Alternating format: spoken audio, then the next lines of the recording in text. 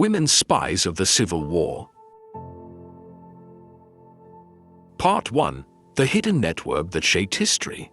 They weren't generals, they weren't artillerymen, they didn't carry rifles, at least, not where anyone could see them.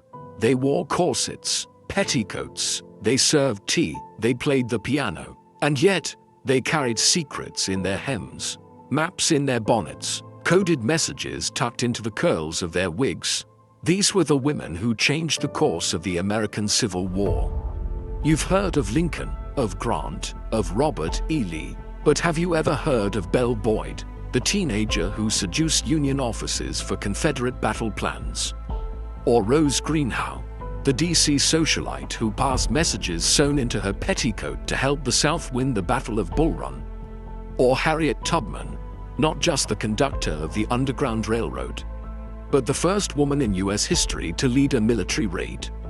Or Elizabeth Van Lew, the mad woman of Richmond, who wasn't mad at all, but a brilliant Union spy running an entire covert network from the heart of the Confederate capital? These stories aren't legend. They're documented in military archives, personal letters, and biographies like Karen Abbott's best-selling Liar, Temptress, Soldier, Spy. This is the true story of the women spies of the Civil War, the hidden network that shaped history. And at the end of this episode, you'll understand why some historians believe, if not for these women, the Union might have lost the war. You're listening to MetaFacts Legends, where forgotten history returns, not as a textbook, but as cinema. Hit subscribe, because what you're about to hear will change how you see war, women, and what it means to fight in the shadows. America, 1860, a powder keg. Abraham Lincoln has just been elected president. 11 southern states secede. The country fractures. In April 1861, Confederate troops fire on Fort Sumter. The Civil War has begun. Over the next 4 years, more than 620,000 to 750,000 Americans will die, more than in World War I, World War II, and Vietnam combined. It is the deadliest conflict in US history. But while cannons roared and bayonets clashed, another war was being waged, a silent war, a war of whispers. And in that war, the most dangerous weapons, war dresses. Why women?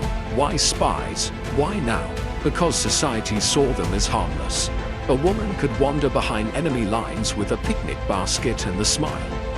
Nobody searched the cake, nobody questioned the knitting, nobody suspected the truth, that the woman serving your supper might be memorizing your map, that the maid cleaning your study might be slipping your dispatches to the enemy, that the nurse dressing your wound might have poisoned your coffee. The war offered women one rare and radical opportunity to weaponize invisibility. Let's begin with a teenage girl, Isabella Belle Boyd. She was just 17 years old, born in Martinsburg, Virginia, when Union troops invaded her home in 1861.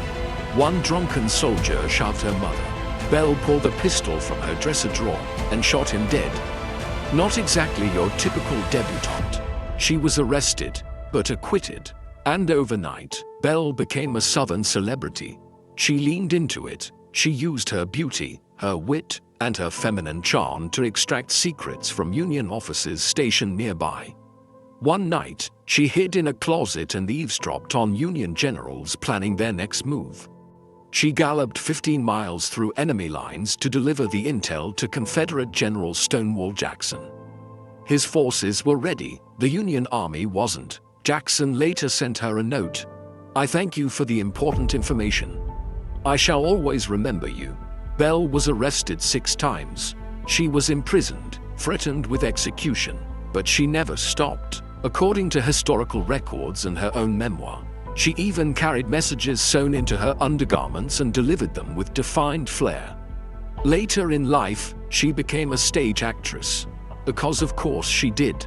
Belle Boyd was the first, but not the last. Not even the most dangerous. Let's talk about the woman who nearly outplayed the entire Union government. Rose O'Neal Greenhow. She was elegant, educated, and utterly lethal. A widow and single mother, she lived in Washington, D.C.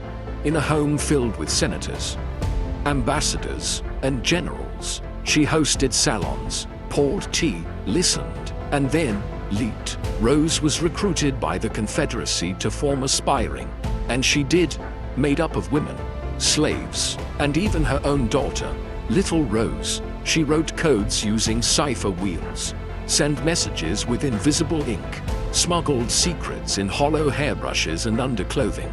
In July 1861, her intelligence helped the Confederacy win the First Battle of Bull Run, the first major engagement of the war. President Jefferson Davis sent her a letter, but for you, there would have been no victory at Manassas. Union intelligence caught on. They arrested her, but even from prison, Rose kept spying, tossing messages out the window in laundry baskets. Eventually, she was exiled to the South, then sent to Europe to gain foreign support for the Confederacy. She died trying to return, with gold sewn into her dress. Her boat capsized, she drowned. Her last words, "I am a Southern woman. I will not be captured." Biographers, including sources from the Smithsonian and National Archives, have confirmed the wide extent of her influence. You still with me? Good, because what comes next changes everything. Her neighbors thought she was insane.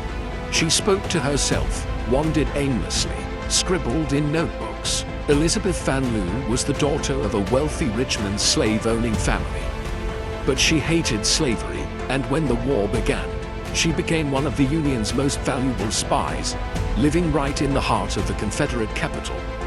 Her greatest asset, a formerly enslaved woman named Mary Richards Bowser.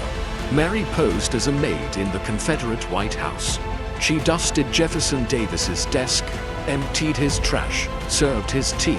She also memorized troop movements, baffled plans and supply lines, and smuggled them to Van Leeuwen. Sometimes in laundry, sometimes in books, sometimes in hollowed-out eggs.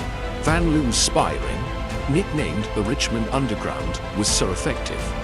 Union General Ulysses S. Grant said, "Van Leeuwen and her circle gave me the most valuable information during the war."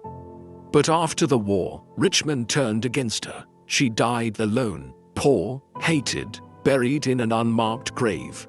Because that's how America often repays its most daring patriots, especially when they're women. You've met Belle Boyd, Harriet Tubman, Rose Greenhow, Elizabeth Van Leeuwen, Mary Bowser, but there were dozens more. Pauline Cushman, Kate Warren, Sarah Emma Edmonds, each with a story stranger than fiction.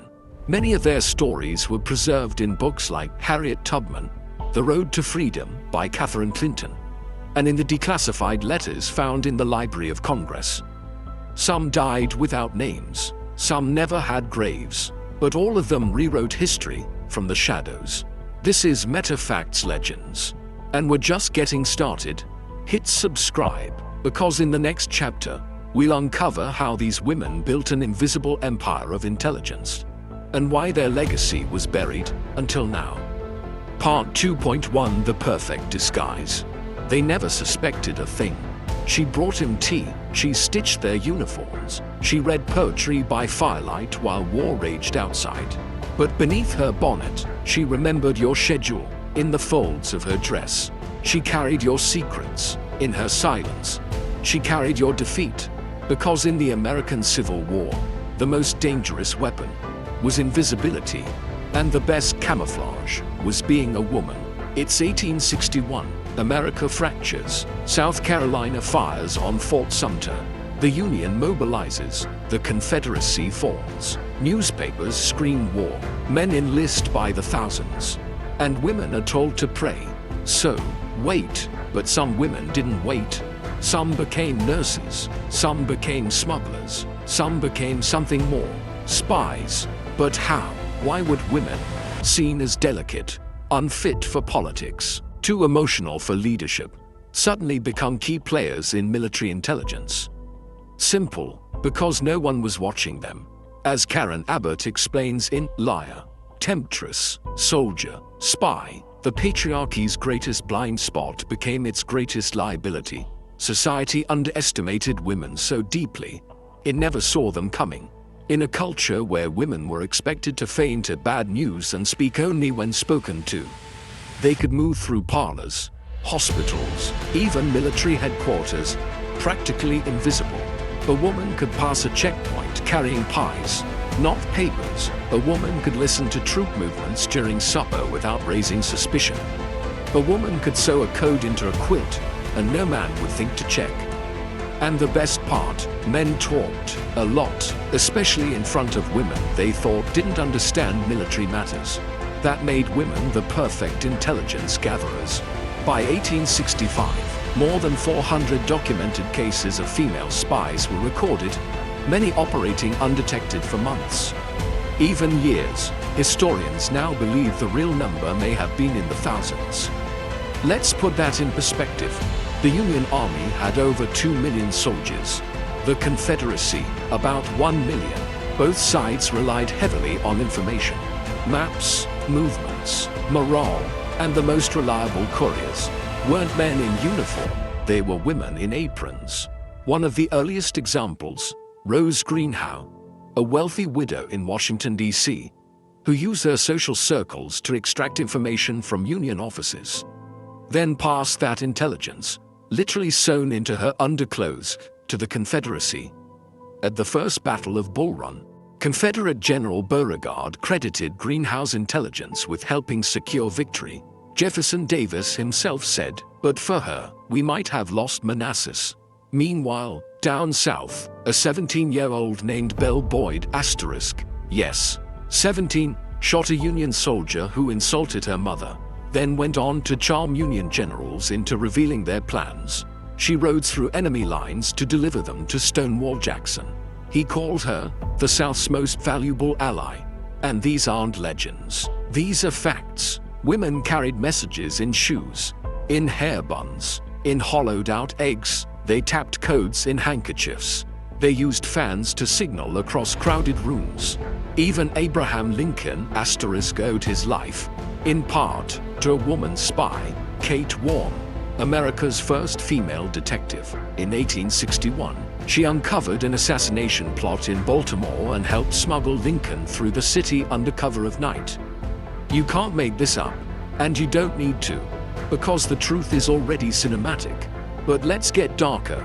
Being underestimated wasn't just helpful, it was dangerous. Many of these women operated alone. If caught, they faced execution or imprisonment. Some were tortured, some were buried without names. But they kept going, because their disguise, fragile femininity, was their greatest asset.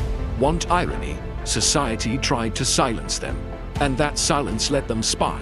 The law denied them power, and that denial gave them freedom of movement. Men ignored them, and so, they listened. The patriarchy wrote him off as useless, and in doing so, handed him the war. There's a phrase, well-behaved women seldom make history.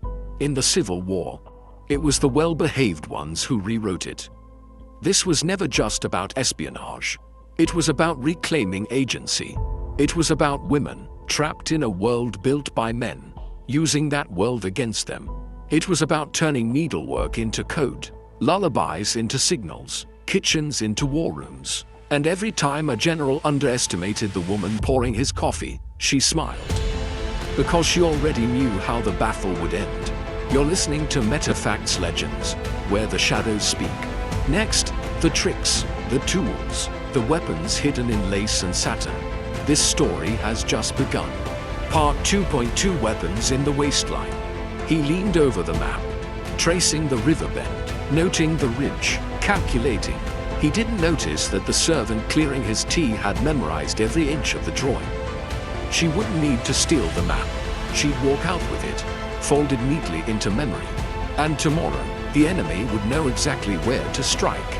This is not a movie.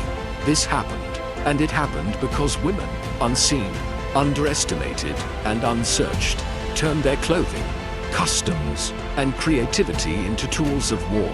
Let's talk about the tools, the tricks, the weapons hidden in the waistline.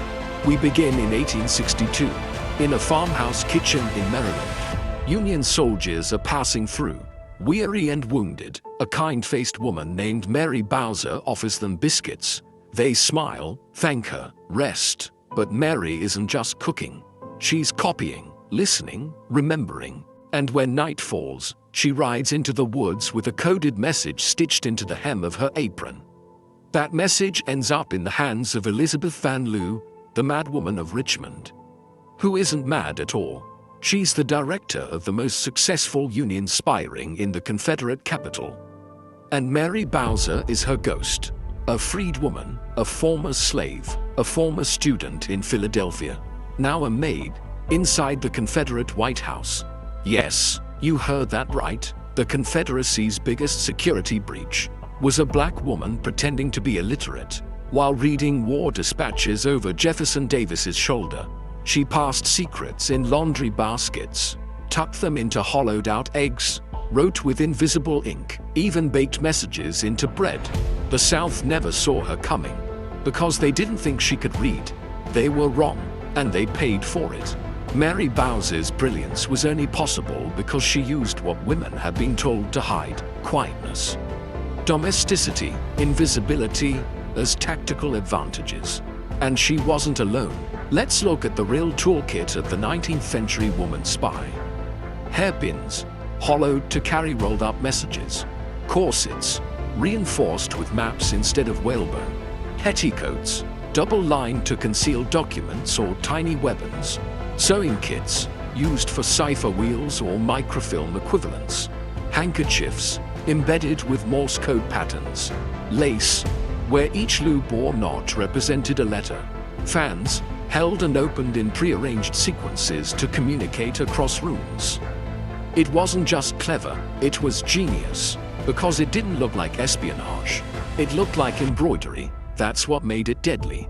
According to documents declassified by the National Archives, at least 52 unique communication systems were developed by female agents during the Civil War, ranging from folding patterns to scent-based ink that only appeared when heated. Let me tell you about a favorite trick. It's called the Confederate petticoat drop. In essence, the woman would walk into a room, drop her handkerchief, or accidentally catch her petticoat hem on a chair. A soldier would rush to help, gallantly, in the moment of confusion. The small scroll would be tucked into his coat pocket or retrieved from it. No one suspected a thing. It was war, fought with charm. Or how about the needle cipher? Each stitch on a sampler represented a letter. The number of stitches per row revealed dates. Flowers stitched in blue meant cavalry, red meant infantry. One woman embroidered the entire Union Army's spring movement into a tablecloth. They used it at dinner. Some messages weren't even written. A bow on the left side of a bonnet, danger ahead, a ribbon tied in 3 knots. All clear, code, wrapped in etiquette. And yes, it sounds unbelievable, but that's what made it work. These women knew that no one thought of them as warriors, that no man would imagine a gun inside a bustle, that no soldier would question the contents of a picnic basket. And so, they turned every stereotype into strategy. Let me give you one more. Pauline Cushman, an actress turned Union spy. She posed as a Confederate sympathizer, got caught, sentenced to hang. But on the eve of her execution, she faked illness, bought time. When Union troops retook the town, she was saved. Cushman later toured the country as Miss Major Pauline Cushman, the spy of the Cumberland. She wore a military uniform, told her story on stage, was even buried with full honors. Because some secrets are too bold to stay buried. These women weren't anomalies, they were a movement. They turned what was expected into what was weaponized. They took every object of their oppression and made it a blade. A corset was a prison. Fine, it'll hold your downfall. A kitchen was a cage. Fine, I'll use it to bake your coordinates. A woman had no place in politics. Perfect, she'll sit next to you while you draw the map and memorize it. The term weapons in the waistline isn't metaphorical. It's historical, and it changed the tide of America's bloodiest war. But this was only the how. Next, the scale. How many, how far, and how deep did the rabbit hole go? This story is just starting to unfold. Part 2.3: The Hidden Army. You've heard the names: Belle Boyd, Harriet Tubman, Rose Greenhow, Elizabeth Van Loo, but for every name that made it into the footnotes of history, there were hundreds more, maybe thousands, who didn't.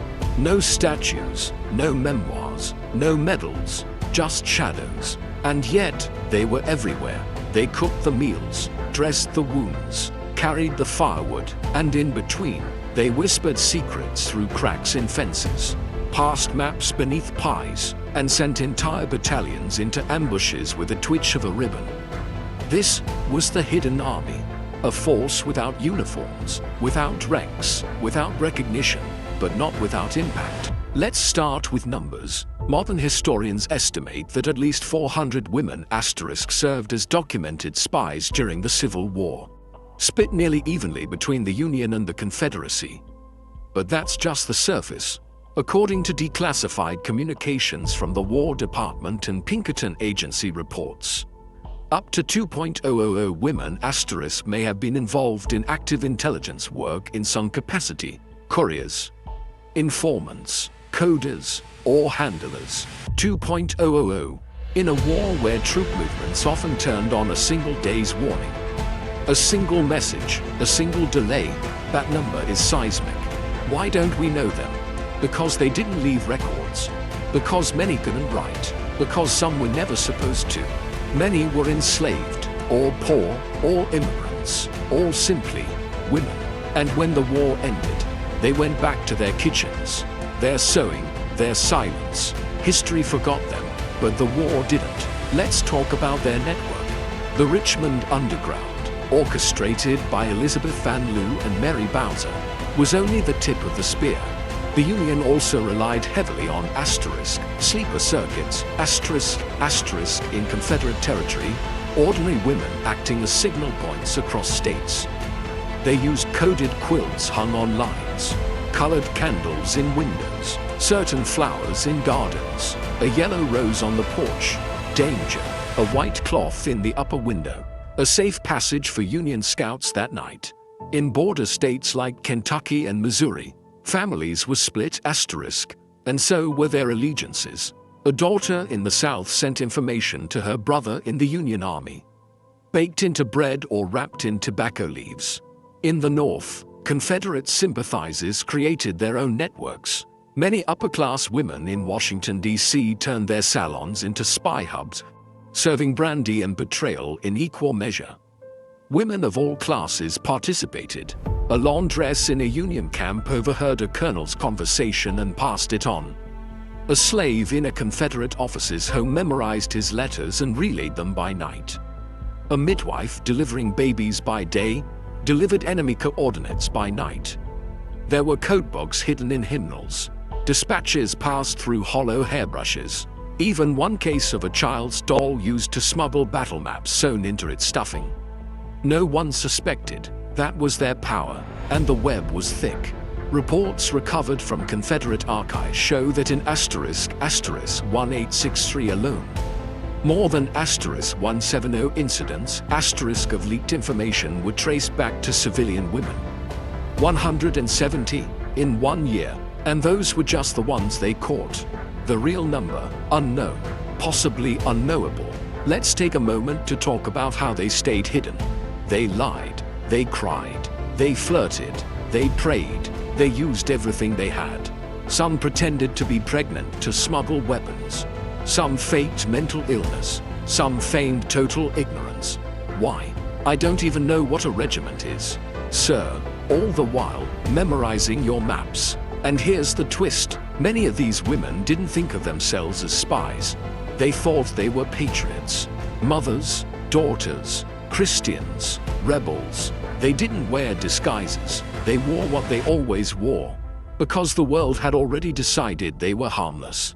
That decision cost thousands of lives, and it saved thousands more, depending on which side you were on. The hidden army wasn't trained, wasn't paid, wasn't thanked, but they moved silently through kitchens, ballrooms, field hospitals, and slave quarters, turning gossip into intelligence and affection into leverage. We don't know all the names, but we know their fingerprints on battle outcomes, on intercepted orders, on saved regiments. They never marched, but they moved mountains. And when the war ended, they didn't return as heroes. They returned to obscurity, because history, at least the kind written in textbooks, wasn't ready for them. But now we are. Next, we leave the shadows and step into the spotlight. We begin with a girl who shot a soldier at 17, charmed generals by 18, and rode into legend by 19. Belle Boyd. Get ready, this is where it gets personal. Part 3.1, the shot that started it all. How a 17-year-old girl with a pistol became the South's first celebrity spy. She wasn't supposed to have a gun. She wasn't supposed to be near soldiers. She wasn't supposed to matter.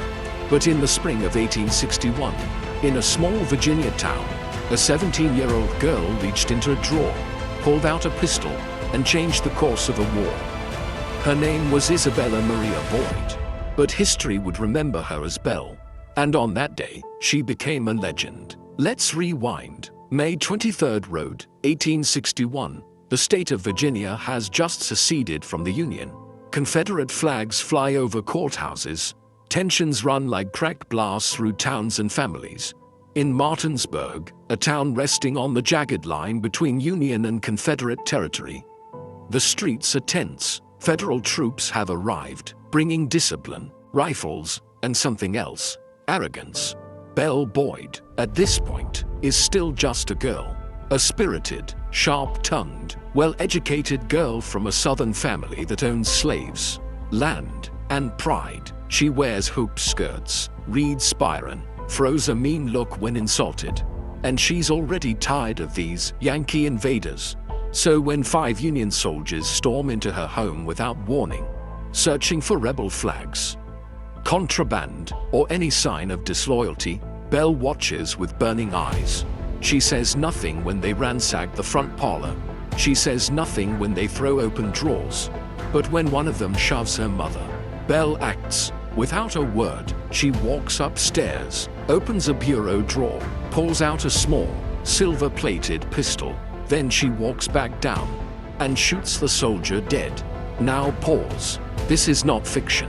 This isn't Hollywood. This is documented in Belle's own memoir, in period newspapers, and even in Union records. What happens next is almost too absurd to believe. The soldiers, stunned, retreat. Belle is arrested immediately. You think that would be the end of her story? It's not, because instead of facing a firing squad, she's acquitted. Self-defense. They say emotions ran high. Maybe it was justified. But in the South, she becomes a celebrity overnight. The Richmond Dispatch calls her a maiden of rare courage. Young Confederates send her flowers, letters, even proposals. The local women start calling her La Belle Rebelle. And Belle, she leans into the spotlight like she was born for it. But don't mistake this for vanity. Belle was clever, and she understood something very quickly. If the North underestimated her once, they'd do it again, and again, and again, and she would use that to her advantage. Let's talk about her upbringing. Belle Boyd was born May 9th, 1844, in Martinsburg, Virginia, now West Virginia. She was raised in comfort, taught French, music, literature. She was quick-tempered, dramatic, fiercely loyal to the South. By age 12, she had already shot a cousin in the leg for insulting her loyalty. He survived. Barely. Her father, a strict but doting man, sent her to Mount Washington Female College in Baltimore, where she received what many girls of the time did not, a real education. She was fluent in French, could quote Shakespeare by heart, and had a natural gift for performance. But education wasn't what changed her. War did. By mid-1861, Martinsburg had become a revolving door of Union and Confederate control. The town changed flags more often than it changed mail delivery routes. Belle watched carefully. She observed how the soldiers behaved, how they drank, how they bragged, how they whispered things when they thought no one was listening. And that's when she realized she didn't need to be invisible. She just needed to be underestimated. She began frequenting the hotel where Union officers stayed. She wore flattering dresses. She laughed at their jokes. She listened. Then she passed what she learned to Confederate scouts in the dead of night. At first, it was casual. A passing comment about troop numbers, a mention of supply lines. But soon, it escalated. She became a full-fledged courier. And she was damn good at it. Want a specific example? July 1861. Belle sneaks into a Union meeting. Disguised as a maid, she hides behind a door and listens for nearly 2 hours. The generals discuss their movements in detail, where they'll camp, when they'll march, how many men. Belle memorizes it all. That night, she rides 15 miles through enemy territory to reach Confederate General Stonewall Jackson. She delivers the intel, verbally, from memory. The result, Jackson reroutes his men. The Union is caught off guard, and Belle receives a personal thank you note from the general himself. "I thank you for the important information you conveyed to me at the risk of your life." Let that sink in. A teenage girl, no formal training, no military rank, changed the outcome of a key campaign because she listened, because she was underestimated. But Belle Boyd wasn't done. Far from it. After the letter from Stonewall Jackson, her name began circulating not just in Confederate circles, but in Union reports. 2. She was labeled a notorious she-devil, an adventuress, a dangerous woman, which, to be fair, she was. But calling her dangerous was also a warning to other women. Don't be like Belle, too late. Her network grew. She recruited other women to help her smuggle letters, weapons, medical supplies. They used sewing kits, parasols, hairpins, and corsets. Everyday objects turned into contraband carriers. And Belle, she started riding further, risking more, but danger was catching up. First arrest, August 1861. A Union officer recognizes her at a checkpoint. She's taken into custody, held for questioning. Now, Belle Boyd could have denied everything. Instead, she performs. She weeps. She claims she was just delivering medicine to her aunt. She flutters her lashes, feigns ignorance of politics, and quotes poetry. By the end of the interview, the guards are apologizing for detaining her. They release her the next morning. Second arrest, October 1861. Caught again, this time carrying encrypted letters. They find a cipher key sewn into her bodice. She claims the dress was borrowed, says she has no idea what the letters say. And then, in a move worthy of any Oscar-winning actress, she faints. In the arms of her interrogator, they bring her water. She moans about female nerves. By the time she's recovered, the letters have mysteriously disappeared. They release her again. She would be arrested 4 more times. Each time, she played a different role. The innocent debutante, the heartbroken daughter, the helpless woman with a delicate constitution, the passionately loyal Confederate who could never betray her heart. But every time, she walked free. Now, you might be wondering, how did she get away with it so many times? Answer: because men didn't take her seriously. And Belle knew it. She weaponized it. She once wrote, "Women are born with a gift far more dangerous than the sword, charm. And I wielded mine without mercy." But her charm had limits. Because by mid-1862, Union generals were starting to treat her like a real threat. They posted wanted notices, intercepted her letters. They even put out an order that anyone aiding or abetting Miss Boyd is guilty of espionage. One officer called her as troublesome as an entire regiment. Still, Belle didn't stop. She believed she was invincible. And for a while, it seemed like she was. Until the day she wasn't. July 29, 1862. Belle is caught sending a coded message through a Union sympathizing servant, a young black woman who had been working in the household she was hiding in. This time, there was no fainting, no crying, no performance. She's charged with espionage, imprisoned in Old Capitol Prison in Washington, D.C. It's not a long sentence, just 1 month, but it's enough to crack her image. And enough for the whispers to start. Whispers from her own side. The Confederacy begins to question her motives. Some say she's too flashy, too public, Others say she's drawing unwanted attention to Southern intelligence efforts. And a few, quietly, wonder, what if she's playing both sides? Was she? There's no hard proof, but Belle did have contact with Union officers even after her release. She claimed it was strategy. Some said it was something else. Here's where it gets complicated. Belle Boyd was not a trained spy. She was not part of any formal command. She operated by instinct, charisma, guts, and sheer chaos. And that made her brilliant. But it also made her unpredictable and dangerous, even to her own allies. After her release, the Confederate government quietly distanced themselves. She was no longer the South's darling. She was an embarrassment. Too famous, too rogue, too Belle. But she didn't care. She did what Belle always did. She wrote her own story. Literally, in 1864, she published her memoir, Belle Boyd in Camp and Prison. It was part history, part drama, part self-mythology. She described herself as brave, loyal, misunderstood. She painted Union generals as fools, Confederate ones as heroes. She edited out her doubts, exaggerated her victories, left certain names unmentioned. And just like that, Belle Boyd became Belle Boyd. After the war, Belle Boyd did what most women couldn't.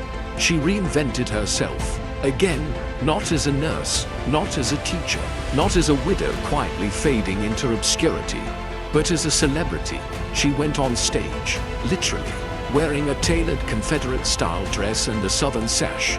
Belle Boyd toured England and America, telling the story of her life on stage, under spotlights, to paying crowds. Her performances were part autobiography, part reenactment, part propaganda. She spoke with grandeur, quoted her own letters, recreated moments of high drama, like the time she outran Union soldiers on horseback, or the time she was interrogated by generals twice her age and left them stammering. She made herself larger than life, and the audience, they ate it up, especially in the South. She married 3 times, once to a Union officer she had once outwitted.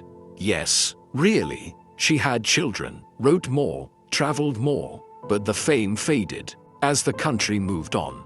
Belle did not. She kept selling her story, even when fewer and fewer people were buying it.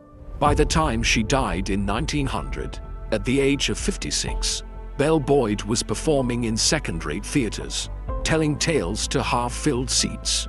She passed away while on tour in Wisconsin, broke, exhausted, but still dressed for the stage. She was buried in a borrowed grave. No medals, no statue, no flag-draped coffin, just a woman who once held a nation's attention in the palm of her hand and refused to let go. So who was Belle Boyd? A hero, a narcissist, a patriot, a performer, all of the above, or something more complicated? What we know is this: she didn't just live through the Civil War. She starred in it. She used beauty like a blade, charm like a codebook, emotion like a weapon. And while armies fought with bullets and bayonets, Belle Boyd fought with silk, silence, and the certainty that no one would dare suspect her. They should have. Her shot in Martinsburg wasn't just a moment of rage. It was an origin story for a girl who refused to be written out of history. So she wrote herself in. Next up, the transformation begins. Belle disappears from the battlefield, but not from the war. She becomes harder to trace, harder to read, a ghost in petticoats. In part 3.2 from Girl to Ghost, we follow Belle deeper into the shadow game. And this time, the spotlight isn't always her friend. Stay tuned, this story is just getting dangerous. Part 3.2 from Girl to Ghost. When the South's sweetheart became a shadow no one could trust. Fame is a double-edged sword. Belle Boyd knew how to wield it. But by 1863, the blade was starting to turn. She wasn't the daring girl with a pistol anymore. She was the woman who knew too much, who had escaped too many prisons, who had gotten too close to too many Union offices. And the South, her South, began to wonder, was Belle Boyd still one of them? Or had she become something else entirely? This is the chapter where Belle disappears. Not physically, She was very much alive, riding trains, slipping notes, passing through enemy lines with forged documents in the smoke. But politically, she faded into smoke, too famous to be forgotten, too unpredictable to be trusted. And just like that, the girl became a ghost. Let's rewind to the turning point. Summer 1863. Belle has just been released, again, from Union custody. She'd been caught in Baltimore with letters intended for Confederate officials. She was detained, interrogated, released. Sound familiar? This time, though, things feel different. The Confederate government doesn't celebrate her return. There's no hero's welcome, no flowers, no newspaper editorials hailing La Belle Rebelle. Just silence and sideways glances. She tries to reconnect with her old network. Many have moved on. Some have been killed. Others don't return her letters. Belle writes in her journal, "A woman can win the war with courage. But what is courage without cause, without comrades?" Her fame, once her shield, had become a liability. Now here's the twist. Belle had information, lots of it. She knew how Union generals moved. She had contacts in Washington. She could even mimic their internal codes. But no one on her side wanted to listen. So she started writing to someone else. Enter Samuel Hardinge, a Union naval officer, young, intelligent, idealistic, and very, very smitten with Belle Boyd. They meet aboard a steamer traveling up the Potomac. Late 1863, she's posing as Mrs. Alice Williams, a Southern widow. He offers to carry her bags. She offers a smile. What happens next is murky. Some say she seduced him. Others say she loved him. Belle, of course, wrote later, it was not seduction, it was strategy, though sometimes the two become indistinguishable. Either way, the two begin a secret correspondence. They meet in hotel rooms under false names. She claims she's feeding him false information to confuse the North. He claims she's telling him the truth. And then, he disappears. No records, no charges, no obituary, just gone. Belle says he died. Others say he defected. Some Confederate officials whisper that Belle helped him escape. Some Union reports suggest she may have turned him into a double agent. But no one knows for sure. That's when the Confederate government cuts ties completely. She is no longer a courier. She's not allowed near command posts. One general writes, her utility is eclipsed by her unpredictability.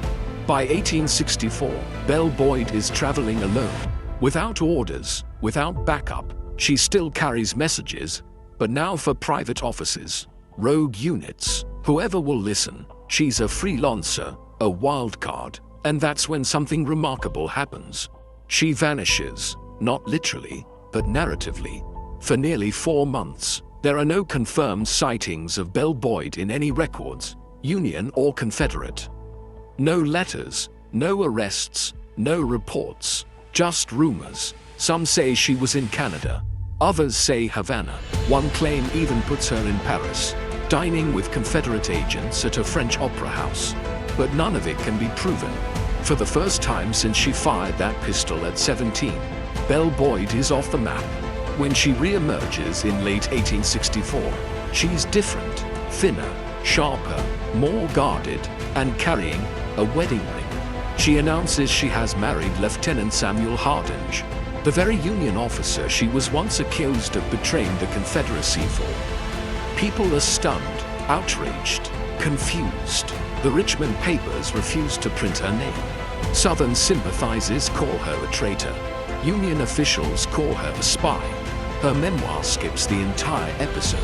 Convenient. Belle doesn't explain.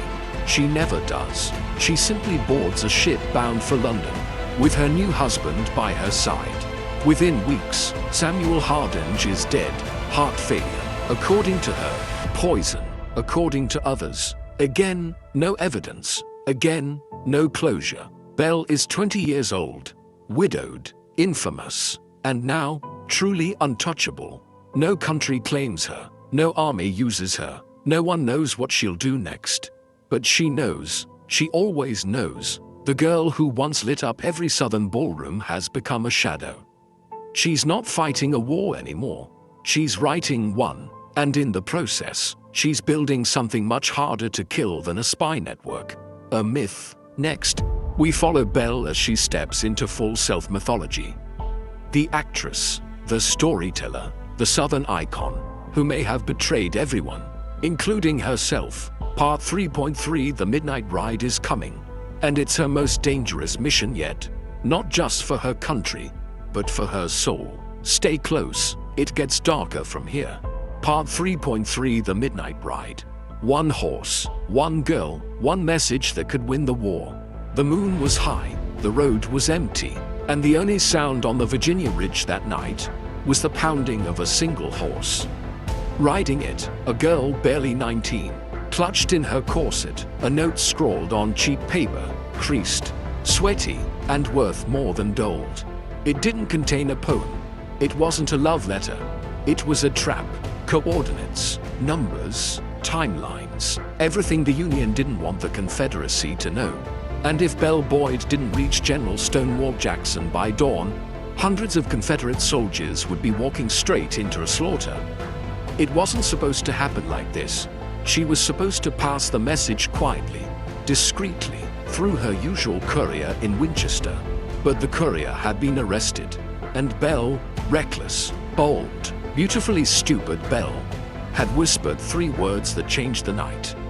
I'll do it. Let's pause. It's May 22nd, 1862. Union forces under General Nathaniel Banks are moving through the Shenandoah Valley. Confederate scouts spot the movement, but they're missing a piece: the direction of Banks's artillery. Jackson has 2 options: hold his position or pivot his entire force. He needs intel now. Belle has overheard Banks's officers talking over dinner at the United States Hotel. They thought she was part of the staff. She wasn't. She was Belle, and Belle was listening. She hears the coordinates, the movement schedule, the plan. She doesn't write it down. She memorizes it, word for word. There's no time to find a scout, no time to plan a route, no time for anything except saddle, speed, and raw instinct. So she rides. At midnight, under the eye of a suspicious patrol, she slips out of Winchester on horseback, veiled, armed with nothing but determination and a pistol tucked into her stocking. She rides for 10 hours, through woods, through rain, through checkpoints. At one stop, a Union sentry shines a lantern in her face. She sneezes, claims she's delivering medicine to a sick aunt. They let her go. Twist, there is no aunt, but there is a Jackson, and he's waiting. By 9 a.m., Belle reaches the Confederate lines. Gasping, pale, trembling, she finds Jackson's aide, spits out the information like a code-breaking machine. The aide writes as fast as he can, then runs to deliver the news. Jackson moves, and the Valley Campaign pivots. Confederate forces crush the Union flank, using the very roads Belle had described. Stonewall Jackson sends Belle a message. Miss Boyd, I thank you. The movement would not have been successful without your brave ride. Just like that, Belle Boyd is no longer just a spy. She's a rider, a messenger, a weapon on horseback. But here's what makes the story wild. She wasn't trained, she wasn't paid, she wasn't even supposed to be near a battlefield. She was just a girl who wouldn't stay where she was told. After the victory, Belle is hailed as a heroine again. But this time, the press doesn't just call her beautiful. They call her indispensable. Confederate reports nickname her the Joan of Arc of the Shenandoah. One newspaper prints a poem. She rides by night with secrets deep, and over hills the bluecoats sleep. But Belle, like wind, will pierce them all and make the Yankee banners fall. Cringe, a little, effective, absolutely.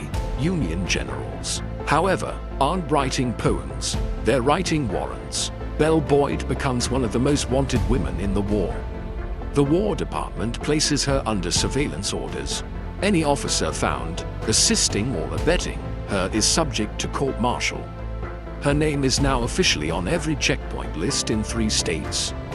And Belle, she just keeps riding. Her most dangerous run comes a month later. when she's asked to smuggle encrypted coordinates across 2 river crossings and the Union-controlled mountain pass. Her contact has been killed. No one else will go. She says yes. She dyes her hair darker, borrows a dress 3 sizes too big, hides the message in the sole of her shoe. When stopped at a Union checkpoint, she flirts with the sentry, says she's a schoolteacher from Baltimore. He blushes, lets her pass. Later, that same sentry is reassigned to Pennsylvania, where he sees a sketch of Belle Boyd nailed to a telegraph pole. He realizes what he's done and promptly resigns from the army. True story, but this is where it gets hard. Belle is only 19. Her body is breaking down. She's constantly ill, living on the road, sleeping in barns, being hunted. She writes in her journal, "I wonder if history will see me as foolish, or brave, or both. Perhaps I will be forgotten. But if I fall, I hope someone remembers I rode in the dark." She's arrested again in late 1862, held for weeks, interrogated relentlessly. She claims to know nothing. They don't believe her, but they can't prove anything either. So they let her go. Again, by now, even some Confederates are skeptical. How is it that Belle Boyd always escapes? How is it that Belle Boyd always knows just the right thing to say? Is she a genius, a flirt, a traitor, a spy with too many lives? The truth, Belle Boyd wasn't a spy. She was a storm. She moved fast, loud, brilliant, and utterly unpredictable. And like any storm, she left damage everywhere she passed, even if she believed in the cause she rode for. In the next part, Belle's public image begins to crumble, and her reputation inside the Confederacy fractures. Was she still working for them, or only for herself? Part 3.4 Arrested Again and Again is next. And this time, the walls are closing in. Stay close, it's getting personal. Part 3.4 Arrested Again and Again. How Belle Boyd turned prison cells into stages and survived every curtain call. You can only get away with it so many times. Lie once, you're clever. Lie twice, you're bold. Lie 6 times, and people start to ask questions. Unless you're Belle Boyd, then they just hand you a glass of water and wait for you to faint.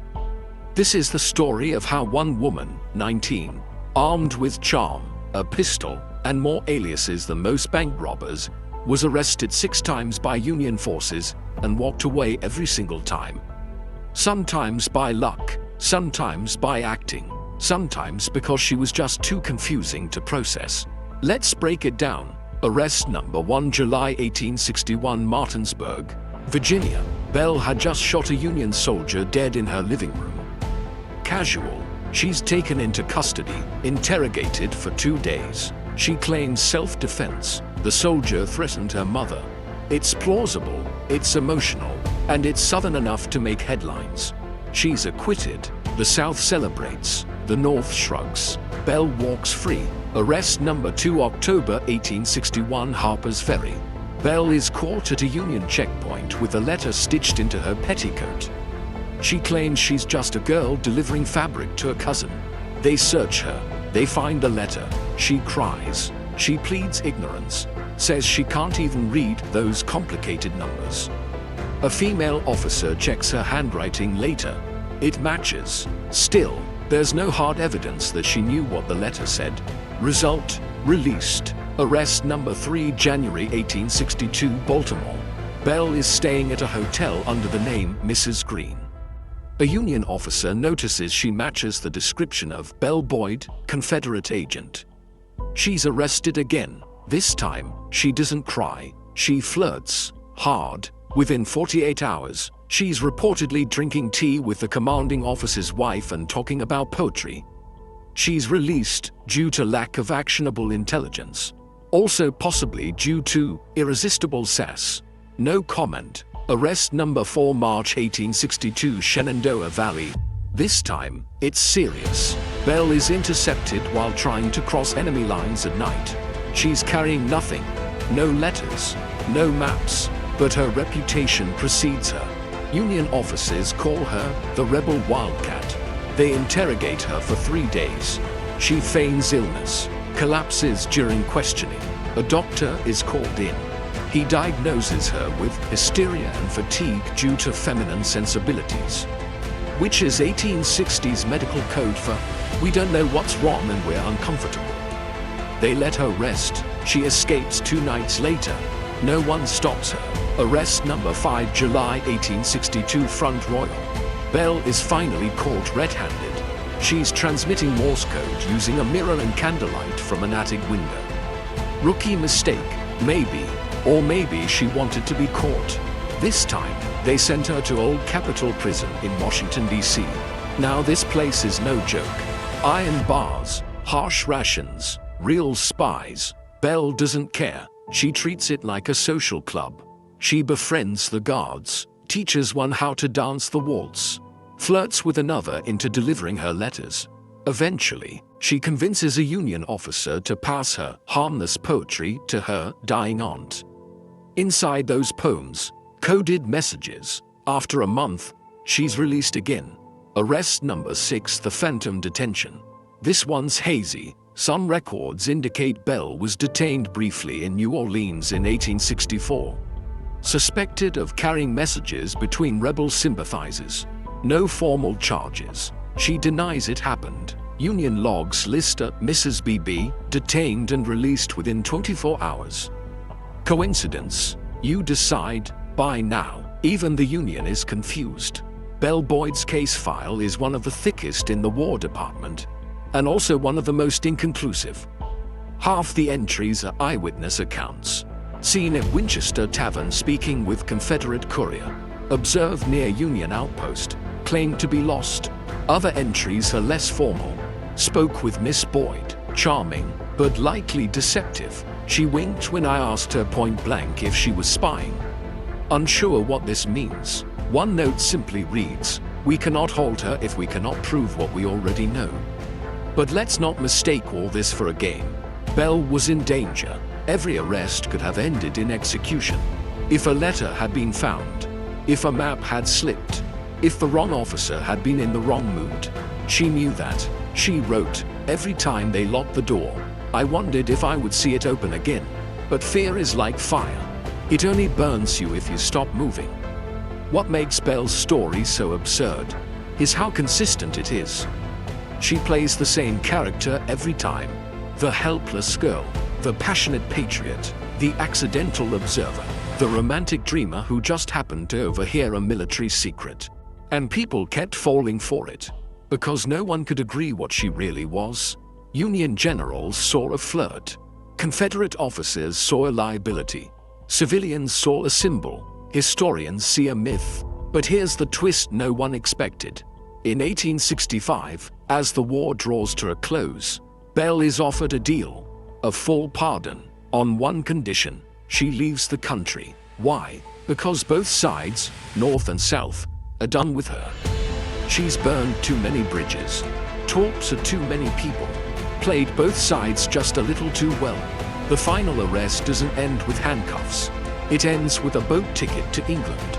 Belle takes it, smiling, because even in exile, she knows something no prison could take. She had beaten the system. Next up, Belle in London. A stage, a crowd, a memoir that rewrites everything. And the beginning of a new performance, one without uniforms or armies. Part 3.5, The Spy Who Flirted is coming. And this time, Belle writes all the lines. Part 3.5, The Spy Who Flirted. When charm was deadlier than a bullet. Let's be honest, Belle Boyd didn't always carry a pistol. She didn't always have maps, or messages, or even a horse. But there was one thing she always carried, and it was arguably more powerful than any weapon in the Civil War. Charm, weaponized, refined, deployed with precision. This is the story of how Belle Boyd flirted her way through fortresses, battle lines, prison cells, and the pages of history itself. Start with the stats. Over the course of 4 years, Belle Boyd interacted with at least 28 Union officers documented, 6 Confederate generals, 3 foreign diplomats, and 1 French ambassador who reportedly lost all grasp of military decorum in her presence. She wasn't just present at history, she performed it. Belle understood something critical. Most men in the 1860s didn't believe women could be dangerous. They believed women could be beautiful, dramatic, emotional, but never strategic, never lethal, and that was their mistake. Let's go back to 1862. Belle is in Winchester, Virginia, under surveillance. She knows it. She also knows that a new Union colonel has arrived, a man named Daniel Keeley. Unmarried, educated, and recently promoted, Belle visits the hotel where he's stationed. She drops a glove by accident. He picks it up. She smiles. And that's it. A week later, he's telling her the movement schedule of his entire division. She nods sweetly, then walks out the next morning and rides directly to the Confederate scouts. Colonel Keeley is reprimanded, transferred. He never sees her again. In his resignation letter, he writes, "I was betrayed by a face I mistook for honesty. Perhaps the fault lies not in the girl, but in me." He wasn't the only one. General James Shields, Union Army, known for his discipline, his sharp temper, and his refusal to be manipulated. Belle meets him at a garden party hosted by Union sympathizers in Alexandria. She quotes Shakespeare. He asks if she's read Thucydides. She lies and says yes. 2 hours later, they're drinking together in the corner. 3 days later, she's using his personal guard as an escort to pass family documents through a checkpoint. Inside the envelope, troop coordinates. The trick wasn't in the lie. It was in how she lied. Belle knew how to turn vulnerability into camouflage. She didn't act strong. She acted curious, not like a spy, like a young woman who didn't quite understand war, but cared so deeply for her dear Southern cousins. One guard described her like this: "She spoke like a lady, but with a kind of fire, like you were the only one in the world, and also completely under her thumb. Her secret, she listened more than she talked. She made men feel like they were brilliant, like they were protectors, like they were in control, while all along, she was the one mapping their egos, their habits, their blind spots, and slipping through them like smoke." Now here's the kicker. Belle Boyd wasn't what you'd call traditionally perfect by the beauty standards of her time. She wasn't blonde, she wasn't delicate, she didn't faint easily. In fact, she once said, "I fainted once for strategic purposes." The next time, it would take chloroform. She was magnetic, not because she played weak, but because she played the idea of weakness. Her letters, hundreds of them, are a masterclass in double meaning. Read as sweet nothings, decoded as military intel. She used metaphors for rivers, hills, even weather to indicate troop movements. "The clouds are heavy north of the river. I fear a storm may rise by Thursday." Translation: Union artillery is massing north of the Shenandoah. Movement expected Thursday. Even her choice of perfume had meaning. When she wore rosewater, it meant safe to meet. Lavender, too risky, delay by a day. A Union officer later wrote, "She smelled like espionage, and I couldn't get enough." Let's not forget her courtroom defense in 1862. Arrested with damning evidence, she stood before a Union tribunal and said, "Gentlemen, I may be guilty of being Southern. I may be guilty of speaking too freely. But of treason, I wouldn't even know how to spell it." The room reportedly laughed. She was released within 48 hours. The judge reportedly said, "She's too theatrical to be dangerous." Oh, sir, you have no idea. But here's the twist. Charm comes with a price. The more she used it, the more powerful she became, and the more dangerous she looked, to both sides. By late 1863, Confederate agents began to ask, why is Belle still free? Why do so many Union officers trust her? Is she too good at this? One general wrote anonymously, "Miss Boyd is loyal to no flag but her own image. She serves not a cause, but her legend." That was the curse of her greatest strength. The weapon that got her through prison cells would now keep her out of war rooms. Too charming to imprison, too unpredictable to trust, but she never stopped. Even when denied access to formal spy networks, Belle kept writing, kept flirting, kept moving. She knew charm wasn't just a way to survive. It was her currency, and she spent it with style. Next, Belle Boyd takes her legend across the ocean. To England, to the stage, to the world of memory, myth, and manipulation. In Part 3.6, Betrayal or Strategy, the spotlight turns harsh, and Belle finally loses control of the script. You won't want to miss this one. Part 3.6, Betrayal or Strategy, when no one, north or south, could tell whose side she was on. Every spy faces a moment, the moment when the truth bends, not just for their enemies, but for themselves, when motives blur, loyalty fades, and the mission becomes a mirror. For Belle Boyd, that moment came not with a bullet or a prison door, but with a wedding ring. Let's set the scene. It's 1864. The Civil War is reaching its fever pitch. Cities are burning, armies are starving, the Confederacy is bleeding out, and Belle Boyd, once the darling of the South, the fearless rebel, the girl who rode through cannon fire, is nowhere to be found on the front. Instead, she's on a ship, wearing black lace and holding the arm of a Union naval officer. His name, Lieutenant Samuel Wild Hardinge. Blue uniform, Harvard graduate, family from Connecticut, fought at Antietam. The kind of man Belle was supposed to betray. Instead, she marries him, in secret, in a quiet chapel in England. Boom. Just like that, the myth fractures. Was it love? Was it a cover? Or was it defection? The Confederate press didn't know what to do. Some papers printed denials. Some accused her of betrayal. One headline in the Richmond Inquirer read, "La Belle Rebelle, or the Northern Bride." Belle stayed silent, which, of course, made it worse, because here's what else was happening. Just weeks before her marriage, Belle was spotted in Havana, speaking with Confederate agents about naval operations in the Gulf. Then, 2 days after the wedding, her new husband, Lieutenant Hardinge, is seen boarding a British vessel under an alias, reportedly carrying encrypted logs from Union blockade routes. A month later, he's dead. Official cause of death, heart failure. Unofficial whispers, poisoned. Conspiracy theories, endless. Some believed Belle killed him. Some believed the Union killed him to silence the leak. Some believed he never died at all.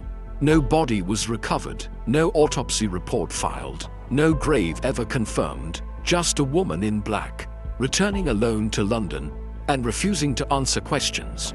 Belle writes in her memoir later, "Love is a battlefield stranger than war. I lost him to secrets I cannot name, and grief I cannot explain." Cryptic, yes. Convenient, also yes. Back in the South, the backlash is brutal. She's accused of treason, of using Confederate secrets for personal gain.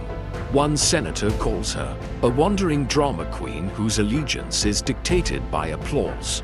Another says she flirts with armies the way other women flirt with fashion. Even her allies grow silent. Elizabeth Van Loo refuses to acknowledge her. Mary Chestnut cuts her out of correspondence. The Confederate Signal Corps removes her from the trusted assets list. She is, officially, a rogue element. Too visible, too volatile, too Belle. But here's the twist. Belle never changes her story.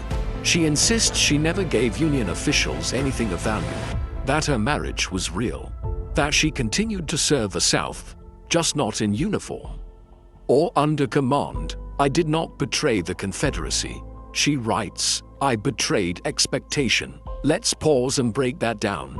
Was she still loyal? Well, she kept sending coded letters through private networks well into late 1864. At least 3 were intercepted, all containing Confederate-aligned intelligence. She was also spotted attending Confederate fundraisers in London. But at the same time, she dined with Union sympathizers.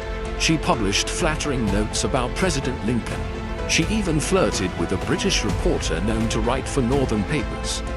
So what gives? Was Belle playing both sides? Or was she simply doing what she'd always done, surviving? One historian, Dr. Caroline Fredrickson, put it best, Belle Boyd was never a Confederate patriot in the traditional sense. She was loyal to her cause, but her cause was Belle Boyd. Ouch, but maybe not wrong. Because Belle, more than anything, understood narrative. She wasn't just living history. She was curating it, rewriting it, performing it. Her entire spycraft was built on ambiguity. Say just enough to be believed, but never enough to be nailed down. So when her world began to unravel, she didn't panic. She picked up a pen and wrote the most controversial memoir of the Civil War era, Belle Boyd in Camp and Prison, published in 1865. Over 500 pages of first-person drama, half confession, half fantasy. She describes secret missions with generals she may never have met. She quotes letters that no historian has ever found. She claims to have influenced entire campaigns with a single whisper. But she also shares pain, loss, moments of doubt, moments when she truly didn't know whose side she was on. Is loyalty a flag or a feeling? She writes, "I had both, and sometimes neither." The North dismissed it as fiction. The South dismissed it as betrayal. But the public, they bought it in droves. It went through 3 printings in 1 year. Belle Boyd, disgraced spy, became a best-selling author. And with that, she began her final transformation. Not a soldier, not a wife, not even a traitor, but a legend. Next, Belle leaves the battlefield behind, for good. She takes to the stage. And this time, she plays herself, for money. In part 3.7, the legend performs. We watch her turn war into theater, and try to reclaim the spotlight. One standing ovation at a time. But the spotlight can be a cruel master. Stay with me, the curtain is rising. Part 3.7, the legend performs. When the spy became a star, and war became theater, the war ended, but Belle Boyd didn't. For most spies, peace means silence, obscurity, a quiet house, a new name, a dusty grave. But Belle went looking for a spotlight. And when she couldn't find one, she built it herself. It starts in 1865. The Confederacy has collapsed, Lee has surrendered, Lincoln is dead, and Belle, newly widowed, publicly shamed, politically radioactive, sails home from England. She lands in New York wearing a black veil and carrying the most controversial memoir of the Civil War. Signed with her real name. She doesn't hide, she doesn't apologize, she sets up a lecture tour. Yes, a lecture tour. About what? About herself. Of course.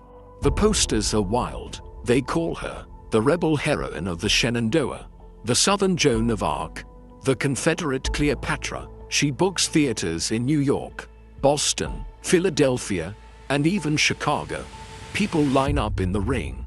Why? Because no one knew the real story. Because the newspapers had said, she's a spy, she's a traitor, she's a temptress. Now, she would speak for herself. And oh, how she spoke. Belle steps onto stage in a silk dress modeled after a Confederate uniform, gray and gold.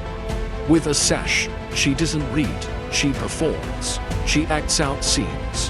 Her arrest in Baltimore, her ride to Jackson's camp, her courtship with Union officers, her time in prison. The food was worse than the questions. Her escape through Union lines disguised as a nurse. She changes accents. She recites poetry. She even faints at one point to roaring applause. The crowd loves her. For some, she's a hero. For others, a villain. But for all, she's entertainment. Within 6 months, Belle performs in over 50 cities. Her memoir sells over 20,000 copies. She's invited to banquets, parades, and salons. Union generals come to her show and buy her dinner afterward. Southern widows cry in the front row. One newspaper writes, "Miss Boyd has turned war into theater and truth into legend." But here's the twist, not all of it was true. Belle Boyd's performances were embellished. Sometimes wildly, she added explosions where there were none, turned whispers into gunfights, invented letters from generals that no one else had ever seen. One night, in Boston, She claimed she had personally redirected Lee's entire cavalry with a single sentence. A Union vet in the audience fainted, probably from disbelief, but that was the point. Belle wasn't selling history, she was selling herself, and people bought it because they wanted to. Because war is messy, politics are painful, but a beautiful woman with a story that's easy to love, or hate, or remember, she keeps going. For 10 years, from 1866 to 1876, Belle tours the US and the UK. She marries again, this time to John Swainston Hammond, an actor and former Union soldier. Yes, really, she calls him Jack. Together, they have 4 children. Belle writes a second book, less successful, more dramatic, and she keeps performing, even as the crowds thin, even as the cheers grow quieter. By 1890, Belle is performing in county fairs, small-town theaters, and even bars. She charges 25 cents a ticket. Sometimes, people don't pay. She doesn't stop. Why? Because the stage was all she had left. Because history had moved on. But Belle hadn't. One night, in Wisconsin, during a storm, Belle performs for 10 people in a half-empty hall. She tells the story of her midnight ride. She fumbles a line. Someone coughs. She pauses, then says, "It's all right, I forget things, too. I've lived so many lives. I can't always tell which one is mine." No one claps, but no one leaves. A week later, Belle Boyd dies of a heart attack. On tour, in a cheap hotel room, with her boots beside the bed and her costume hanging by the door. She was 56 years old. She's buried in Spring Grove Cemetery, Wisconsin. A modest stone, no statue, no monument, just a line. Belle Boyd, Confederate spy.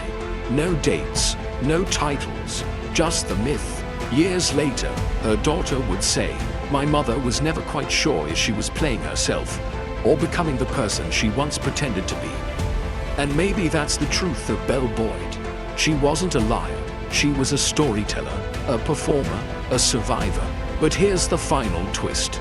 Even now, with all our records, all our books, all our archives, no one knows for sure which parts of her story were real. Because Belle blurred the line so perfectly, we can't unblur it. Next, we ask the question history couldn't.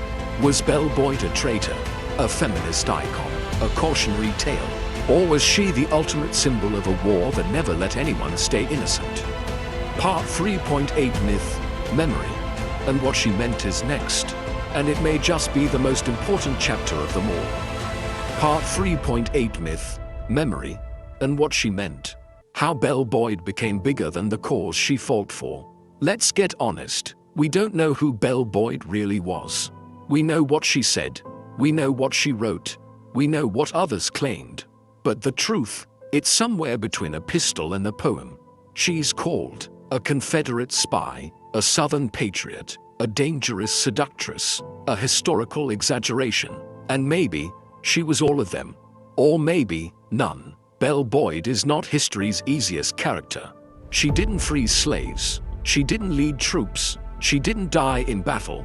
She wrote. She flirted. She survived. So why do we still talk about her? Because Belle wasn't just a woman in the war. She was a woman in a war story. And she took control of the narrative in a time when women weren't allowed to have one. She said what she wanted, wore what she wanted, loved who she wanted, crossed lines, literal and political, that no one asked her to cross. She was, in the end, uncontainable, and that's exactly what made her dangerous. Some historians dismiss her as an egotist, a woman who overhyped her role, who blurred truth for attention. Others defend her as a proto-feminist, a woman who refused to be sidelined, who turned the male-dominated world of espionage into her personal stage.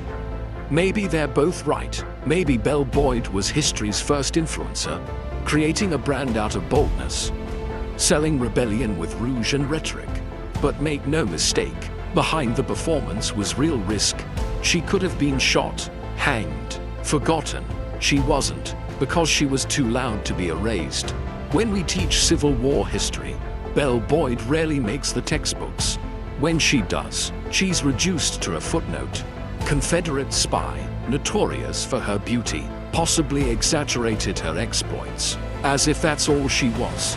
As if being remembered as a woman, as a rebel, as a wild card, isn't its own kind of victory. Here's the thing. History loves neat endings. Heroes and villains, winners and losers. But real people, real stories, they don't end that clean. Belle Boyd didn't live clean. And she didn't die clean.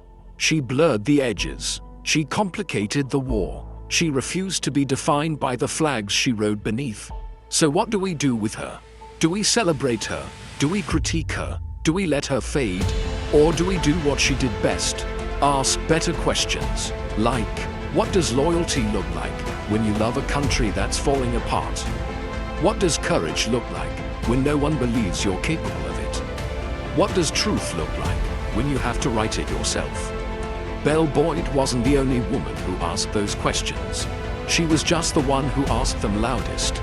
But there were others, women who didn't write memoirs, who didn't stand on stages, who didn't get second chances, women who didn't work for power, but against it, women like Harriet Tubman, a woman born in chains, who ran for freedom and came back to free others, a conductor of the Underground Railroad, a spy for the Union, and the first woman in US history to lead an armed military raid. She wasn't looking for the spotlight. She was breaking the system. Belle used silk, Harriet used steel. Both changed history, but only one did it, without ever asking for applause. Next, Part 4, Harriet Tubman, Black Moses. Spy, rebel, general, and maybe, just maybe, the most dangerous woman in America. You won't want to miss this. Part 4.1, Born into Chains. Before she was a spy, she was property, and still, she fought. The first time Harriet Tubman ran for freedom, she got caught, dragged back, whipped, locked in a shed for days. She was 13, but it wasn't her failure that defined her. It was the fact that she ran again, and again, and again, until the world could no longer catch her. Harriet Tubman was not born a hero. She was born Araminta Ross, in Dorchester County, Maryland, around 1822. No birth certificate, no written record, just oral memory and scars. She was born into chains. Her mother, Harriet Rit Green, was enslaved. Her father, Ben Ross, too. Their daughter was born a statistic, one of nearly 4 million enslaved people in America. One more body on a ledger, one more tool in a barn. But inside her, a fire no whip could reach. By age 5, Minty, as she was called, was hired out to work. Not work as you and I would define it. Work meant cleaning chamber pots, rocking white babies to sleep, chopping wood with hands that barely fit the handle. She was beaten for crying, starved for being slow. She was 5. At 7, she was rented out to a weaver who slapped her across the face every time she yawned. She began praying for deliverance. She also began fighting back, stealing sugar cubes when no one looked, running from overseers and hiding under pig pens. Once, she was beaten so badly, her wounds bled through her clothes for days. She never cried, she never told, she just memorized who hit her and waited. But nothing changed her life more than a weight thrown across a store floor. Age 13, she walks into a dry goods store, running an errand. Another enslaved man is inside, terrified, bloodied, fleeing from an overseer. The overseer yells. The man bolts. The overseer grabs a 2-pound metal weight and hurls it at him. Misses, hits Minty in the skull. She drops, unconscious, bleeds for days, is left untreated, barely fed, not expected to live, but she does. Except now, she suffers narcolepsy, blinding headaches, and most terrifying, visions. She begins seeing things, hearing things, God speaking to her, warnings in dreams, signals in the wind. To some, it sounds like madness. To her, it was revelation. Later in life, she would say, I never ran my train off the track, and I never lost a passenger. because I listened, and God told me where to go. But first, she had to escape. Timeline: 1835 to 1844. Harriet works the fields, develops superhuman endurance, carries 400-pound barrels, hunts, sets traps, all while suffering seizures and visions. 1844, marries John Tubman, a free black man, but she is still enslaved. Legally, their children would be slaves. 1849, her owner dies. She fears she will be sold. Again, this is the spark. She runs, alone, no map, no money, no shoes, just faith. She follows the North Star, listens for owl calls, signals from other fugitives, sleeps in swamps, eats roots, wades through chest-high water to avoid dogs. She makes it. Harriet Tubman reaches Pennsylvania, a free state. For the first time in her life, she breathes air not owned by anyone. She is free, but here's the twist. She goes back, not once, not twice, 19 times. She returns to slave-holding states, Maryland, Delaware, the Carolinas, each time risking capture, torture, death. Why? To bring others. She rescues her brothers, her parents, her nieces and nephews, friends, strangers. All in all, over 70 people by her own hand, and hundreds more through her network. No GPS, no phones, no backup, just signals in the night. Quilts hung from porches, lanterns in windows, songs with hidden meanings. Wade in the water, children, God's gonna trouble the water. Translation: move through the river to hide your scent.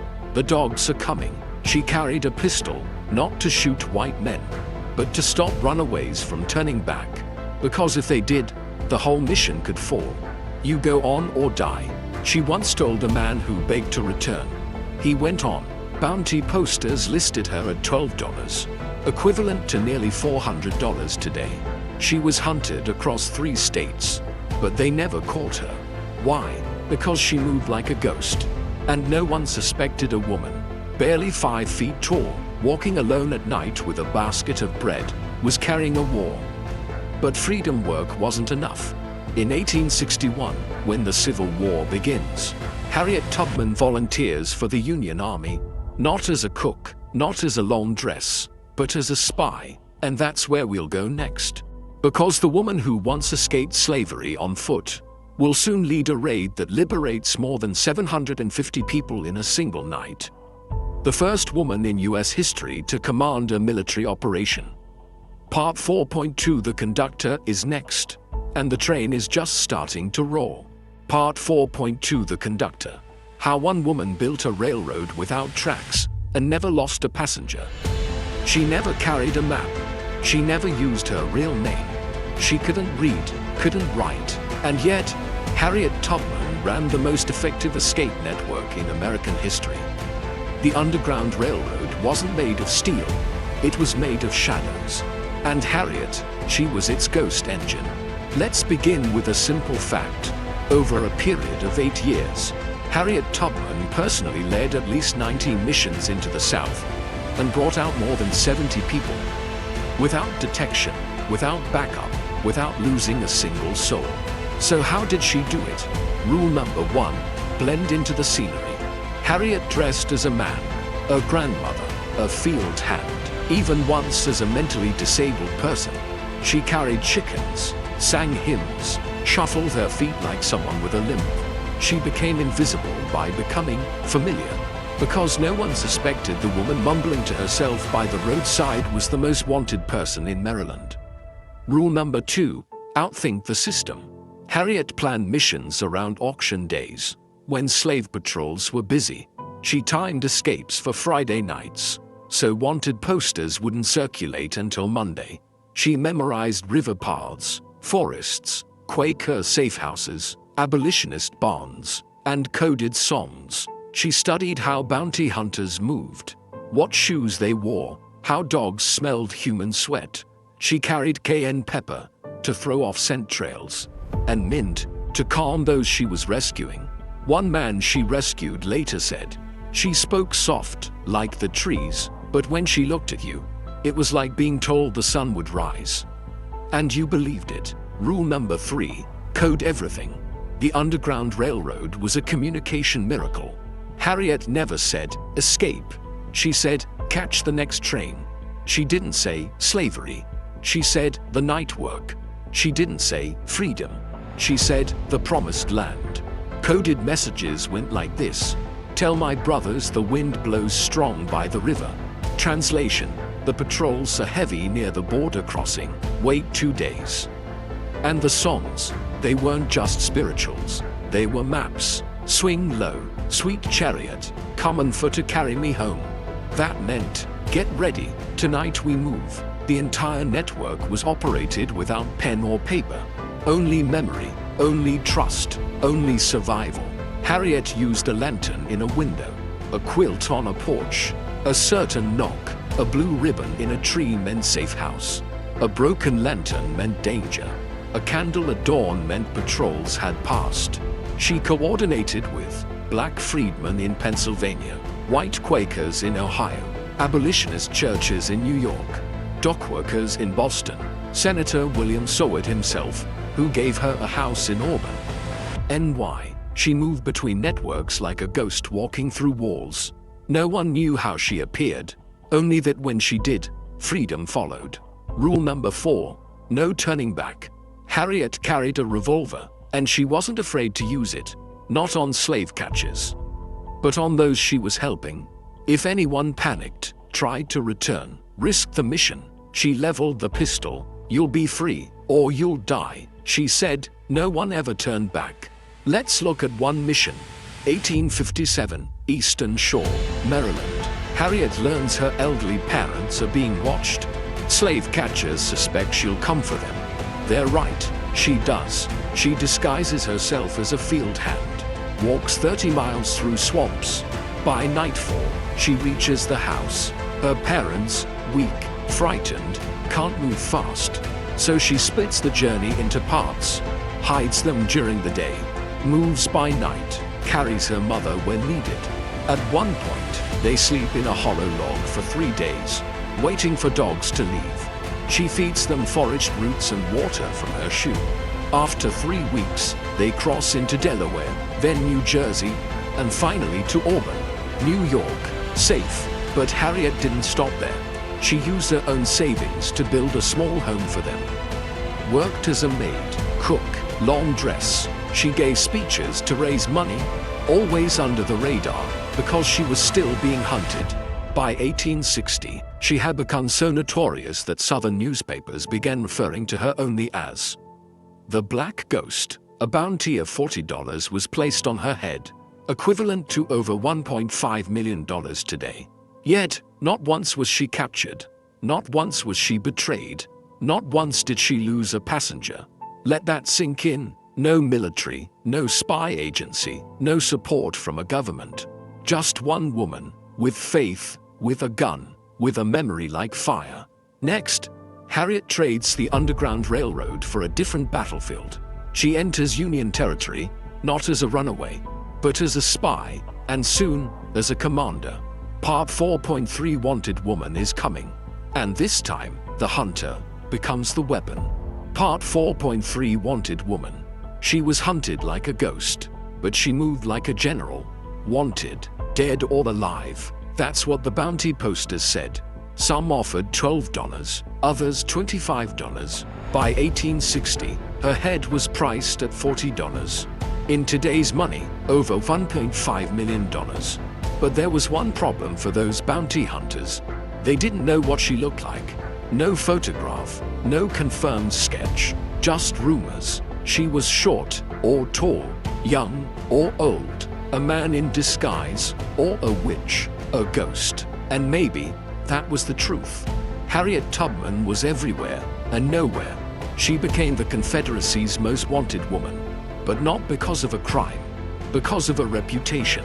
She had made fools of slave owners, tricked slave catchers, evaded bloodhounds and bribes. She had liberated dozens of assets from plantations without firing a shot. Some said she could walk through walls. Others said she controlled animals, that dogs wouldn't bark at her. One newspaper printed, "There is a devil loose in Maryland," and she wears a head wrap. The myths grew, so did the fear, because the South couldn't control her. And the North, they were about to do something even more dangerous. Hire her. Timeline: 1861, the Civil War begins. Abraham Lincoln is elected. Southern states secede. The country fractures. And Harriet Tubman sees her moment. She travels to Port Royal, South Carolina, deep in Union territory. Not as a runaway, not as a servant, but as an operative. She volunteers for the Union Army, but not as a soldier. Women weren't allowed. Instead, she offers her skills: terrain navigation, intelligence gathering, recruitment of Black Scouts, organizing logistics in swampland battlefields. At first, they laugh, then they listen, because by now, stories of the Black Ghost have reached even the Union generals. They test her, send her upriver to a known Confederate outpost. She comes back 48 hours later with map sketches, troop locations, and the name of a double agent inside their own ranks. After that, no one laughs. Harriet is officially assigned to Union General David Hunter. Her job: spy, scout, strategize. She builds a network of Black informants behind Confederate lines, freedmen, escaped slaves, dock workers. She teaches them code, trains them to memorize routes, sends them with fake deliveries. This isn't the Underground Railroad anymore. This is intelligence warfare, and Harriet Tubman is running it. She earns the trust of Black communities across the South. Why? Because she wasn't just asking for help. She had been one of them. They called her Moses, the one who leads people to freedom but never turns back. And she lived up to it. One Union soldier writes in his diary, "She moves with such confidence, as if the Lord himself takes her by the elbow." But here's where it gets deeper.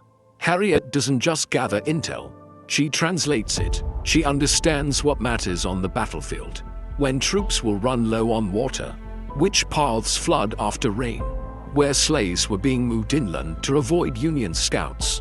She passes everything up the chain. Union brass begin adjusting campaigns based on her reports.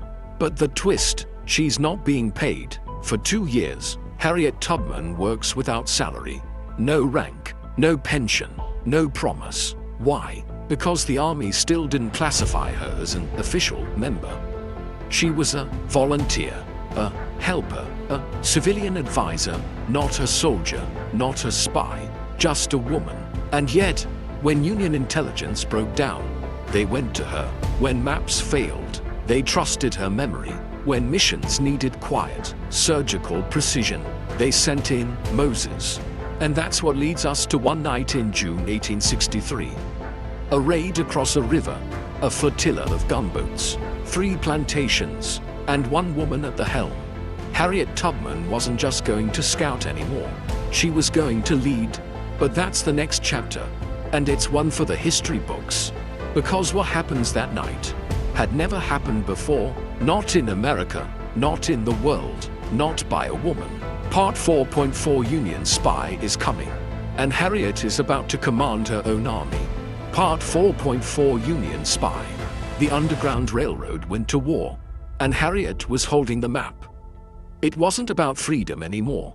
It was about victory. By 1863, Harriet Tubman was no longer just a conductor of the Underground Railroad. She was a full-blown Union asset, working deep behind Confederate lines. And yet, still unofficial, still unpaid, still invisible on paper, but not on the battlefield. Because she was about to do what no woman in American history had done before. Not spy, command. Let's rewind. After arriving in South Carolina, Harriet Tubman spent months working for Union General David Hunter. She coordinated with Black regiments, recruited local scouts, and began mapping every tributary, plantation, and escape route across the Combahee River region. Why that river? Because it fed 3 vital Confederate supply lines. It was surrounded by plantations housing over 750 enslaved people, many of whom were being used to produce food, weapons, and transport for the Confederate Army. Take the river, and you choke the war. The plan: a 3-gunboat raid, 2 regiments of black Union soldiers, and 1 civilian scout leading the way. Harriet Tubman, let's say that again, not advising, leading. Tubman, the woman whose face was still on wanted posters across half the South, was now in charge of a federal military raid. How did that happen? Simple. Because no one else could do what she did. She had the maps, the contacts, the trust of enslaved people who would never speak to white officers. She could spot hidden torpedoes in the water. She knew which creeks would flood after midnight. She could listen to 2 kids talking about fish traps and know it meant Confederate patrols had moved upriver. And she knew how to move men and spirits. General James Montgomery, a fiery abolitionist commander, backed her. The Union gave the green light. The target date, June 1st, 1863, the Combahee River raid. The night was hot, moonless. Tubman stood at the bow of the John Adams, one of 3 federal gunboats. She wore a scarf, held a map, kept her voice calm. Behind her, 300 black soldiers of the 2nd South Carolina Volunteer Infantry. Many of them had once been slaves. Some had even escaped on her railroad. Now, they were armed, uniformed, ready. They called her Moses that night, not in metaphor, but in command. She gave orders, told boatmen when to slow, told soldiers when to ready rifles, told Montgomery which inlets to take, all while guiding them through Confederate minefields and narrow channels where one wrong turn meant death. The moment the boats landed, chaos unfolded, not Union chaos, Confederate chaos. Plantation owners fled, slavers abandoned the docks. Word spread like fire. The Black Union Army is coming, and they brought Moses. What happened next? Something no one expected. People ran toward the soldiers.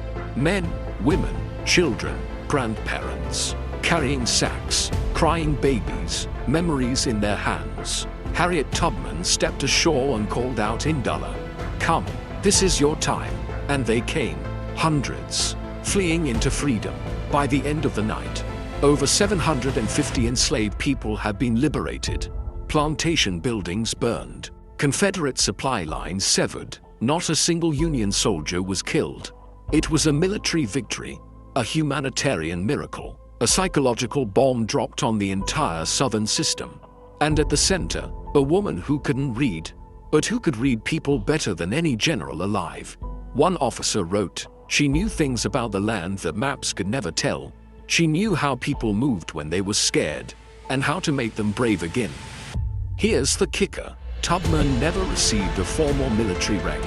No medal, no official thank you, not even consistent pay. She had to fight for decades just to get a partial pension, less than half of what a male scout would have earned. But she didn't do it for money. She did it because she believed something few others did, that black people weren't just victims of war. They could be its architects, its fighters, its liberators. Harriet Tubman didn't just conduct trains. She led armies, and for that one night on the Combahee River, the United States military followed a black woman into battle and won. Let that settle, because in a war where millions were fighting to be recognized as human, Harriet Tubman wasn't just recognized, she commanded. In the next chapter, we explore what happens after the war, when the medals were given, the speeches made, the generals remembered, and Harriet, she was asked to go back to silence, but she refused. Part 4.5, the Combahee River Raid is coming, and the legend is only getting louder. Part 4.5, the Combahee River Raid. One night, one woman, 700 freed. Imagine the sound. Gunboats creaking through black water, steam hissing, oars dipping in silence, and on the bow, standing still, unmoved, Harriet Tubman, scarf wrapped tight, eyes scanning the marshes like a hawk. No flashlight, no walkie-talkies, no satellite intel, just memory, instinct, and the gods, she said, whispered directions when the maps failed. It was June 2nd, 1863, the night Harriet Tubman rewrote the rules of war. Let's set the stage. 3 Union gunboats, the John Adams, the Harriet A. Weed, and the Sentinel, set off from Beaufort, South Carolina. Their goal? Raid and destroy Confederate supply posts, torch rice plantations, seize livestock, and free every enslaved person they found along the Combahee River. The operation was risky. The river was mined with torpedoes, Civil War code for naval mines. The shoreline was guarded by Confederate outposts.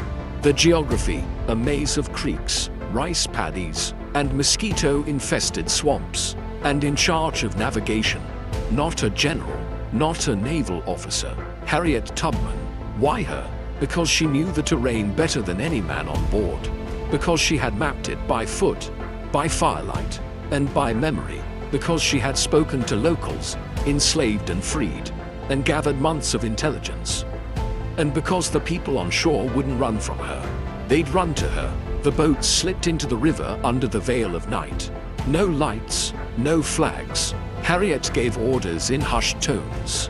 She stood near the bow, guiding them past danger spots, sunken logs, Confederate torpedoes, hidden shoals. At one point, a sudden splash startled the men. A fish? No, a slave, swimming toward the boat with a child on her back. "Wait," Harriet shouted, "more will come." And they did. As the boats moved upriver, smoke began to rise from the plantations behind them. Union troops, led by Colonel James Montgomery, had landed at multiple points, torching property, seizing munitions, and sending a message. The Union is here, and we've brought Harriet Tubman. Then, something extraordinary happened. People ran to the riverbanks, not away from the gunboats, toward them. Men still in shackles, women with babies tied to their backs, children screaming, old men limping, hundreds of them. Some had never seen a boat, let alone a warship, but they had heard the rumors. A black woman is coming. She brings freedom. Tubman stepped to the edge of the boat and shouted, "Come, come now. If you delay, they'll take you back." Some hesitated. Others jumped into the river. They climbed onto the boats soaking wet, barefoot, crying, praying. One man said, "I knew it was her. I saw her face in a dream." The boats began to fill, not with soldiers, with survivors, mothers holding 3 children, boys with nothing but rags, men who had worked their entire lives under whips and were now gripping the sides of a Union ship like it was the Ark. Some begged to go back and find family. Harriet said no. "We wait too long, we all get caught." Then she looked at one woman, cradling a baby. "Your people will follow your light. Get on, we'll make a path they can walk next." The operation lasted hours. By the end, Harriet had personally helped load over 750 formerly enslaved people onto Union boats. No one was left behind who could walk. The aftermath. By morning, Confederate officers arrived to find 3 plantations burned to the ground, dozens of supply buildings destroyed, thousands of pounds of rice and cotton gone, nearly 1,000 enslaved people vanished. The river smoked, the docks were empty, the silence was unbearable. Confederate newspapers called it a disaster. One planter wrote in his journal, "The Union's Black Army came not with brute, but with vision, and it was led by a woman." Union officers hailed the mission as a complete success. Colonel Montgomery praised Tubman, saying, "She was a general that night in all but name." But here's the plot twist. Despite her leadership, Tubman received no rank, no military credit, no formal commendation. Her name wasn't in the headlines. The mission was reported as a well-organized raid. No mention of the black woman who had orchestrated it from the shadows. When asked about it later, Tubman shrugged. "My reward was seeing them walk free." But history owes her more. Because the Combahee River Raid was the first military campaign in US history planned and led by a woman. And it worked flawlessly. This wasn't charity. This was military genius, strategic brilliance, espionage mastery, emotional leadership. And Harriet Tubman delivered it with a rifle in one hand and a prayer in the other. Later, when a Union general was asked how Tubman managed to free so many people in one night, he replied, "She had no army, but when she spoke, people followed her like she was one." Next, what happens after the war? What happens to Moses when her people are free, but the world still tries to silence her? Part 4.6 Invisible Hero is next, and this time, the battle is with memory itself. Part 4.6 Invisible Hero. She freed 750 souls in one night. But after the war, no one would pay her rent. The war was over, but for Harriet Tubman, the fight had just begun. Union victory in 1865 didn't bring medals. Not for her. There were no parades in her name. No pensions, no formal thank you. Just silence. She had led raids, spied behind enemy lines, rescued hundreds of enslaved people. And yet, after the war, she returned to her home in Auburn, New York, broke, forgotten, and invisible. Let's rewind. Calendar 1865. War ends. Slavery is abolished. The Union is preserved. Generals become legends. Presidents are mourned, remembered. Statues go up. Books are written. But Harriet, she's too poor to pay the taxes on her house. She writes to the US government, petitioning for back pay, a veteran's pension, recognition for her service. She lists the raids, the spy work, the names of generals she advised. But the reply, no official military record of service found. Because Harriet Tubman, like many black women of her time, had never been officially enlisted. She had volunteered, been hired off the books, paid sporadically when they remembered, which meant she didn't exist in the system she fought for. She took in boarders to stay afloat, worked odd jobs, raised chickens, grew vegetables, sold homemade pies, and when she had nothing left, she borrowed, she begged, she prayed, but she never stopped fighting. Rock activism after war. Harriet Tubman wasn't just a war hero. She became a civil rights warrior, decades before the term even existed. She joined the National Association of Colored Women. She gave speeches alongside Frederick Douglass, Sojourner Truth, and later Susan B. Anthony. She demanded voting rights for women, equal rights for Black Americans, government accountability for the poor.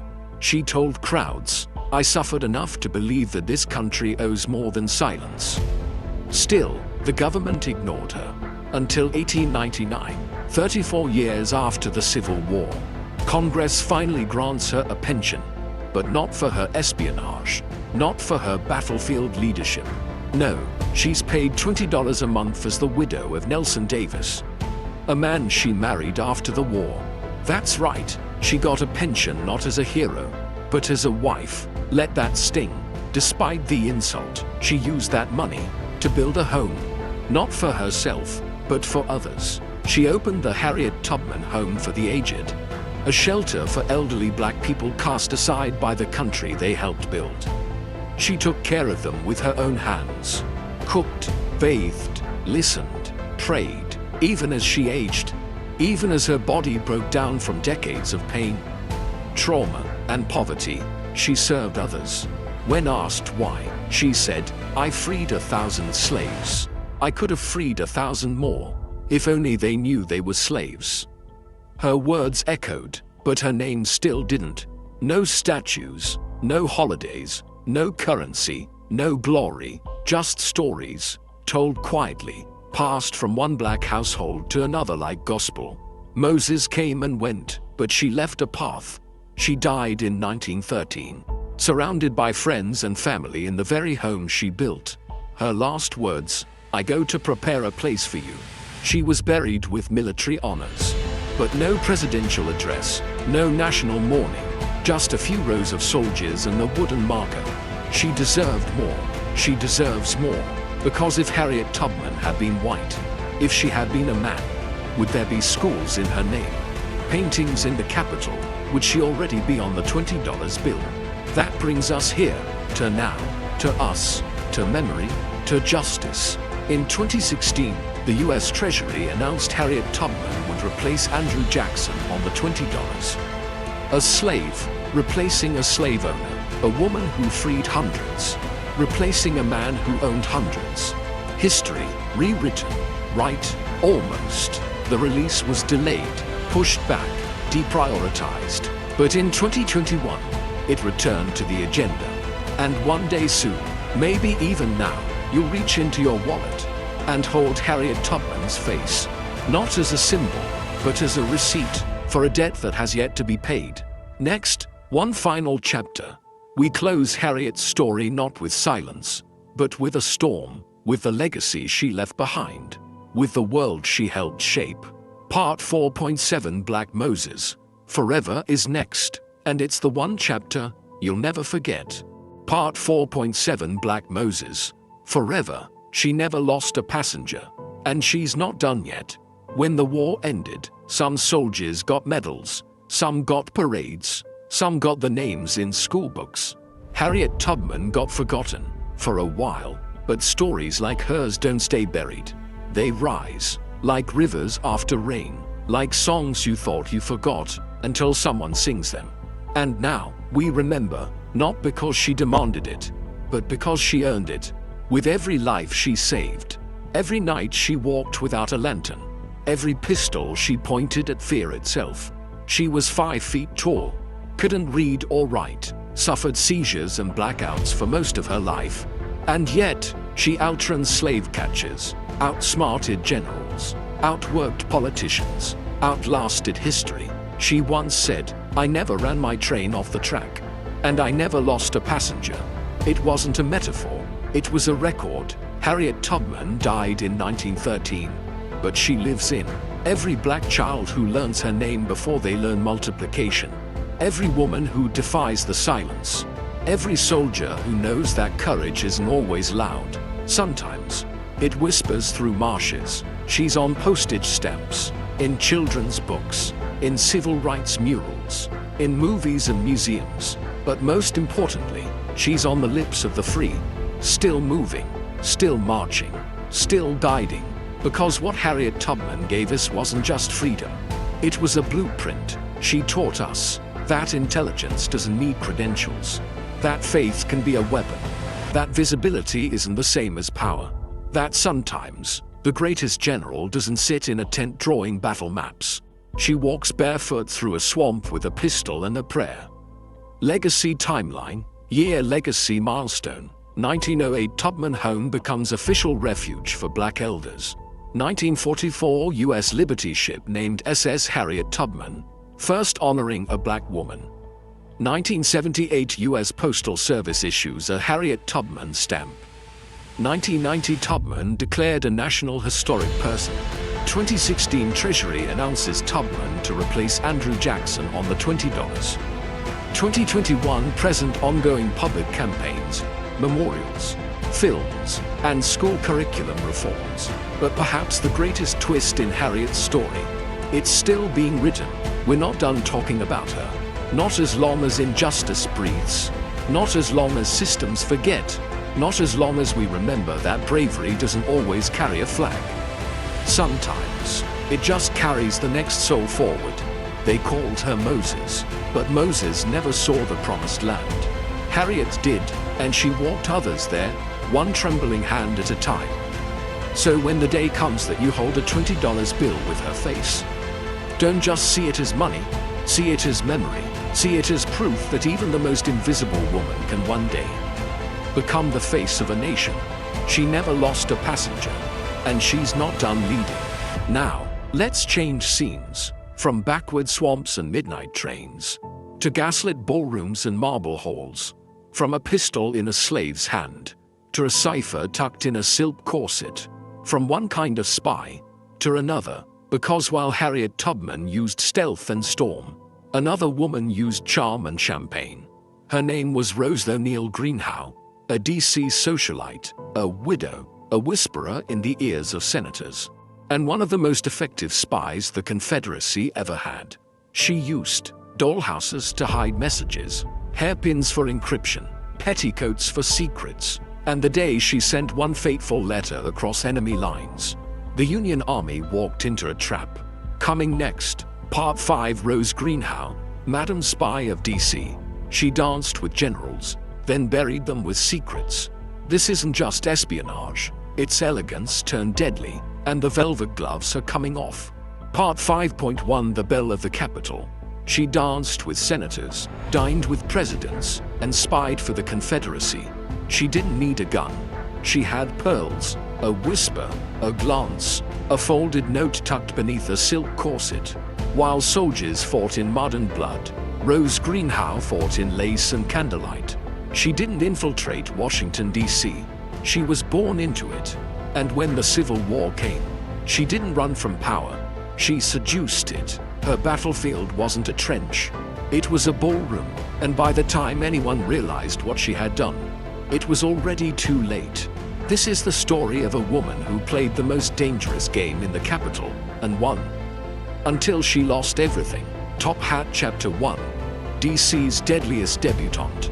Born Rose O'Neal in 1813, in Montgomery County, Maryland, she was raised among wealth and tragedy. Her father, a slave-owning planter, was murdered when she was still a child. Her family lost their fortune. But Rose, she didn't shrink, she adapted. She moved to Washington, D.C. as a teenager and quickly learned that survival in the Capitol didn't depend on money. It depended on access. By her early 20s, she was already a sensation in elite social circles. Elegant, educated, ruthless with a smile. She read Latin, quoted Voltaire, wrote letters like poems, hosted salons where generals drank brandy and let their tongues loose. She had one of the most coveted invitations in Washington. Even the future president, James Buchanan, wrote admiringly of her wit. One newspaper called her the Cleopatra of the Capitol. In 1835, she married Dr. Robert Greenhow, a State Department linguist and scholar. He brought her deeper into government circles. When he died suddenly in 1854, Rose, now a widow with 4 daughters, didn't retreat from power. She tightened her grip. She hosted grand dinners at her Lafayette Square townhouse, steps from the White House. She wore Parisian gowns, kept one hand on a fan and the other in someone's pocket. Literally, because Rose wasn't just listening. She was collecting names, movements, moods. When tensions between North and South flared in the late 1850s, Rose didn't hide her views. She was violently pro-South. She believed the Confederacy wasn't just a right, it was destiny. And she would do anything to protect it, including weaponizing her social circle. By 1860, she had personal relationships with at least 11 senators, 3 cabinet members, dozens of military officers, even President James Buchanan, who she referred to by his first name in letters. Brain Chapter 2, the Drawing Room Intelligence Network. When the Civil War broke out in April 1861, Washington, D.C. became a city of secrets. Soldiers drilled in the streets. Spy hunters roamed the alleys. The White House buzzed with fear. And right in the middle, Rose Greenhow, most suspected she'd flee to the South. She didn't. She stayed and turned her home into an espionage epicenter. Her tools, a silver tea set that echoed through walls, wallpaper with secret pockets, servants trained to speak in code, a wardrobe of disguises, from grieving widow to traveling governors, and her most powerful weapon, charm. She hosted candlelit dinners where Union officers, lonely, drunk, and arrogant, spilled war plans between sips of wine. She danced at fundraisers where political aides left maps on her mantle. She wrote letters in invisible ink, tucked notes in corset hems, hairpins, and dollhouses. She recruited a network of female informants, widows, spinsters, even nuns, women who could move unnoticed in a city obsessed with men. Together, they built the first all-female spy ring in American history, and they reported not to the Union, but to Jefferson Davis, outgoing male. Chapter 3, Secrets that Moved Armies. One night, Rose received a whispered warning. Union troops were preparing a surprise assault into Virginia. She didn't wait. She scribbled the message on paper, wrapped it around a lock of her hair, and sent her servant girl across enemy lines. The message reached General P.G.T. Beauregard of the Confederacy. He shifted his troops when the First Battle of Bull Run erupted on July 21, 1861. The Confederacy was ready. They crushed the Union Army in one of the first major battles of the war. Beauregard sent a telegram to Richmond. Victory due in no small part to the intelligence sent by Mrs. Greenhow. The North was stunned. How had the Confederates known? How did they reposition so quickly? Who betrayed the battle plan? The answer: a party invitation, a waltz, a smile, and a spy with a lace handkerchief and an iron will. I twist, the government knows, but can't touch her. After Bull Run, Rose Greenhow becomes the most hunted woman in Washington. But there's a problem. No one dares touch her. She's too famous, too connected, too protected. Even Union Secretary of War Edwin Stanton called her a social volcano. To arrest her would cause a scandal. To leave her free meant risking more secrets. For weeks, she danced on the edge, hosting parties, sipping champagne, and passing notes in children's toys. Until one night, someone knocks on her door. Federal agents. And they're not asking for tea. But that is part 5.2 Whispers in Silk. Because what happens when you lock a spy in her own home? She turns the windows into telegraphs, and the rugs into runways for secrets. Stay close, the dance isn't over. Part 5.2 Whispers in Silk. When the parlor became a war room, and lace carried secrets sharp as knives. A corset tightens, a hairpin slides into place. A child walks into a drawing room, holding a doll stuffed with war plans. And outside, Union spies watch the windows, completely unaware that the most dangerous weapon in Washington is pouring tea inside. Rose O'Neal Greenhow wasn't hiding. She was hosting. While the Union Army watched for men with maps and muskets, Rose was building an empire of espionage.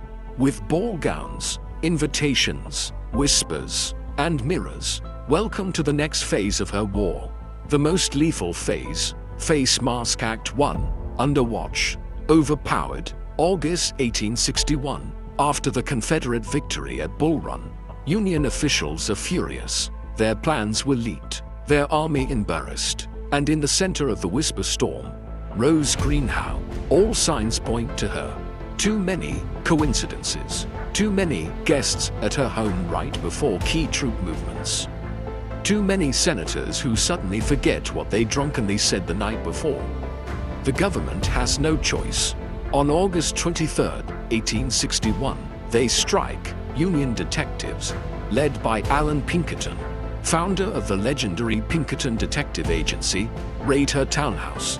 They find stacks of coded letters, notes written in invisible ink, handkerchiefs with Morse code patterns, a Confederate cipher wheel disguised as a perfume box, and a small wooden dollhouse with compartments containing military dispatches.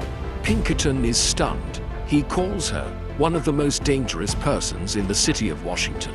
But here's the twist. He doesn't arrest her, not right away. Instead, he puts her under house arrest.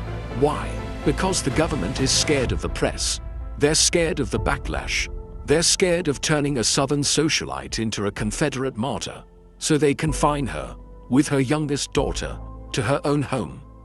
Armed guards on the porch, eyes on every door. But inside, the war continues. Candle Act 2, The House That Spoke.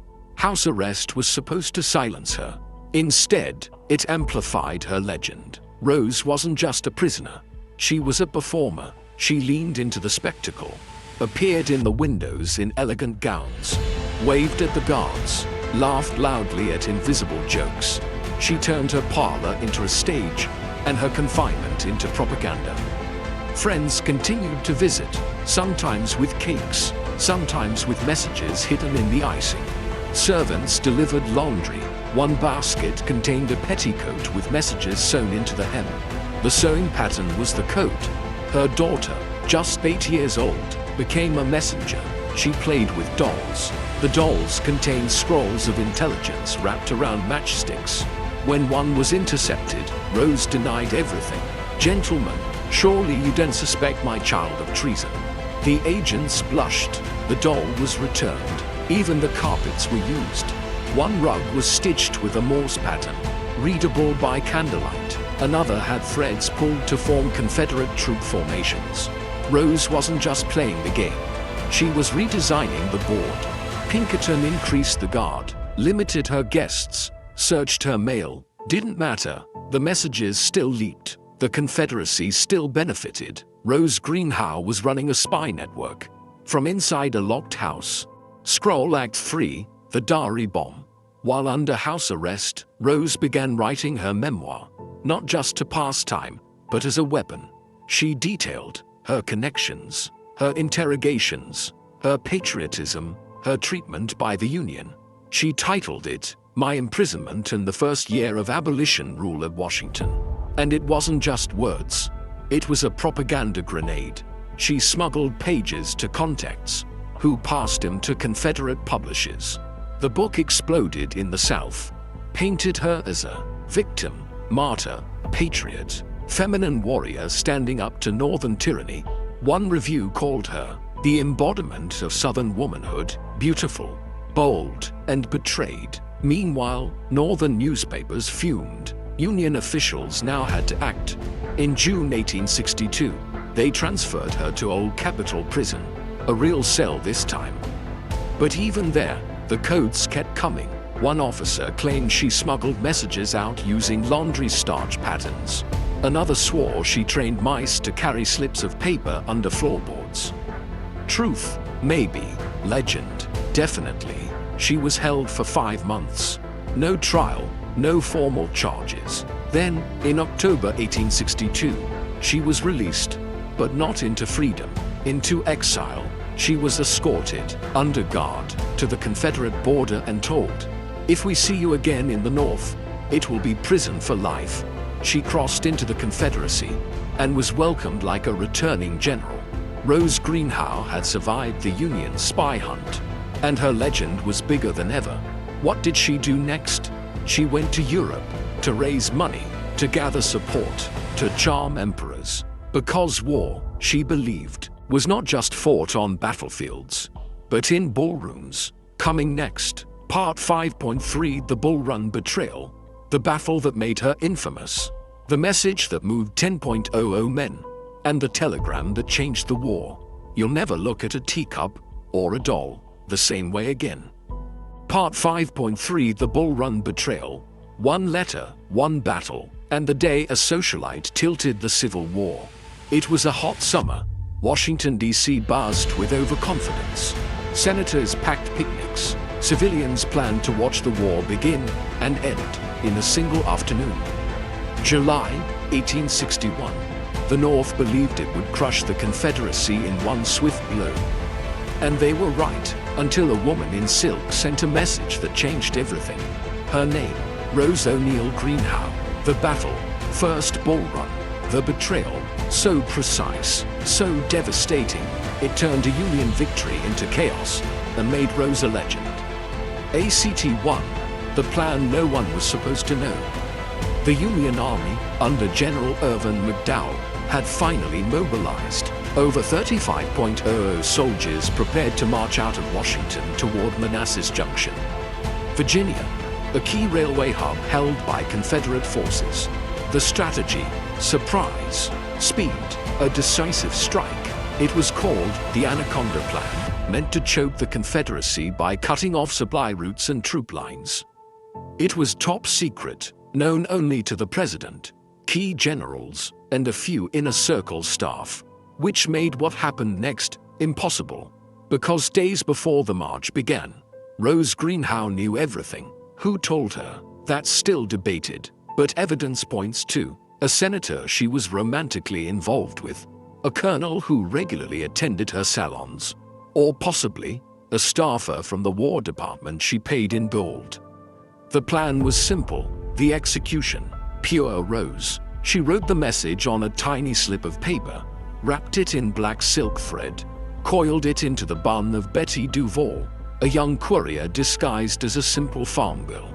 Betty rode horseback through Union checkpoints, playing dumb, smiling, crying, pleading. She told guards she was taking medicine to her sick mother in the country. They let her pass. She rode 30 miles in one day, reached Confederate lines, delivered the note. Inside, a warning, exact troop numbers, marching times, routes, names of generals. It was the first intelligence confirmation the Confederacy received about the Union's attack.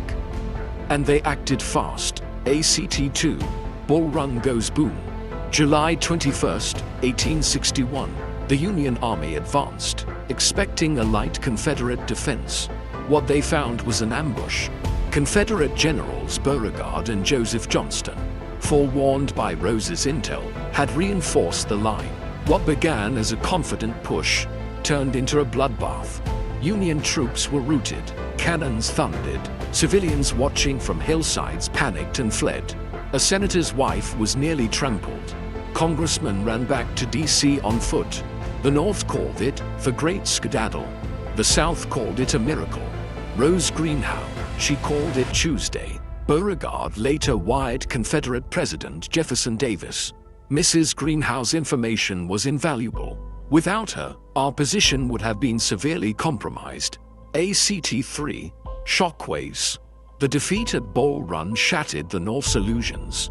No more 90-day war. No more easy victories. This would be long, brutal, bloody, and as Northern newspapers scrambled to explain the loss, one name started to surface. Greenhow, the Southern widow, the D.C. seductress, the spy in the drawing room.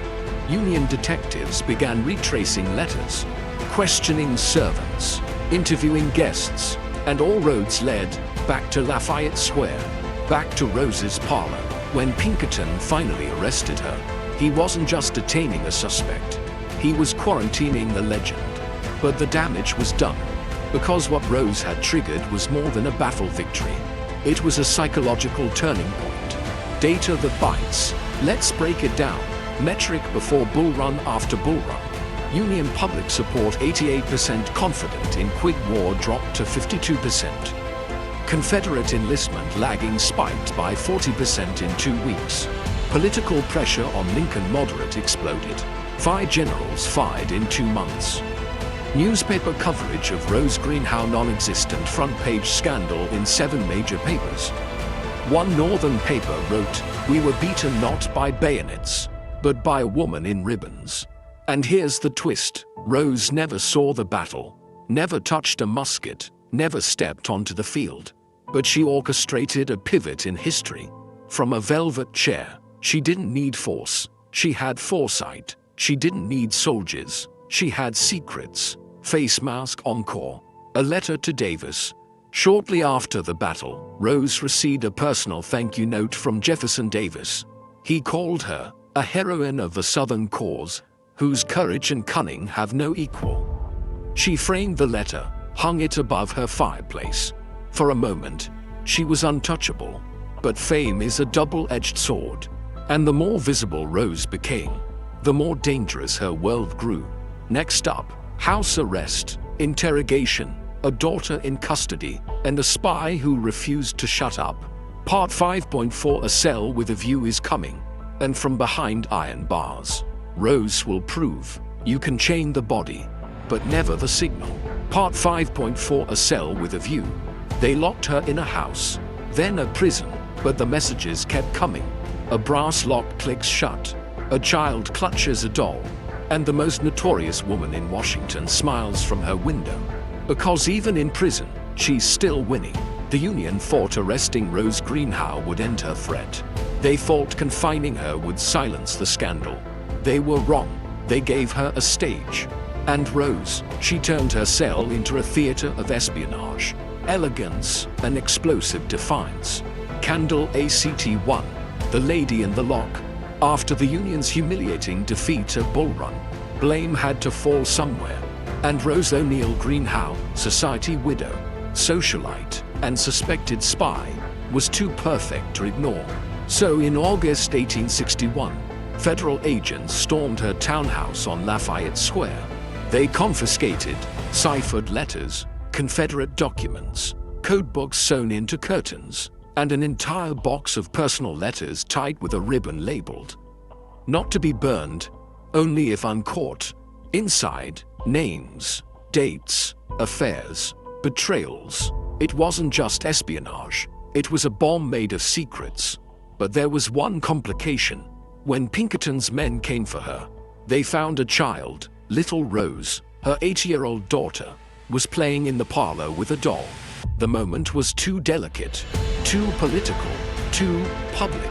So rather than drag her to court, the Union made a choice. House arrest. She would be confined to her home, surrounded by guards, no visitors, all letters intercepted, and her daughter locked in with her. It was meant to break her.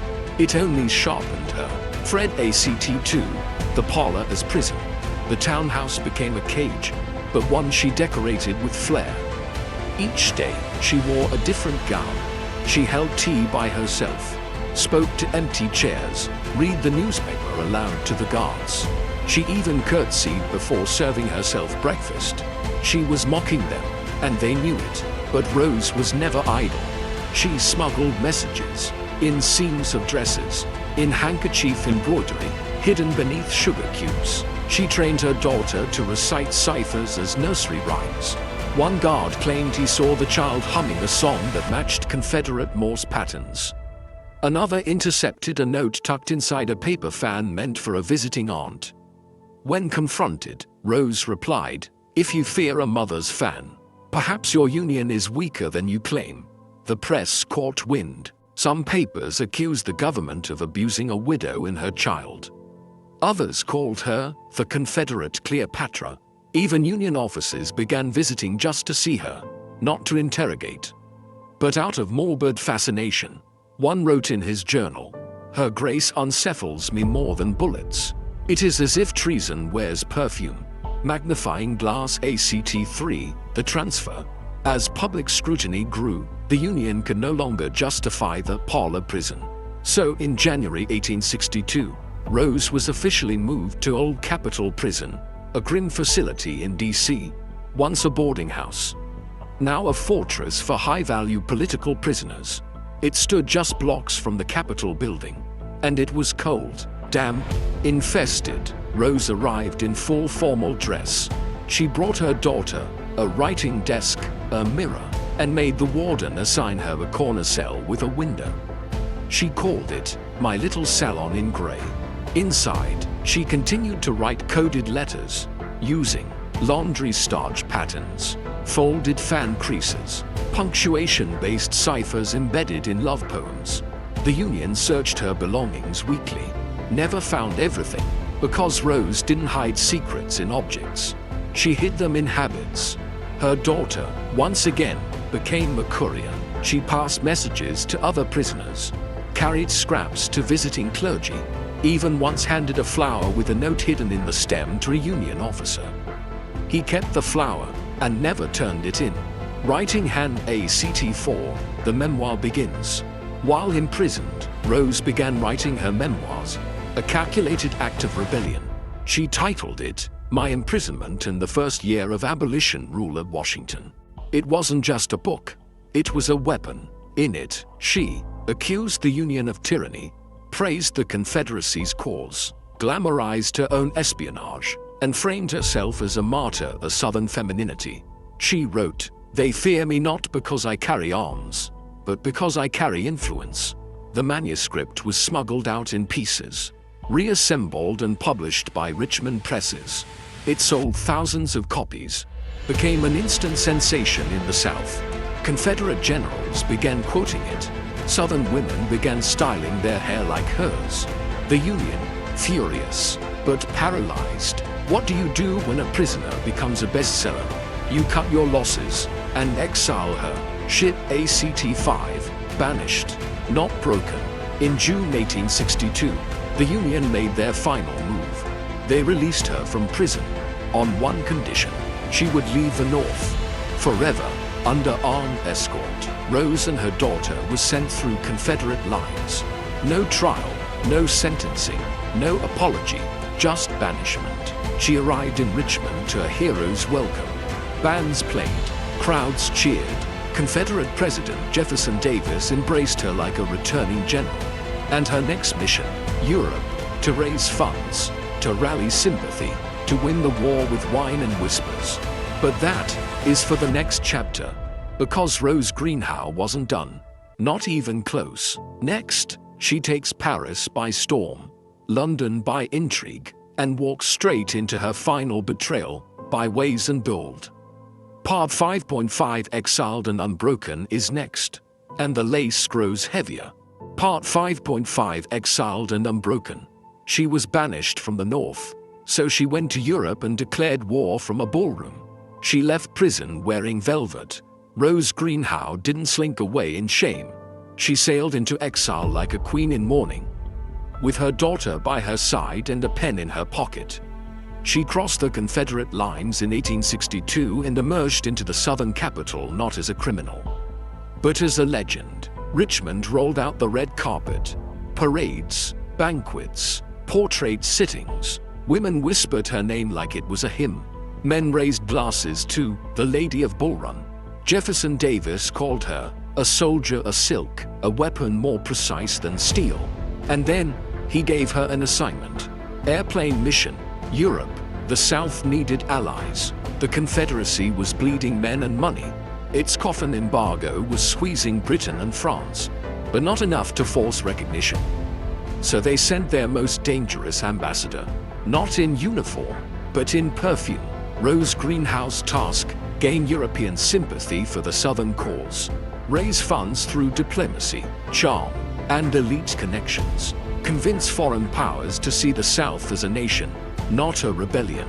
She didn't hesitate. She gathered her silks, her cipher books, and her sharpest wit, and boarded a ship to Europe. France ACT-1, Paris plays along. Paris in 1863 was still the capital of Old World charm and New World gossip. And Rose, she fit in like she'd been born under Versailles chandeliers. She hosted salons in the Marais, dined with exiled nobility, flirted with diplomats over Bordeaux and bullet-pointed Confederate talking points between bites of foie gras. She spoke French fluently, dramatically, dangerously, wrote letters to Empress Eugénie, wife of Napoleon III, praising Southern womanhood, wore mourning black to symbolize the death of liberty in America. She compared Lincoln to Robespierre, compared the Union Army to British colonialists, and called Jefferson Davis the Washington of the South. It was propaganda wrapped in poetry. And the French, they listened. No official alliance came, but money did, sympathy did, and soon, London wanted a look. United Kingdom ACT-2, The Lion and the Lady. In England, Rose elevated her legend. She became a curiosity, the Confederate Queen, whispered about in court. She met Lord Palmerston, the British Prime Minister, members of Parliament, Southern cotton traders with deep pockets, and former allies of Queen Victoria who liked their brandy strong and their women stronger. She published her memoirs in Britain, too, repackaged, serialized in magazines. Sales soared. One review called her the Lady General of a lost cause. But Rose was not just charming. She was working hard. She gathered £2 in gold, nearly $250 today, in donations and pledges for the Confederate war effort. She stuffed it in her luggage, sewed it into her dresses, even lined the hem of her corset with sovereigns. Because Rose Greenhow was coming home to fight again. Passenger ship ACT-3, The Final Crossing. October 1864. Rose boarded the Condor, a British blockade runner, bound for Wilmington, North Carolina. It was her return, her triumph, her homecoming. She carried gold, letters, intelligence, and the names of European contacts who could change the war. She also carried her daughter, now 10, who had grown up in the shadow of rebellion. The Condor sailed under heavy fog, dodging Union warships along the Carolina coast. Just miles from shore, they were spotted, pursued. The captain, fearing capture, beached the Condor on a sandbar near Fort Fisher. Rose panicked. The gold, the documents, everything had to be saved. She refused to wait for rescue. She climbed into a rowboat. The crew begged her to stay. She waved him off. She was Rose Greenhow. She had escaped worse, but the boat was heavy, weighted with gold, tossed by waves, and just 50 yards from shore, it capsized. Her body washed ashore the next morning. Face down, her dress, filled with coins, had pulled her under. She had been dragged down by the very war she helped fund. Soldiers buried her near the beach, wrapped in a Confederate flag. Her grave read, Mrs. Rose O'Neill Greenhow, a bearer of dispatches to the Confederacy. No statue, no ceremony, no monument, just sand, wind, and a name that still whispered through Washington like smoke. Cyclone, the legacy she carried. Some called her a traitor. Some called her a heroine. Some, both. She proved that intelligence can wear earrings. That espionage isn't always shadows. Sometimes it dances. That patriotism doesn't need permission to be dangerous. One Union general said, she was more trouble to us than 10 regiments. She didn't just betray the Union. She betrayed its assumption that women didn't matter in war.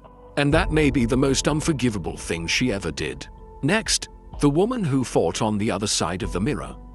Not a Southern belle, not a charmer in ballrooms, but a ghost in Richmond, who worked in silence and changed everything. Part 5.6, the final voyage, will bring closure to the myth. But Part 6, Elizabeth Van Loo, the ghost of Richmond, will take you into a world where loyalty whispers and madness is only a mask. Let's turn the page. Part 5.6, the final voyage. She escaped a prison, seduced a nation, and sank with her secrets still tied to her waist. The sea does not care about legends.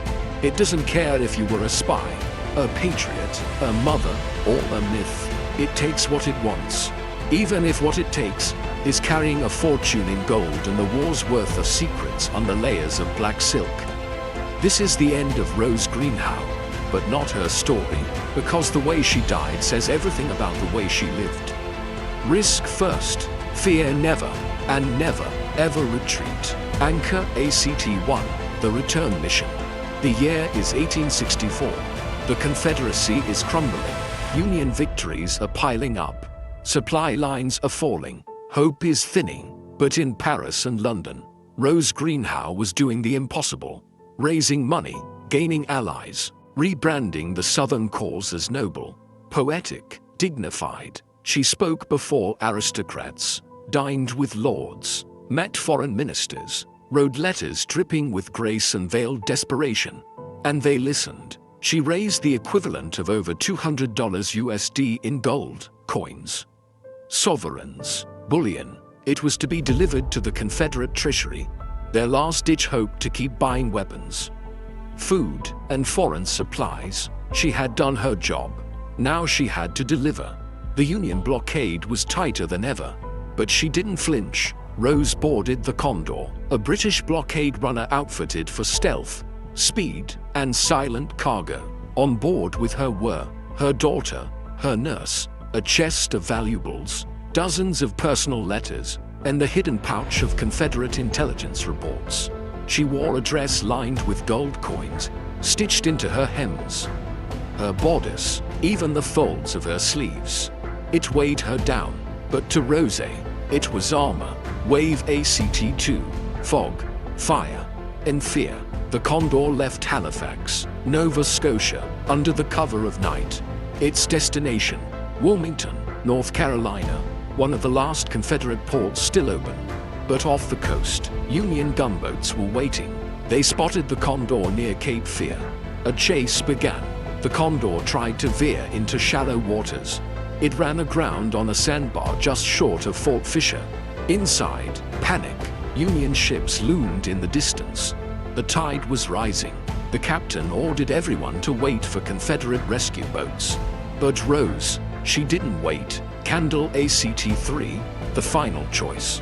Some say she feared capture. Others say she insisted on delivering the gold personally. Maybe both. But either way, Rose demanded a rowboat. She clutched a satchel of gold, wore her heaviest dress, and stepped into the boat with her nurse and a Confederate officer. The waves were rough. The wind snapped like a whip. Within minutes, the boat capsized. The officer survived. The nurse survived. Rose did not. They found her body the next morning, washed the shore near Wilmington, face down, arms stretched, eyes closed. The gold was still sewn into her dress. Dozens of coins, stitched in desperation, had pulled her under like anchors of loyalty. She drowned for the cause she never doubted. Coffin ACT-4. A funeral fit for a general. The Confederacy, desperate for symbols, gave her one last honor. She was buried in Oakdale Cemetery in Wilmington. Her coffin wrapped in the Confederate flag. A rifle salute echoed through the trees. There was no marble statue, no monument. Her tombstone read, Mrs. Rose O'Neal Greenhow, a bearer of dispatches to the Confederacy. Drowned while attempting to serve her cause. But her name wouldn't drown with her. It floated like a signal flare across decades. Scroll legacy that refuses to fade. Was she a patriot, a traitor, a deluded romantic, a genius? Historians still argue. But this is fact. She altered the first Battle of Bull Run. She embarrassed the Union government. She weaponized femininity. And she died for her ideals, with gold sewn into her bones. Union General Benjamin Butler once said, "She did more damage with a fan and a smile than most generals with an army." But here's the twist. For all her fame and notoriety, she never received a formal Confederate rank. No title, no rank, no pension, just whispers, just legend. She wasn't meant to be remembered. But legends aren't always invited into history books. Sometimes they kick the door in wearing a corset. Puzzle piece one final irony. She died carrying gold, but she lived chasing something else. Control of the narrative, of the war, of the room. And now, her name still sparks debate. That's power, even in death. Coming next, not the end of Rose, but the beginning of what she left behind. Because while she drowned with secrets sewn in silk, her myth survived. In Part 5.7 Myth, Memory, and the Madam, we ask the question history still can't answer. Was Rose Greenhow a patriot, or a beautifully dressed traitor? Then in Part 5.8 From Corsets to Codebooks, we strip back the lace to reveal the machinery beneath. Her legacy, her tactics, and how she rewrote the rules of espionage for generations of women who would follow. You've seen the storm she caused. Now let's see the shadow she left. Part 5.7 Myth, Memory, and the Madam. Patriot or traitor, femme fatale or fallen heroine. The debate never ended. She died in the sea, wrapped in silk, weighed down by gold, carrying messages no one ever read. And yet, we're still talking about her. Because Rose O'Neal Greenhow didn't just drown off the coast of North Carolina. She sank into history and surfaced as a legend no one could agree on. Was she a Southern Joan of Arc, a spy who fought without a rifle and outwitted an entire government? Or was she a traitor, a woman who betrayed her country for ego, elegance, and the thrill of playing both sides? Ask 10 historians, you'll get 12 answers. ACT-1, the War of Obituaries. Let's start with her funeral. Confederate papers wept ink. She was a rose of Southern courage, cut down by the waters of fate. Richmond Examiner, October 1864. But the Northern press, brutal, the harlot of Lafayette Square, finally silenced by her own vanity. The Boston Courier, one woman, two legacies, one of honor and sacrifice, the other of vanity and seduction. Even in death, Rose couldn't escape attention. Union generals debated whether her grave should be raised. Confederate officers wanted her embalmed and buried in marble. Neither side got what they wanted. She stayed buried near Fort Fisher, in a humble grave, surrounded by pine trees and cannon smoke. But her myth, that was just getting started. ACT-2, the split screen legacy. Over time, Rose's memory began to fracture, depending on who was telling the story. In the post-war South, she became a feminine icon of resistance. Schools were named after her. Her portrait hung beside Confederate generals. Daughters of the Confederacy called her the First Lady of Southern Intelligence. She was seen as a martyr, a symbol, a reminder that even women could bleed for the cause. But in the North, her name was stripped from records. Her memoirs were banned in libraries. She was erased from Civil War textbooks for over 50 years. When she was mentioned, it was often in the same breath as Benedict Arnold. No statues, no stamps, no schoolchildren reciting her story. Just silence and suspicion. ACT 3. Revisionist resurrections. Things began to change in the 20th century. Slowly, quietly, then suddenly, interest returned.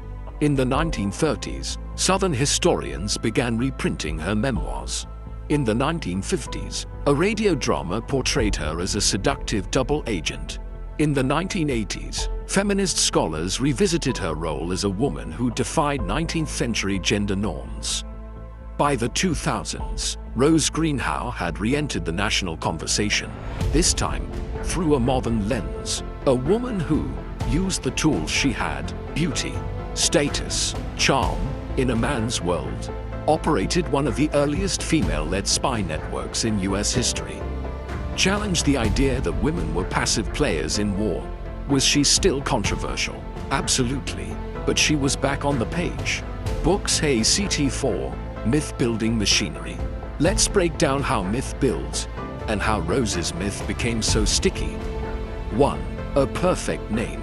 Rose, soft, elegant, dangerous. Greenhow, stately, aristocratic. 2. A cinematic death. Drowned in gold, in a silk gown, while escaping a Union gunboat. It reads like a novel. 3. A missing middle. So much of Rose's work was secret. Gaps equals speculation. Speculation equals narrative gold. 4. Polarizing politics. North versus South. Traitor versus heroine. Every era reinterprets her through its own lens. Which brings us to today. ACT 5. Modern retellings. Search Rose Greenhow now, and you'll find children's books, academic essays, conspiracy theories, fan art, a failed petition to put her on a postage stamp, Civil War reenactments where she's played by an actress in hoop skirts with a hidden telegram in her bodice. Hollywood has circled her story multiple times. Scripts exist, none have been greenlit. Why? Because no one can decide. Is she a villain or a heroine? That's her power. ACT 6. Questions without answers. Let's ask the hard questions. Did she betray the United States? Or did she fight for a nation she believed in, even if that nation was built on slavery? Did she manipulate men for fun? Or did she weaponize femininity because it was the only weapon she was allowed to carry? Did she cause deaths by passing troop movements? Or did she save lives by shortening the war? There are no easy answers. There never were. But here's what we do know. She altered the course of the Civil War. She redefined what espionage could look like. She refused to be passive in a world that demanded her silence. And she never apologized for any of it. One Confederate officer said, "She fought with whispers louder than our cannons." A Union general called her a woman who made treason look like opera. What do you call that? Not a criminal, not a saint, something else entirely. Closing the curtain. Rose Greenhow's myth is like her favorite weapon, a fan that opens one way and hides another. You think you see the full picture, but the truth is always folded inside. And now, we fold that fan closed. Because next, we trade lace for silence, perfume for paranoia, elegance for espionage in madness. Part 5.8 from corsets to codebooks is coming, where we dissect the spycraft itself and see how Rose's tools, tricks, and trailblazing methods would echo through spy agencies for generations. Because some secrets don't die, they get standardized. Part 5.8 from corsets to codebooks. She wore secrets like jewelry. Now those secrets are doctrine. Spycraft isn't always guns and poison. Sometimes, it's a handkerchief folded wrong, a mirror tilted at just the right angle, a doll's eye that blinks once too often. In Rose Greenhow's world, everything was a weapon. She didn't invent espionage, but she weaponized femininity in a way the world had never seen. No agency training, no official clearance, just instinct, elegance, and a mind made of wire. ACT 1. corsets, curtains, and cipher threads. Rose's greatest disguise, being expected to be harmless. She lived in a time when women were presumed to be decorative, domestic, distracted, so she made herself invisible by being visible. Her tools weren't grenades, they were fashion statements. Let's break them down. 1. Corsets with secrets. Rose had compartments sewn into her corsets, not for comfort, for intelligence. Inside were micro-notes, tiny coded scrolls, gold coins for bribery, miniature ink vials with lemon juice, used for invisible ink. 2. Handkerchief codes. She developed a fold-based system. 1 triangle, message sent. Square with visible corner, awaiting response. Folded twice and dropped in a ballroom. Urgent warning. It was spy language, stitched into etiquette. 3. Mirror talk. Her parlor mirrors were angled toward doorways, so she could see who was watching as she whispered. At night, she used a lantern behind a silver tray to flash Morse to couriers across Lafayette Square. 4. Toys as Trojan horses. Her daughter's doll became a legend. Inside, rolled up Union maps, notes in hollow limbs, compass needles disguised as sewing pins. Pinkerton's agents once confiscated the doll. They found nothing, because the real message was inked on the doll's lace trim. Readable only under heat. She made everyday femininity into a spy toolkit, and the enemy had no idea. ACT 2. Rose's rules of espionage. Across the dozens of declassified reports and memoirs mentioning Rose Greenhow, you can trace patterns, methods that would later become intelligence doctrine. Let's call them Rose's 5 rules. 1. Never carry what you can memorize. She trained her operatives to recite entire maps, including troop movements, by converting directions into poetic couplets. 2. Hide messages in places no man would dare inspect. Corsets, undergarments, and women's things were considered taboo for male soldiers to touch. So she used them all. 3. Charm opens doors. Information slips out. She said more secrets were told between sips of champagne than under torture. 4. All things can be coded. Rose once sent a full baffle plan using only flower arrangements at a funeral. Every petal color, angle, and bloom type meant something. 5. If they search the house, make the house the message. She arranged her books by author, title, and spine color to spell messages in cipher to those who knew where to look. Sound like overkill? Welcome to Spycraft. ACT 3. From parlors to protocols. Rose's tactics weren't just clever, they were copied. After her death, both the Union and the Confederacy reviewed her methods. Within 5 years, you see the following. Union intelligence began training female couriers. Confederate scouts used corset seam ciphers.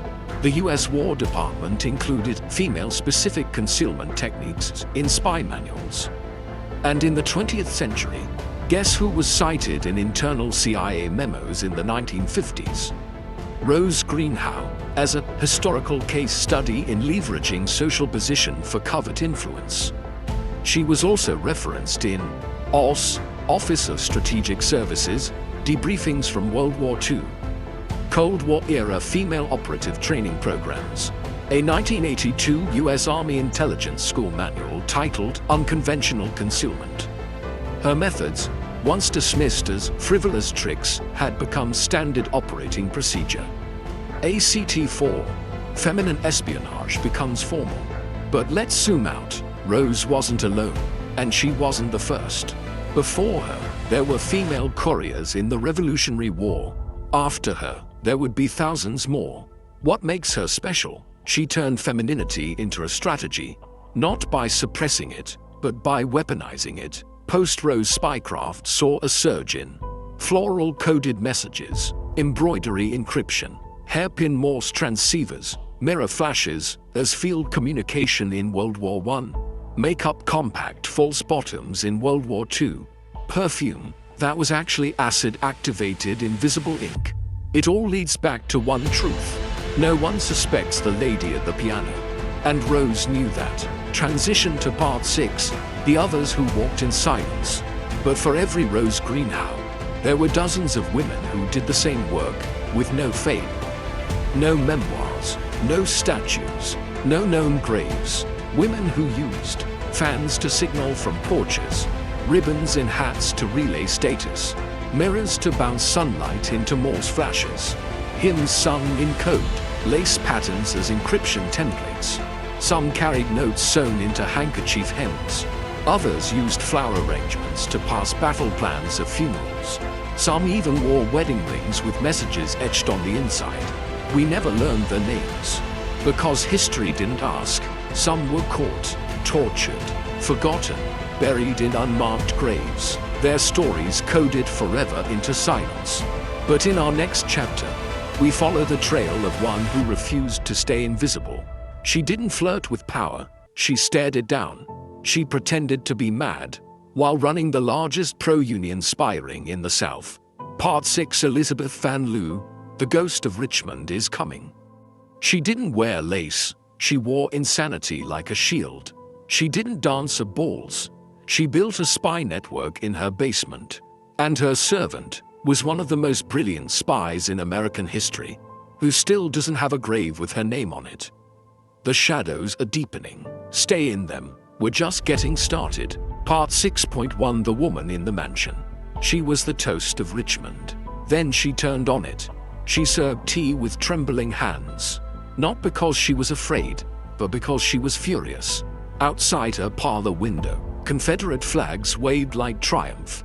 But inside her mind, blueprints burned. Because Elizabeth Van Lew, born into Southern privilege, was about to betray the very city that raised her.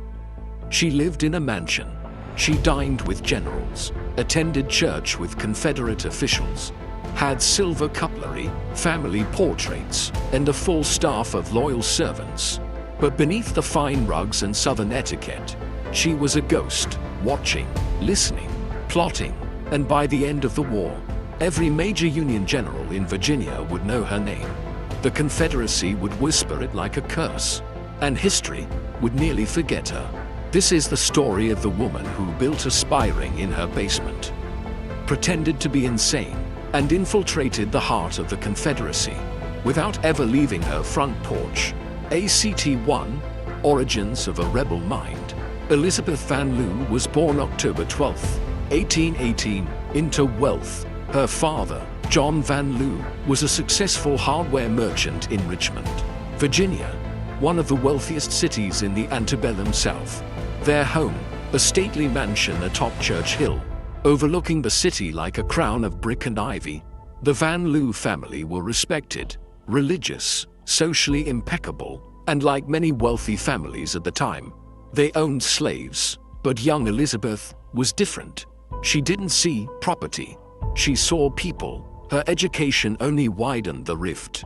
She attended a Quaker school in Philadelphia, a bastion of abolitionist thought. While other young Southern women learned embroidery, Elizabeth studied philosophy, read political theory, debated the morality of slavery over afternoon tea. When she returned to Richmond, she was no longer Southern, not in her heart. Her father died in 1843, leaving her and her mother financially comfortable, but socially precarious. And Elizabeth began quietly freeing their family's slaves. Some she paid to manumit, others she helped escape through northern contacts. Every action illegal, every decision dangerous, and she kept going. ACT-2, the Civil War begins, and so does the deception. When Virginia seceded in April 1861, Richmond became the capital of the Confederacy. The city exploded into flags, parades, and soldiers marching down cobblestone streets. Van Lew, she stayed silent, outwardly. She attended the right dinners, greeted neighbors with a smile, nodded politely at Confederate brass. But every time a Southern victory was declared, she mourned. Within months, Elizabeth began visiting Union prisoners held at Libby Prison, just blocks from her home. She brought them food, books, bandages, but also information. She learned names, injuries, escape plans, and she passed them. She forged passes, bribed guards, used her maidservants as messengers. And by 1862, she wasn't working alone. She had formed a loose network of Unionists inside Richmond, shopkeepers, former slaves, housewives, even a few Confederate soldiers. They called it the Richmonder Underground, and its beating heart was a mansion on Church Hill. Act 3, a lady in public, a ghost in private. To protect herself, Elizabeth crafted a mask. The eccentric spinster, she wore mismatched gloves, spoke in half sentences, let her hair frizz, muttered to herself in church. She became Crazy Bet, the harmless old maid who fed birds and baked too much. But beneath the madness, mathematical intelligence. Her ramblings were coded intelligence. Her plot at home was a cipher drop. Her madness, a shield. Confederate officers rolled their eyes at her. They shouldn't have, because in the floorboards of that house were maps. Behind the pantry wall, a telegraph receiver. Under the staircase, ciphers written in lemon juice. And upstairs, Elizabeth wrote daily intelligence reports, troop movements, fortifications, medical shortages. She passed them to African American couriers, often disguised as laundry women. One report made it to General Ulysses S. Grant in less than 72 hours. He called it more precise than any scout I've sent on horseback. Act 4, the letters that never missed. Elizabeth's biggest challenge, getting information out of Richmond. Answer, mail drops inside hollowed-out eggs, loaves of bread, and even funeral bouquets. One bouquet sent to a Union widow in Ohio contained Confederate supply depot locations, a diagram of Fort Gilmer, the names of 5 Union prisoners scheduled for execution, all hidden in the petal folds. She used invisible ink made from milk, onion juice, alum mixed with lemon, readable only when heated over a candle. Her reports were signed with a single codename, L. Grant knew who she was. Lincoln, too, but to the Confederacy, she was just the crazy old Van Loo lady with the spooky eyes. Until one day, she wasn't. Transitioned to Part 6.2, because rumors started to spread about strange lights in the mansion after midnight, about a maid spotted near Confederate headquarters, about coded letters disguised as hymnals found near Union graves. And Elizabeth Van Loo started acting even stranger. Coming next, Part 6.2, The Mask of Madness, where we learn that Crazy Bet was not only sane, she was the most dangerous mind in Richmond. And no one, not her neighbors, not Jefferson Davis, not even her fellow spies, saw what she was building until it was too late. Part 6.2, The Mask of Madness. She pretended to be crazy. The Confederacy believed her. That was their first mistake. They called her Crazy Bet. They whispered it in church pews, snickered as she wandered the market muttering to herself. Children dared each other to knock on her gate and run. She wore mismatched gloves, quoted poetry to squirrels, once offered a Confederate officer a slice of cake, stuffed with onion skins and fake teeth. Everyone in Richmond was sure of one thing. Elizabeth Van Loo had lost her mind. What no one realized, she was playing the long game. And madness was her most brilliant disguise. Act 1, Building the Persona. By mid-1862, Van Loo knew she was under suspicion. Too many visits to Union prisoners. Too many servants going missing. Too many questions asked to the market. She needed to vanish, not physically, socially, so she leaned in. She stopped brushing her hair, wore tattered shawls in summer, carried books upside down. She told neighbors she was receiving visions from the north, that birds were singing Union songs backward. She wore hats made from broken furniture. She started talking to wallpaper. The neighborhood sighed. Poor Miss Van Loo, they said, a harmless lunatic. Exactly what she wanted. Because now, no one watched where she went. No one questioned who visited her back door. And no one noticed that the parlor rug had changed patterns every time a major Confederate regiment moved. Act 2, The Web in the Walls. With her crazy persona fully established, Van Loo built a spy hub inside her mansion. The kitchen floor, hollow panels with codebooks. The pantry, shelves that flipped open to reveal telegraph components. Behind one mirror, a list of Confederate supply routes, written in quince ink, visible only under steam. She hired only Union sympathizing staff. Cooks, maids, gardeners. Every one of them knew at least one code phrase. Her butler, a former telegraph operator. Her maid, a courier with access to General Lee's quartermaster. And then there was the basement, where messages were decoded, maps redrawn, plans stitched into pillowcases sent to Union lines under the pretense of aid for the wounded. This was no longer a parlor game. It was a fully functional spy headquarters, operating within walking distance of Confederate President Jefferson Davis's mansion. And it worked. In the summer of 1863, Van Loo's reports alerted General Grant to Confederate troop movements near Petersburg. It allowed the Union to reroute reinforcements, preventing a surprise assault that could have delayed the entire Richmond campaign by months. One message, written on rice paper and delivered via shoe sole, may have saved 10.00 lives. And still, no one suspected her, because who suspects the crazy lady feeding pigeons under the courthouse window? ACT3, the cost of the mask, but the act had consequences. Friends stopped calling, church groups uninvited her, former allies crossed the street to avoid her. Her family's name, once a pillar of Richmond society, became a punchline. Children sang, bet, bet, full of regret, talks to ghosts and doesn't know yet. She wasn't just pretending, she was erasing herself from polite society.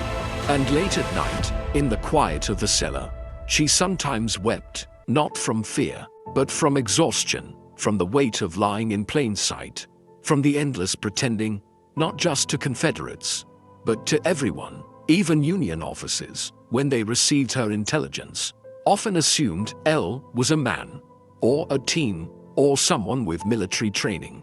They never imagined it was the madwoman with muddy boots and the flower pot full of ciphers. ACT4, securing the network. But Van Loo knew her mask wouldn't last forever, so she expanded her spy network. Not just servants and shopkeepers, but freedmen, teachers, tailors, teenagers. She trained them, taught them codes, how to tap on carriage wheels to signal danger, how to fold letters into handkerchiefs that could survive searches. She created dead drops in cemetery urns, used laundry lines to spell messages, and coordinated pickups with mailboys disguised as beggars. No one person knew everything, except her. She was the nerve center, the eye behind the curtain. And if she were caught, it would all unravel. So she went deeper into her mask. More muttering, more bizarre behavior, more staring contests with chickens in the yard.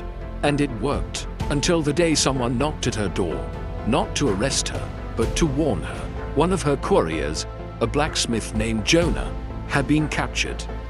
He cracked and gave a name, the lady on the hill with the blue shutters. Van Loo's mansion had green shutters, but the warning was clear. She was close to discovery. Transition to part 6.3. So what did she do? Did she run? Disappear? No, she opened her basement and turned it into a war room.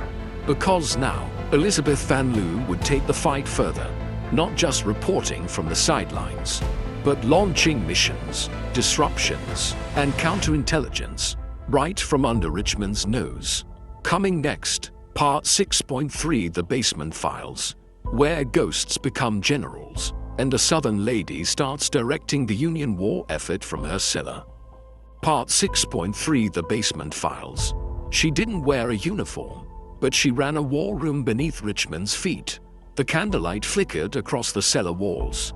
Maps, pins, strings, ciphered notes, a Morse key built from salvaged telegraph wire, 3 battered chairs around a butcher's table, and in the center, Elizabeth Van Loo, hair pinned back, dress muddy at the hem, eyes bright, hands steady, the image of madness now sharpened into military clarity.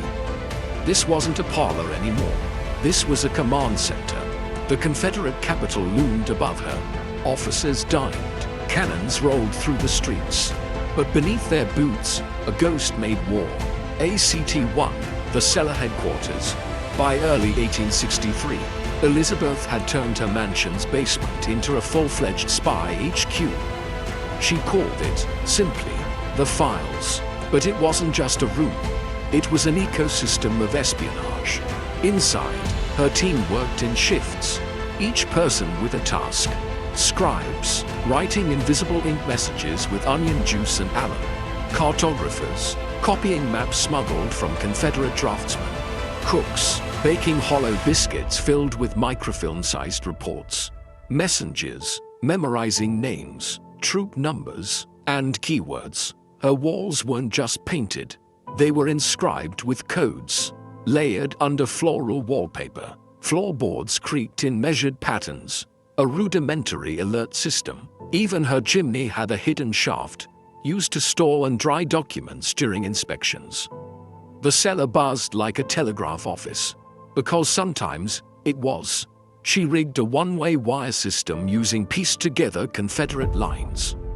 And on a good day, she could transmit basic reports up to 30 miles, relayed through a series of safe houses and field agents. Richmond thought it was safe. Elizabeth Van Loo was running its own nerves against it. ACT-2, how the files worked. Everything in the files was catalogued, code-named, and cross-referenced. Her system included shadow ledgers, handwritten rosters of Union POWs, updated weekly, false inventories, Confederate supply manifests with coded inconsistencies, alias lists, 70+ nicknames for agents, based on birds, flowers, and mythology. Courier routes, rotated every 4 days, marked only with household items, e.g., tea to milk equals route delta. She even developed a folded square cipher using napkins and tablecloths. Talked to every new operative. The key, ordinary linens, folded in impossible precision. One Union officer called it Napoleonic Code, written in starch. From 1863 to early 1865, Van Loo's files reported 17 Confederate troop repositionings, 9 prisoner abuse sites, 6 impending raids, 1 assassination attempt, 3 planned ambushes, averted within 72 hours. Grant himself wrote in a private dispatch, "Her information, coming from within Richmond itself, is more reliable than any scout I've used." ACT-3, recruiting in plain sight. But Van Loo wasn't alone. She knew she needed more than a few trusted aides. So she built a network of networks. From her cellar, she coordinated shopkeepers who tracked officer supply habits, laundresses who read messages in sweat stains and starch, stable boys who memorized cavalry routes by hoof sound, tailors who stitched code into hems and collars, freedmen who acted as messengers, scouts, and sometimes double agents. She paid them in coin, food, and secrecy. Some never knew who she was. Others called her by code, the Bell, one of her best assets. A 13-year-old paperboy named Silas. He delivered messages under comic strips. Once smuggled a Union battle map inside a Confederate general's own newspaper, delivered to the wrong address by accident. It bought Union forces a 3-hour advantage at Cold Harbor. Van Loo made every person feel like a ghost. Unseen, indispensable. ACT-4, psychological warfare. Van Loo didn't just collect information. She weaponized fear. At night, she'd send empty messages to key Confederate addresses, written in invisible ink, containing nothing. But the receiver, upon discovering it under a heat lamp, would panic. Some officers moved out of their homes. Others accused their wives. One colonel shot his own butler in paranoia. All because of a blank sheet of paper from a woman they thought was crazy. She even planted false names in church guest books, as if Union officers had visited. Confederate counterintelligence wasted days chasing ghosts. Her favorite tactic, sending a bouquet of white lilies, symbolizing surrender imminent, to Jefferson Davis's mansion once a month. He never found out who sent them, until it was too late. ACT-5, the message that changed the war. In late 1864, Van Lew received intel that Confederate forces were planning to evacuate Richmond under fire, burning key bridges to slow the Union advance. She had 48 hours. She scrawled the entire plan on a single strip of parchment, folded it inside the spine of a prayer book, and sent it via horseback, disguised as a donation to Yankee Widow. The book made it to Grant. He adjusted his advance, cutting off 2 key escape routes, which forced a Confederate detachment into surrender. Weeks earlier than anticipated, historians now believe this single report accelerated the fall of Richmond by as much as 3 weeks. From a basement, by a woman, called crazy. But Van Lew's greatest achievement wasn't written in her files, wasn't mapped on her walls. It was a person, a woman, a former slave, placed inside Jefferson Davis's own household. She remembered every word she read, pretended to be illiterate, and walked past armed guards with Union secrets in her apron. Her name was Mary Bowser, and she would become the most invisible genius of the entire Civil War. Coming next, Part 6.4, Mary Bowser, the spy in the President's house, where we follow the woman who smiled at Jefferson Davis every morning and memorized every classified document he read. Part 6.4, Mary Bowser, the spy in the President's house. She pretended to be illiterate, but she could recite every word of the Confederate war plans from memory. There's a reason her name was almost erased from history, because what Mary Bowser did was so impossible, so revolutionary, that the world didn't know what to do with it. She was black, female, enslaved, and smarter than everyone in the room, even when that room was the President's office of the Confederate States of America. If Elizabeth Van Lew was the ghost, Mary Bowser was the phantom in the palace. You won't find her in most textbooks, but without her, Richmond might never have fallen. Let's step inside the house where the South believed it was safe. It wasn't, because Mary Bowser was watching. ACT-1, From Slavery to Strategy. Mary Bowser was born circa 1840, enslaved in the household of the Van Lew family in Richmond. She was bright, quiet, observant. Elizabeth Van Lew, disturbed by the institution of slavery, began secretly educating Mary, in direct violation of Virginia law. And when Elizabeth's father died, she freed Mary, but that was only the beginning. Elizabeth recognized something rare in her, a photographic memory, so she did something even more radical.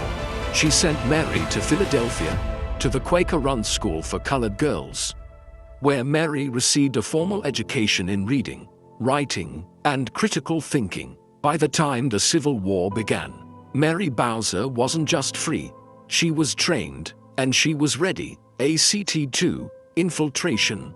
In 1863, Elizabeth Van Lew reached out to Mary with a mission: go back into slavery, on purpose. It would be the ultimate deception.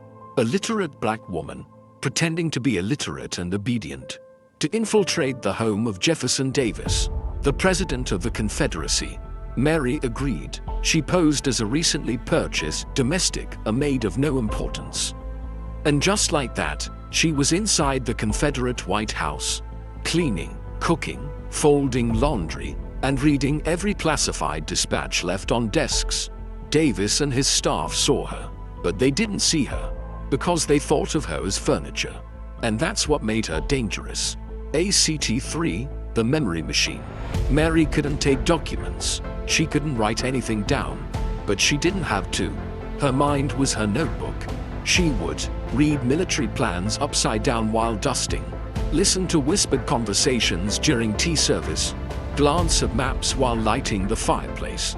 Then at night, she reported everything to Elizabeth Van Lew, either directly or through intermediaries trained in invisible signal systems.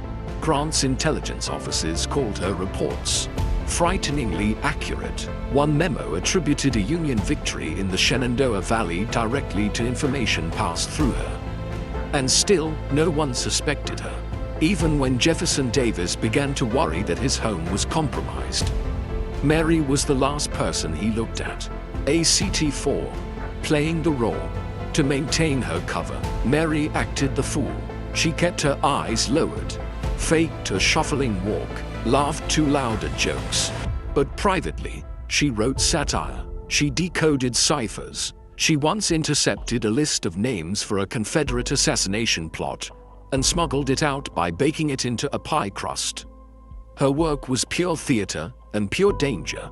Confederate records from late 1864 mention a suspected leak within the executive mansion. A full search was conducted. Staff questioned. Guards rotated. But Mary, untouched. Because who would believe a maid, a black woman, a former slave, could outsmart a room full of generals? ACT-5. The Escape. By early 1865, as Union troops advanced, things got riskier. Mary's face was becoming too familiar, and there were whispers. A servant had been spotted near a Union camp. Van Loo knew it was time. Mary vanished overnight. Some reports say she escaped north on a Union courier line. Others claim she was extracted by a disguised soldier posing as a peddler. She left behind no trace, and she never returned. Mary Bowser disappeared from history, but not from legacy. ACT-6. Erased to be protected. After the war, Van Loo and others deliberately erased Mary's trail. Why? Because she was still in danger. White supremacist groups had begun hunting colored spies. Keeping Mary's identity hidden was the only way to keep her alive. She may have changed her name, married, moved west, vanished. What we do know, she gave the Union direct access to the enemy's most private spaces.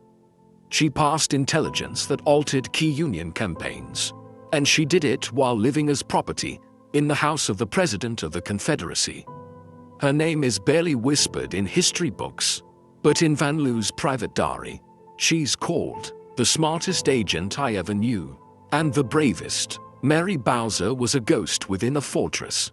But what about the day-to-day battles Van Loo continued to fight above ground? Saving prisoners, sabotaging depots, feeding disinformation into Confederate mailbags, all while still being crazy bet on the surface. Coming next, Part 6.5 Under Their Noses, where we see how Elizabeth Van Loo turned Richmond into her chessboard and moved every piece without being seen. Part 6.5 Under Their Noses. She served tea to officers, then leaked their battle plans to the Union. There was a Confederate general who used to walk past Elizabeth Van Loo's mansion every Sunday. He always tipped his hat politely. She'd smile back, a little crooked, a little slow, the way Crazy Bet was expected to. What he didn't know, that inside her parlor, his own supply line was being dismantled, one whisper at a time. He didn't suspect that the recipe she had shared with his cook was actually a cipher key, or that the flowers she placed in her window spelled out his regiment's movements in a visual code deciphered by Union scouts 20 miles away. Richmond believed Elizabeth Van Loo was eccentric. In truth, she was running the war's most audacious urban operation. ACT-1, the Invisible Offensive. Van Loo didn't just collect intelligence. She disrupted enemy logistics. Every week, she orchestrated courier interceptions, sabotage of supply deliveries, false rumors planted in military camps, escape routes for Union POWs, and all of it was done with lace gloves, coded fruit baskets, and a team of idiots and housewives, also the Confederates believed. Here's how she did it. 1. The laundry line signals. Van Loo's home had a large backyard and laundry lines, nothing suspicious. But every sheet, handkerchief, and skirt hung out to dry meant something. A red scarf, prisoner transfer at Libby tonight. 2 blue dresses side by side. Union scouts spotted south of James River. A white sheet folded diagonally. Confederate cavalry moving east. It was a visual code, read by Union sympathizers hidden across the city. 2. The produce drop. Every Tuesday, a vegetable cart stopped at her home. Inside the carrots and onions, messages scrawled on onion skins. Van Loo would remove the notes, scribble her own replies, and send the cart along to its next stop, usually a bakery run by a widow loyal to the Union. That bakery's loaves often contained more than flour and yeast. Free, strategic disinformation. Van Loo's agents regularly planted false information in places they knew would be searched. Sometimes, they'd accidentally drop letters on street corners. Sometimes they left marked books in taverns, knowing officers would read them. One accidental letter claimed Union forces were planning a river landing. The Confederacy redirected an entire brigade to prepare, only to find nothing. Meanwhile, the real operation succeeded 40 miles away. ACT-2, Prison Breaks and Mercy in Disguise. Van Loo also played a vital role in the Underground Railroad for Union prisoners. She visited Libby Prison and Castle Thunder regularly under the guise of charity. She brought food, prayer books, and basic supplies, but hidden inside those items, maps carved into soap bars, keys melted into candle wax, disguises sewn into blankets. She once sent a hollowed-out ham that contained a tiny compass, a ration card, a note instructing the prisoner how to follow the sewer line under the Western Wall. That prisoner escaped, made it to Union lines, and later fought at Petersburg. Van Loo even hid escaped soldiers in her attic. Sometimes for weeks, she dressed them in old coats, stained their faces with walnut oil, and sent him out with shopping lists that doubled as courier assignments. And Richmond never caught her, because she was just a lonely old spinster, baking for the poor. ACT-3, the puppet master of panic. By 1864, the Confederate government knew there were leaks in Richmond. They increased patrols, intercepted mail, shut down multiple print shops. But every time they thought they found them all, nothing stuck, because Elizabeth didn't just protect her network.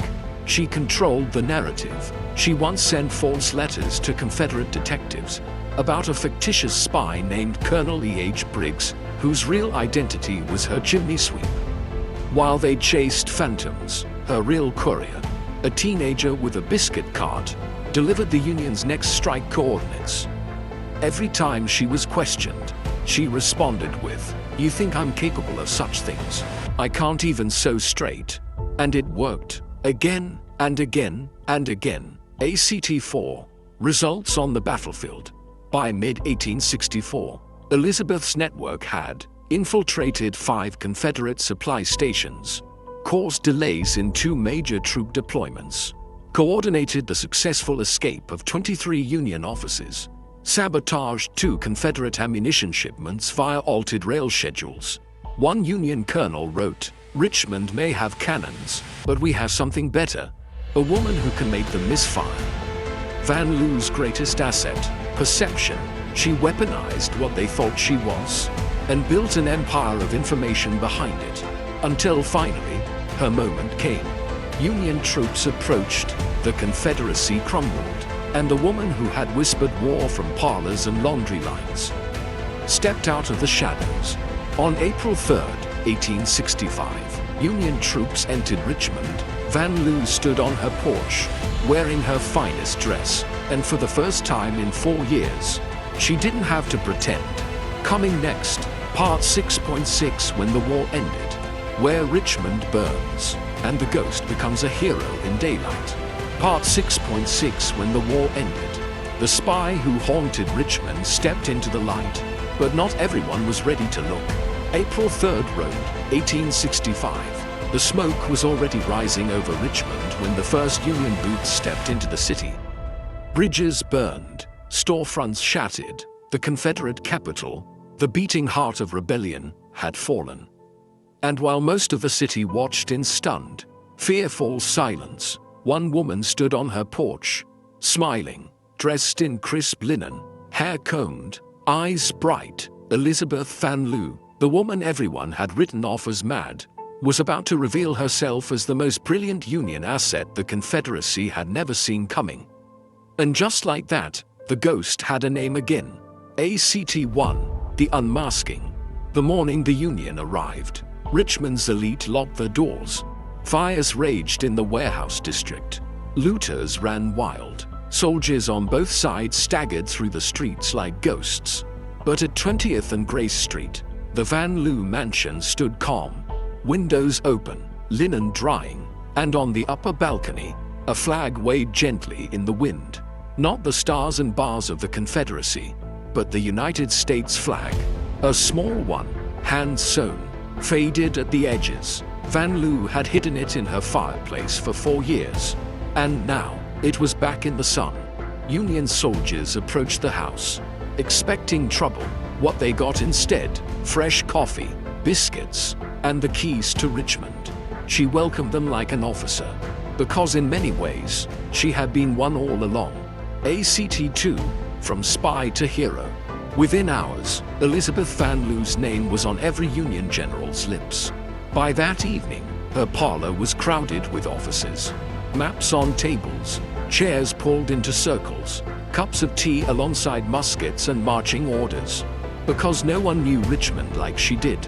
She provided lists of Confederate holdouts, known locations of mined roads, maps of rail depots and supply caches, a full roster of Union prisoners still missing, and even the names of Southern families quietly sheltering escaped rebels.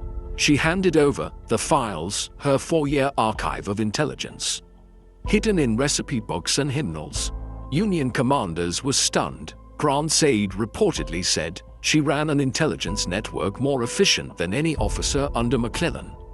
That night, Union soldiers escorted her to City Hall, not under arrest, but as an advisor. She didn't just watch Richmond fall, she helped rebuild it. For a brief, shining moment, Elizabeth Van Loo was a hero.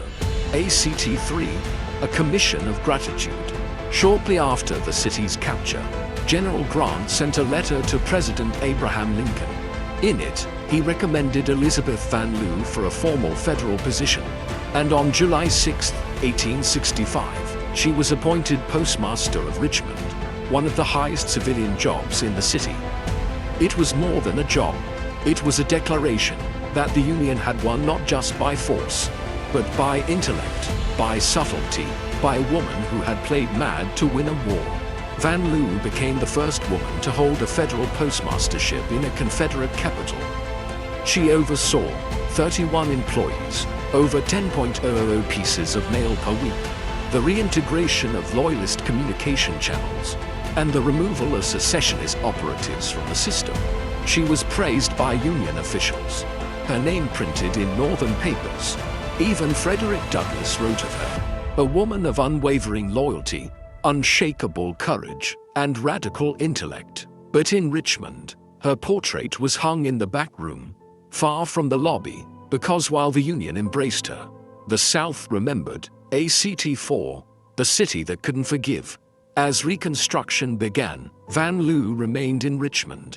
She walked the same streets, shopped in the same stores, attended the same church, but where once there were nods and smiles, now there were whispers. Former Confederates, newly pardoned, shunned her. They accused her of treason, of selling out Virginia, of being a Northern puppet and dangerous woman. The same people who had once laughed at Crazy Bet now called her a traitor in pearls. Store owners refused her service. Church pews cleared when she sat down. Children were told to avoid her house. Her mailbox was vandalized with slurs. One night, a pig carcass was thrown through her window. She never retaliated. She never left. She wore the same clothes, held her head high, and said simply, "They're angry because I won."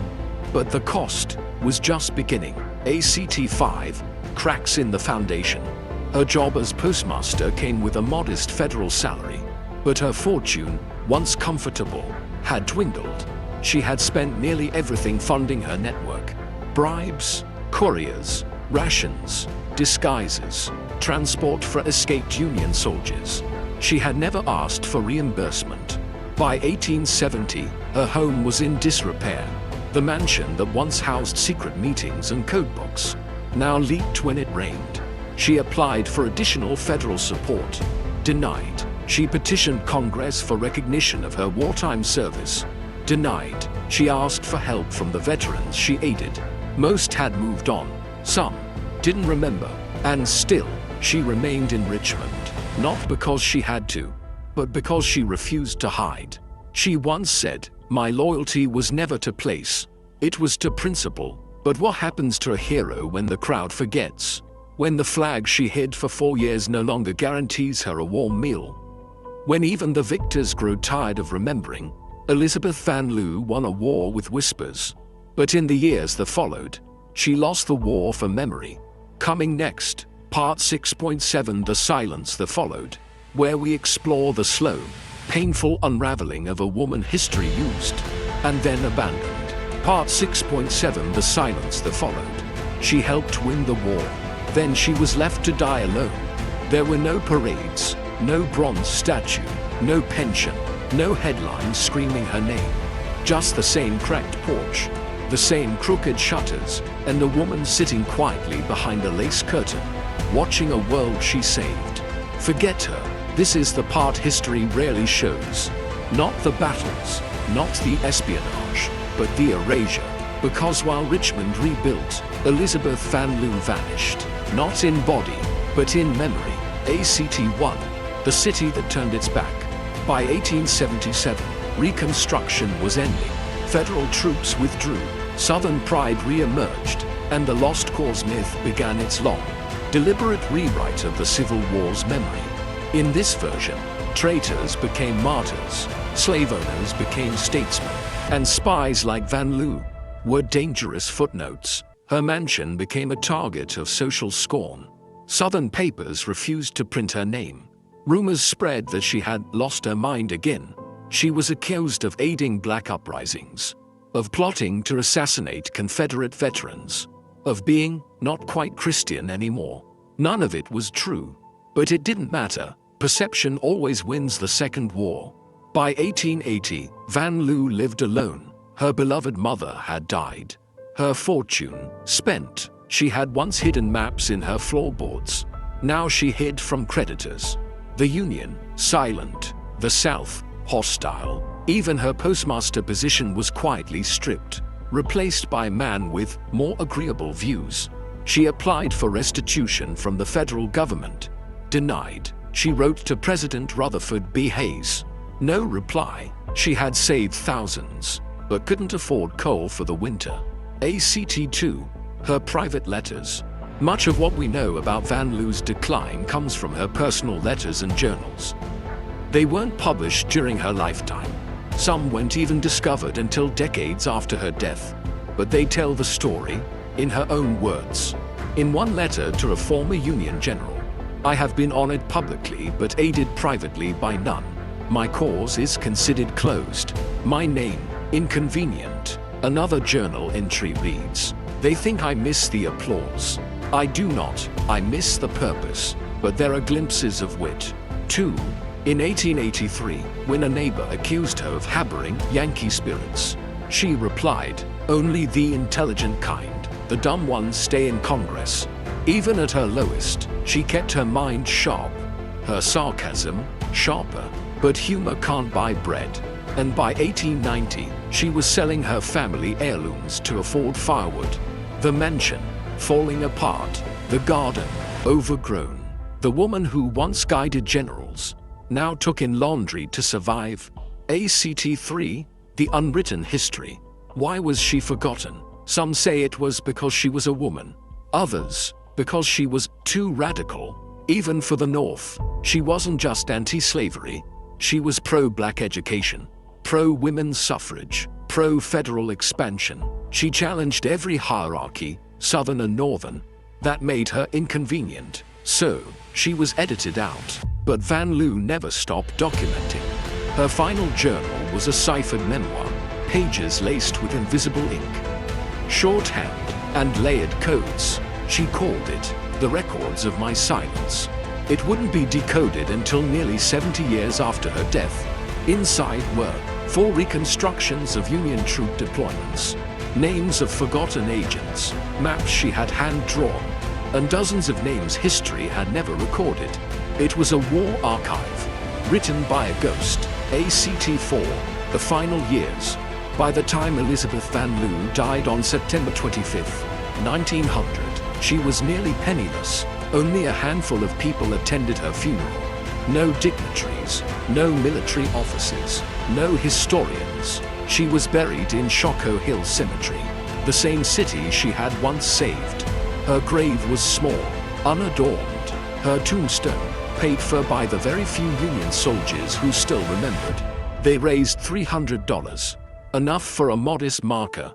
It reads, "She risked everything that is dear to man, friends, fortune, comfort, health, life itself, for the one absorbing desire of her heart, that slavery might be abolished and the Union preserved." No statue, no museum, no federal commendation, just that, and silence. But silence doesn't mean absence. Her files, still being discovered, her tactics, still studied, her legacy, now whispered again, in places where invisible heroes are finally being seen. Because Elizabeth Van Lew wasn't the only one. There were others, black women with no graves, servants who passed notes, widows who hid rifles, girls who memorized maps. They were never thanked, but they were essential. Coming next, Part 6.8, Legacy in the Shadows, where we ask the hardest question of all. What happens to history when its most important actors are never written in? Part 6.8, Legacy in the Shadows. She didn't ask to be remembered, but she demanded not to be ignored. The war was over, the city was rebuilt, the flags were folded, the cannons rusted, the generals buried. But in one crumbling attic in Richmond, a shoebox waited. Inside, letters, scraps, notes in invisible ink, ribbons coded with colors, a diary written entirely in marginalia, and taped to the inside of the lid, one line in fading ink: "Let no one forget what they never saw." This was not just Elizabeth Van Lew's personal archive. It was a monument to the invisible army. The women, the widows, the servants, the teenage girls, the ghosts in corsets. Because for every Van Lew, every Tubman, every Boyd or Greenhow, there were dozens of others who never got names. And yet, they changed the war. ACT-1, the ones who were never meant to be remembered. Some were freedwomen posing as laundresses. Others were immigrants selling pies to officers. Some were 12-year-old girls pretending to play jacks near supply trains, memorizing movement patterns with every bounce. They died nameless. They were buried in unmarked graves, or lived long lives with the stories clenched in their fists. Historians believe that during the Civil War, over 400 women served in informal intelligence roles across both North and South. Less than 10% were ever documented. Why? Because their roles were unofficial. Because they weren't soldiers. Because they didn't write memoirs. Because history only listens when it expects a voice. But these women didn't need attention. They needed access, and once they had it, they rewrote the rules of war. ACT-2, the tactics they left behind. They didn't use radios. They didn't carry rifles. They carried flower baskets with Morse-coded stems, handkerchiefs folded in geometric signals, aprons with false hems, mirrors on windowsills, flashing sunlight to Union scouts, sewing circles that doubled as information networks. They passed maps in thread spools, coordinates stitched into quilts, poisoned biscuits for Confederate supply lines, letters written in lemon juice, delivered in hymnals, and their codes, ingenious. Here's just a few. The language of flowers: white lily equals surrender imminent, yellow daisy equals cavalry spotted, red tulip equals false info planted, rose with thorns removed equals prisoner escaped. The laundry line cipher: clotheslines were rotated 90 degrees daily, nightgowns pinned with wooden clothespins equals Union scout captured, apron folded leftover right equals safe house closed, socks inside out equals warning, trap. This wasn't just espionage. It was art. It was war by women's work, invisible, essential, and utterly devastating to the enemy. ACT-3, the ripples that reach the future. Many of these techniques would be recycled, even decades later. The OSS, precursor to the CIA, studied Van Lew's and Bows's methods. World War II British SOE operatives used handkerchief folds as encoded message carriers. The CIA's Cold War dead drop systems were directly inspired by Civil War courier chains. In 1997, declassified documents revealed that Mary Bowser's infiltration of the Confederate White House was studied at Langley as part of psychological operations training. And in the 21st century, Van Loo's reports were cited in internal military courses on asymmetric intelligence warfare. The women no one saw became the foundation of modern spycraft. ACT-4, the burden of being first. There's a quote from Van Loo's final diary that reads, "I hope I was the first of many, but if I was the last, I did not do enough." She wasn't the last, but being first meant she carried the silence alone. After her death, her house was sold, eventually demolished. A supermarket was built on the site. No historical marker was placed until 2002. That's 102 years of silence. And yet, her codes remain. Her network is studied. Her defiance lives. Because legacy doesn't always bloom during a lifetime. Sometimes it grows in the shadows. ACT-5, echoes that still whisper. Today, we know more. We have archives, letters, reconstructed intelligence files. We know that Elizabeth Van Loo wrote over 750 coded reports. That Mary Bowser's memory was ranked as photographic in 4 different Union accounts. That Southern newspapers wrote over 20 false obituaries for female spies, not because they were dead, but because they wanted them erased. Erasure is a weapon, but so is memory. And this podcast is part of the counterattack. Because as extraordinary as Van Loo, Bowser, Boyd, Tubman, and Greenhow were, they weren't alone. There was a whole hidden network that never made it into history books. Women who never had portraits, never had titles, never had gravestones, but who passed the right message, at the right time, to the right hands, and saved lives. Coming next, Part 7, The Nameless Ones, where we pull the curtain back on the forgotten operatives. The women who wrote in thread, who carried battles in bouquets, who never made it home, and were never supposed to be remembered, but are about to be. Stay with us.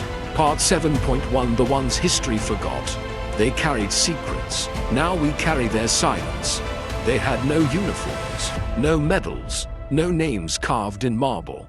They didn't march, they didn't fire muskets, they didn't pose for photographs in brass buttons. But make no mistake, they went to war. They whispered secrets into wind chimes. They folded rebellion into laundry. They passed coordinates in hymn books. And they vanished, without a single word left behind. They were the unknown spies, the unnamed operatives, the invisible hands that tipped the balance of the Civil War, and were erased before the ink dried. Ask a historian to name them. You'll get dates, battles, generals, maybe a nod to women's contributions. But names, blank. This is their chapter, and we're writing it with the ink they weren't allowed to use. ACT-1, Why History Forgot. Start with the simplest answer. They were women, in a time when history was written by men, for men, and about men. Most of these women didn't even qualify for footnotes. They weren't officers, they weren't elected, they weren't even supposed to be literate. So when they carried messages through kitchens, church aisles, cotton fields, and graveyards, no one thought to record it. Even their allies didn't preserve their names. Why? Because silence protected them. And after the war, that silence hardened into absence. Then there was class. Many of these spies were former slaves, Irish immigrants, widows and servants, teenage girls, people society already ignored. The war didn't change that. It just used them, then moved on. And finally, secrecy. They were told, burn the message, burn the name. They were taught to disappear.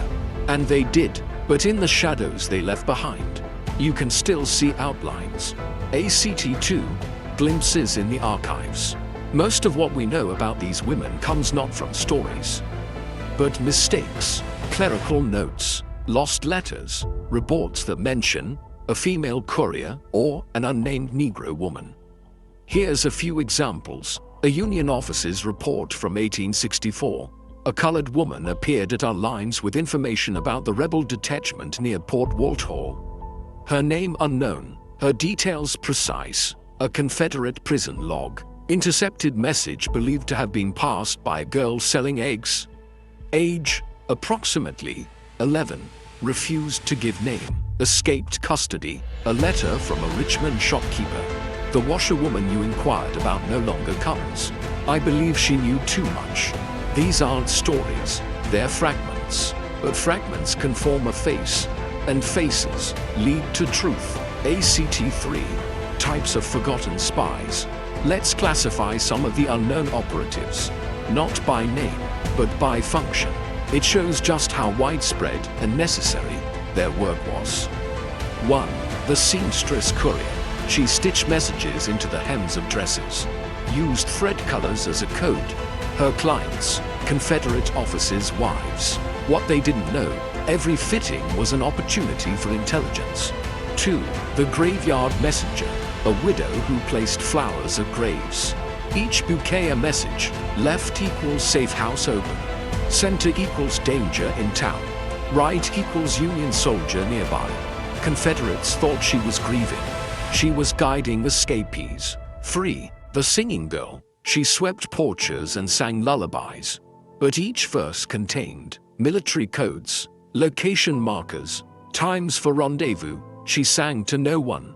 But Union scouts, hidden nearby, were listening. These weren't anomalies. These were systems. And the South never saw it coming. ACT 4. How they shaped the war. The invisible network of women spies likely influenced the timing of Sherman's march through Georgia, the escape of hundreds of Union prisoners, the derailment of multiple Confederate rail shipments, the exposure of at least 3 Southern double agents.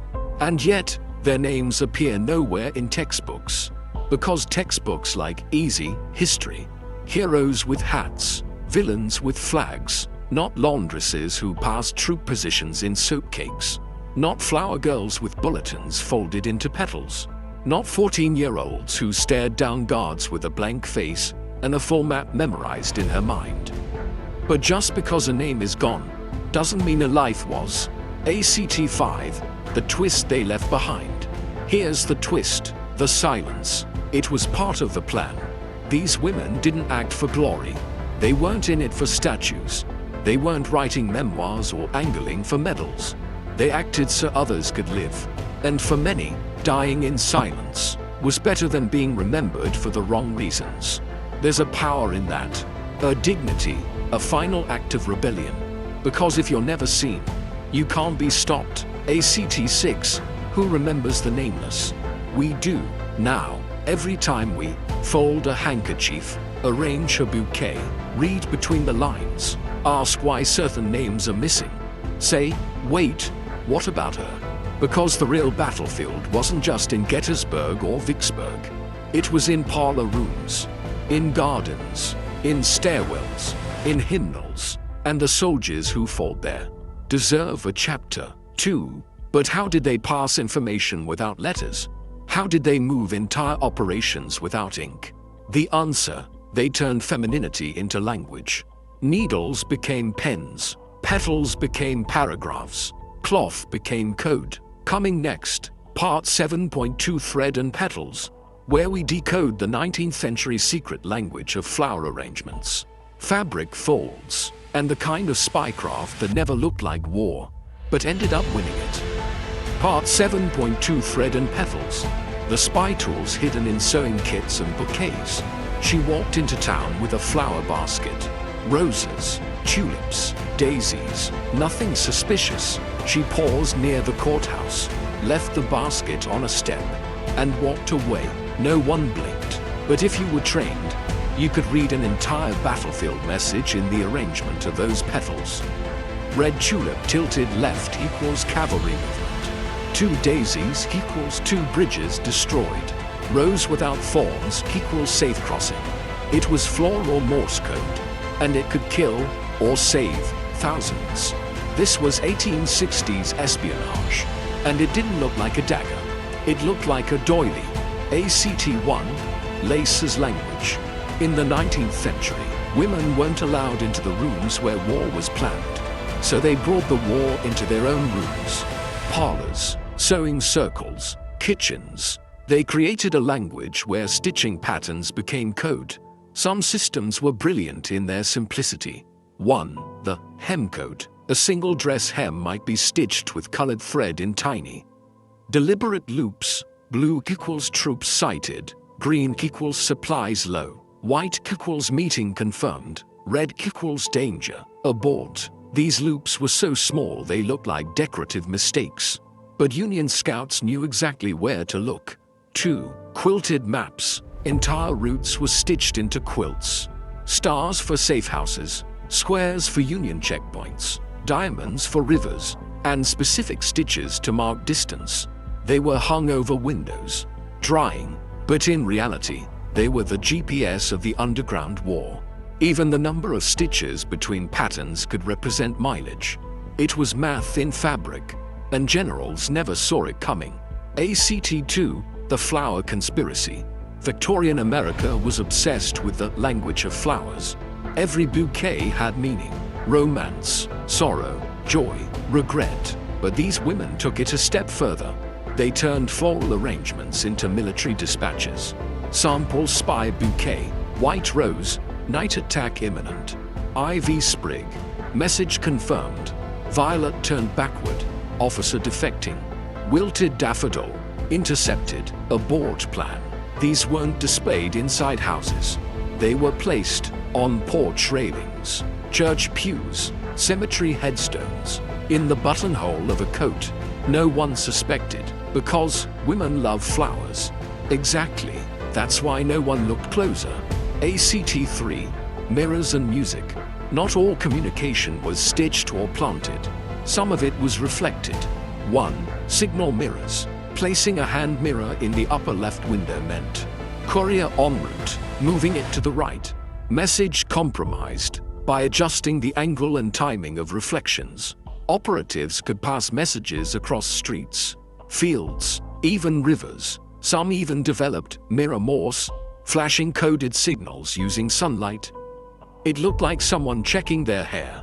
It was intel in plain sight. 2. Spy songs. Yes, songs. A girl singing Amazing Grace in the town square might swap the lyrics mid-verse. That saved a wretch like me suddenly became that saved a scout from Lee. That was the trigger line. Choir hymns were used to pass. Locations, drop times, agent names. Each verse variation had meaning. If the final verse was skipped, abort. Even piano music was used, slightly altered sheet music that, when played, formed coded rhythms based on note length and emphasis. Beethoven's Für Elise turned into Fort Sumter resupplied. ACT-4, hats, fans, and handkerchiefs. No woman left the house without accessories, which meant an entire toolkit walked with them. Hat brims. The angle of a hat was a signal. Centered equals all clear. Tilted left equals proceed with caution. Tilted right equals watcher nearby. Pinned equals rendezvous changed. Even the color of ribbon on a hat had coded significance. Folding fans, used in church, garden parties, carriages. But also, 1 fast wave equals message received. 2 slow waves equals danger nearby. Fan closed abruptly equals abort mission. There was even fan semaphore, where specific patterns spelled full phrases letter by letter. Handkerchief language, not just waving goodbye. These had layers. Patterned embroidery equals cipher alphabet. Folding sequence equals meeting coordinates. Hidden ink under starch equals names. Dates, maps. They were washed, starched, and sent as gifts between women, who were actually commanders of invisible networks. ACT-5, measured impact. Modern historians estimate that up to 60% of Civil War spy activity involved non-written communication. That means more than half of what we know about the war wasn't written down. It was worn, sung, hung, folded, whistled, reflected, and women led that innovation. They turned domesticity into deception. They made the battlefield decorative and deadly. ACT-6, the twist. Many of these systems were so advanced, they were never broken. Even Confederate intelligence, some of the best in the world at the time, never cracked certain quilting codes. Why? Because they didn't believe quilts could be military tools. Just like they didn't believe women could change the war. And because of that, women won battles no one knew were being fought. But what about the youngest of them?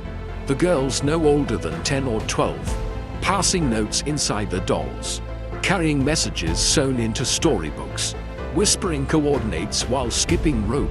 They weren't spies by training, they were spies by survival. Coming next, part 7.3, Children in the Game, where we meet the teenage saboteurs, the girls with steel in their smiles, and the children who grew up on coded lullabies and went to war before they even knew what war was. Part 7.3, Children in the Game. They played with dolls. Inside the dolls were secrets that could alter a war. She was 12, hair in braids, apron tied, a ribbon dangling from her doll's arm. She skipped into town humming a nursery rhyme, and inside her doll's hollowed-out body was a hand-drawn Confederate rail map, marking 3 bridges, a troop depot, and the exact time of a Union raid. She looked like a child, because she was, but the doll was a weapon, and the girl was a spy. They didn't train her, they underestimated her, they ignored her. That's why she worked. ACT-1. Why children? The answer is simple. They weren't suspects. In a time when warfare was about muskets and maps and men shouting across battlefields, no one thought to search the girl selling cookies, the boy filling a water bucket, or the child playing with a hoop and stick in the dirt. But many of them weren't just passing time. They were passing messages. During the Civil War, historians now believe dozens, perhaps hundreds, that children under 16 served as informal intelligence couriers on both sides. Some knowingly, some because their mothers or sisters were spies, some because war came to their front porch, and they adapted faster than the adults. In one Union report from 1864, a girl of approximately 10 years delivered intelligence that allowed the rerouting of 3 supply wagons. She gave no name. She vanished before payment could be offered. There were ghosts with freckles. ACT-2, the girl with the quilted map. One story, only partially verified but echoed in 3 separate journals, tells of a girl named Emma, aged 13, from Kentucky. Her mother was a seamstress. Emma delivered quilts to Union troops across the river. What no one knew, each quilt was stitched with coded coordinates. Each color pattern equals a Union cipher. Each square equals a known Confederate asset. She carried the quilts on a mule, stopped at checkpoints, smiled when questioned. Mama made this for them Yankees. They're cold. No one searched. The quilts reached headquarters. At least 7 tactical supply runs were redirected based on Emma's stitched intel. No one ever saw her again after 1865. No grave, no photo, just a footnote in an officer's log. Quilt girl, reliable, unknown. ACT-3, doll espionage. Dolls were everywhere. Rag dolls, porcelain dolls, wooden ones, and many of them were gutless. Because mothers, sisters, daughters and maids began hollowing them out. Stashing, scrolls, mini-maps, powdered ink, cipher keys, even gold coins for bribery. One popular trick, sew a message into the doll's petticoat lining, then smudge the exterior with jam or dirt. No one wants to touch a dirty doll. One girl told a Union courier. She was 9. In one intercepted case, a doll's head was filled with 1 compass, 3 copper bullets, and a list of names. The child was never found. This wasn't playtime, it was strategy, wrapped in innocence. ACT-4, candy and chaos. Children also became runners. They carried baskets of eggs, biscuits, lemon drops, churned butter, but underneath, messages written on wax paper. hollow sugar cubes with tiny maps inside, ink patterns baked into biscuit crusts. One girl from Tennessee allegedly smuggled information about Confederate arms caches in the stitching of her gingerbread man's scarf. She was 11. Some even sang songs while delivering candy. One verse equals clear route. 2 verses equals watches nearby. Stop mid-chorus equals abort. We'll never know how many were caught.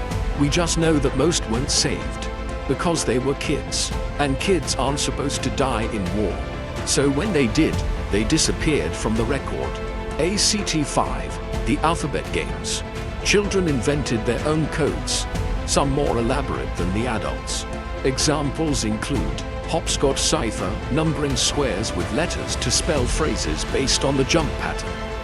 Chalk drift, writing in chalk on fences, which looked like child's play but spelled regiment locations. Alphabet marbles, colored marbles dropped at safe houses. Colors represented letters, pattern equals sentence. They weren't just tools, they were creators of languages, of networks, of invisible front lines. ACT 6, the great tragedy. Some were caught. We know of at least 17 documented juvenile executions carried out without trial, suspected of espionage. In some cases, entire families were punished. One family of 5 was burned out of their home after a 10-year-old girl was discovered carrying notes in her schoolbook.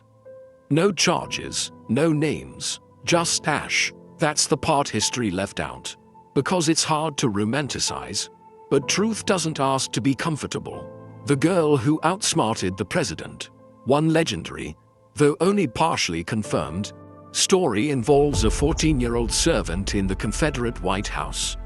While cleaning Davis's personal library, she memorized page headers on documents, scribbled initials into a handkerchief, hid it inside her cleaning pail. It was passed through a kitchen window. The intel, exact troop movements for the defense of Fort Fisher. Union forces adjusted. Fort Fisher fell 3 days later. Some say it was Mary Bowser's network. Others say it was the girl with the chipped tooth. We'll never know, but for every child that was remembered, 10 more weren't. They worked in kitchens, swept in silence, heard everything, and became the most dangerous people in the room. Coming next, Part 7.4 Servants and Shadows, where we step into the back rooms of history and meet the women who cleaned the floors while memorizing war plans. Part 7.4 Servants and Shadows. They were ordered to be silent, so they listened to everything. She poured wine into his glass, watched him laugh, watched him boast about troop movements, watched him lean back in his chair, not realizing the maid polishing the silver just memorized the coordinates of his next supply drop. She would scrub the floor, deliver the tray, bow at the door, and hours later, that same information would be stitched into a ribbon, or folded into laundry, or recited to a courier, verbatim. She was never in the war room, but she was the war room, because she heard everything, and no one saw her. ACT 1, the greatest cover in history. Servants, maids, cooks, butlers, stable hands, valets, washwomen. In the 1860s, they were the silent engine of every Southern household, especially in Richmond, Charleston, Savannah, Atlanta. They opened the windows, heard the meetings, cleaned the maps off the table, burned the telegrams. Sometimes, they didn't burn them, they read them first. Confederate officers saw them as help. What they didn't realize, help was the perfect disguise. Over 3,000 freed or enslaved Black Americans served in intelligence or auxiliary courier roles for the Union during the Civil War. Of that number, an estimated 65% were women. The majority were household staff in Confederate homes, including the residences of senior military leaders. They weren't just close to the enemy, they were in his bedroom. ACT 2, the kitchen operative. Take this scenario. A Southern general sits down to dinner. His wife serves stew. His maid refills the wine. He says, "We move at dawn. Take the railroad south. 5 artillery units, 2 cavalry." He doesn't even lower his voice. Why would he? The help is just a servant. Can't read, can't write, can't understand military terms. Right, wrong. That maid, she walks to the pantry, takes a spoon, taps it twice on the counter. 2 taps equals cavalry moving south. She folds the napkin, leaves it for the laundress. The laundress delivers it with the linens. Inside the hem, a full report. No ink, no paper, just memory and timing. ACT 3, a hidden genius, case of L. We may never know her real name, but several Union reports in 1864 reference an agent codenamed L. She worked inside the home of a high-ranking Confederate quartermaster in Savannah. She was described as mid-30s, literate in English and French, able to recite full troop lists, claimed to be just the cook. Her reports reached Union command every 11 days. How? By embedding cipher patterns into the spice labels she sent to her sister in Charleston. Yes, spice jars, each one labeled with a hand-drawn flourish, but the length of each swirl represented a number.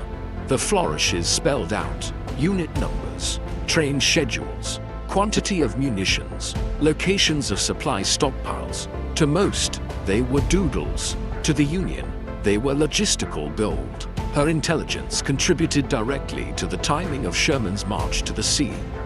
Her final note was marked, "Fire will clear the path. Tell the general to walk the ashes." 3 weeks later, Savannah fell. She was never seen again. ACT 4, trust built in dust. These women operated in networks of whispers. A stable hand might pass info to a cook, the cook to a maid, the maid to a Union sympathizer disguised as a dressmaker. Every exchange looked like routine. A broom passed, a basket swapped, a question: will the master dine early today? Translation: is the intel ready? They used cooking times as coded clocks, recipe books with page marks, stitching patterns in dish towels. One of the most famous cipher rings used patterns in biscuit holes. Yes, literally bread code. To the Confederacy, this was invisible, because they never imagined the help had minds of their own. That arrogance cost them, ACT 5, double lives.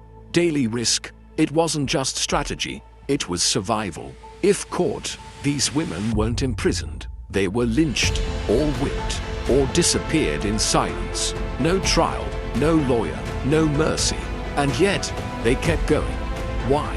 Because they knew the truth. Freedom doesn't always come with a trumpet. Sometimes, it's hidden inside a serving tray. In one intercepted Confederate letter, there are ghosts in our homes.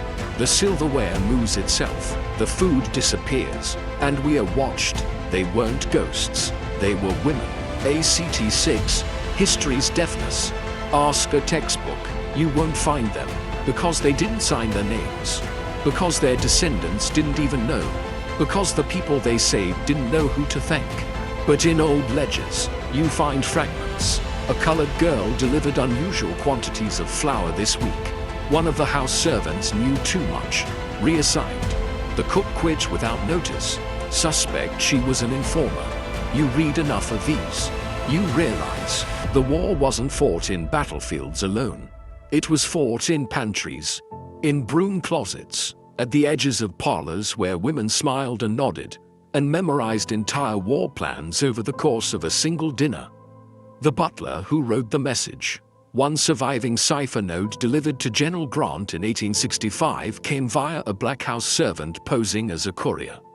The note, written in perfect cursive, using Union cipher format, when asked who authored it, the courier only said, "The lady of the house never writes." But the butler remembers everything. No name, no return address, but it mapped every artillery unit defending Petersburg. That intel helped Grant prepare for the final assault. The butler, never found, but it wasn't just servants. There were others, women in mourning, widows wearing black, grieving, crying, or pretending to. Some mourned Confederate husbands, while secretly sending Union spies instructions.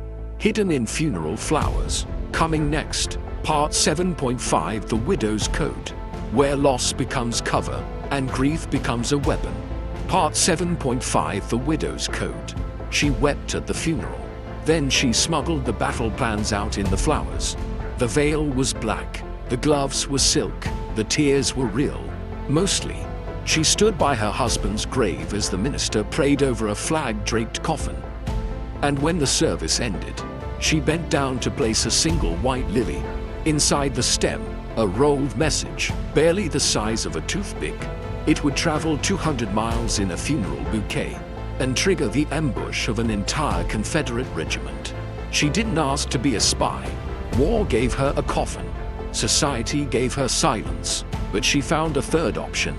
Weaponized grief. Welcome to the world of the war widow who never stopped fighting. ACT-1. The cover no one questions. Widowhood in the 1860s came with its own uniform.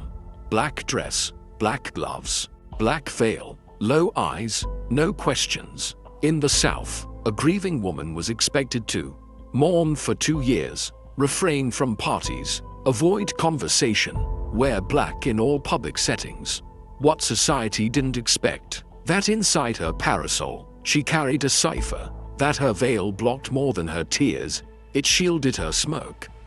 Widows were everywhere, and that made them invisible, which is why some of them became the perfect spies. ACT-2, the casket switch. There's one confirmed case in Virginia. A Confederate widow, Mrs. L, was known for her generosity to both Southern and Union wounded. She organized her husband's funeral at great expense. It drew generals, reporters, church officials. No one noticed that the casket was lined with false wood, hollowed out to carry 2 Union uniforms, a small bundle of maps, a note from a Union prisoner detailing supply chain weaknesses. The entire coffin, after the funeral, was loaded onto a wagon. It was meant for burial. Instead, it was rerouted to a Union checkpoint 80 miles north. The coffin was empty. The secret, priceless. Mrs. L vanished from public record within weeks.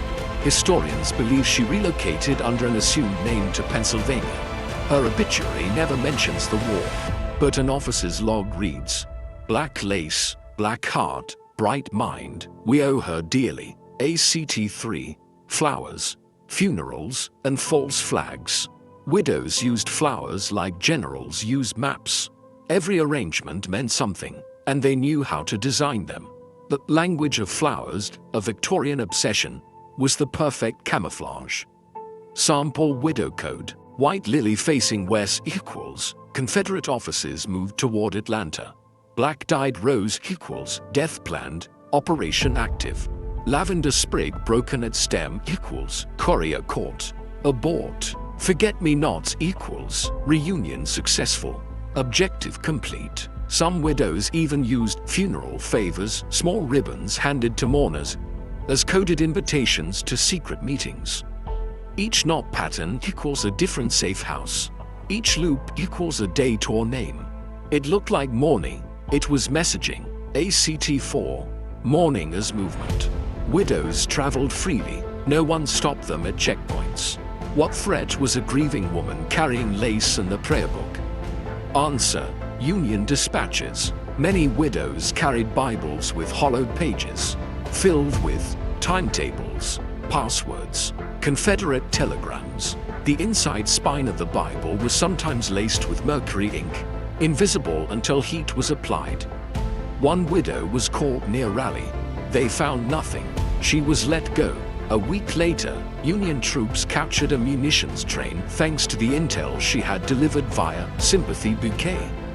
Her code name, Rachel, no real name found.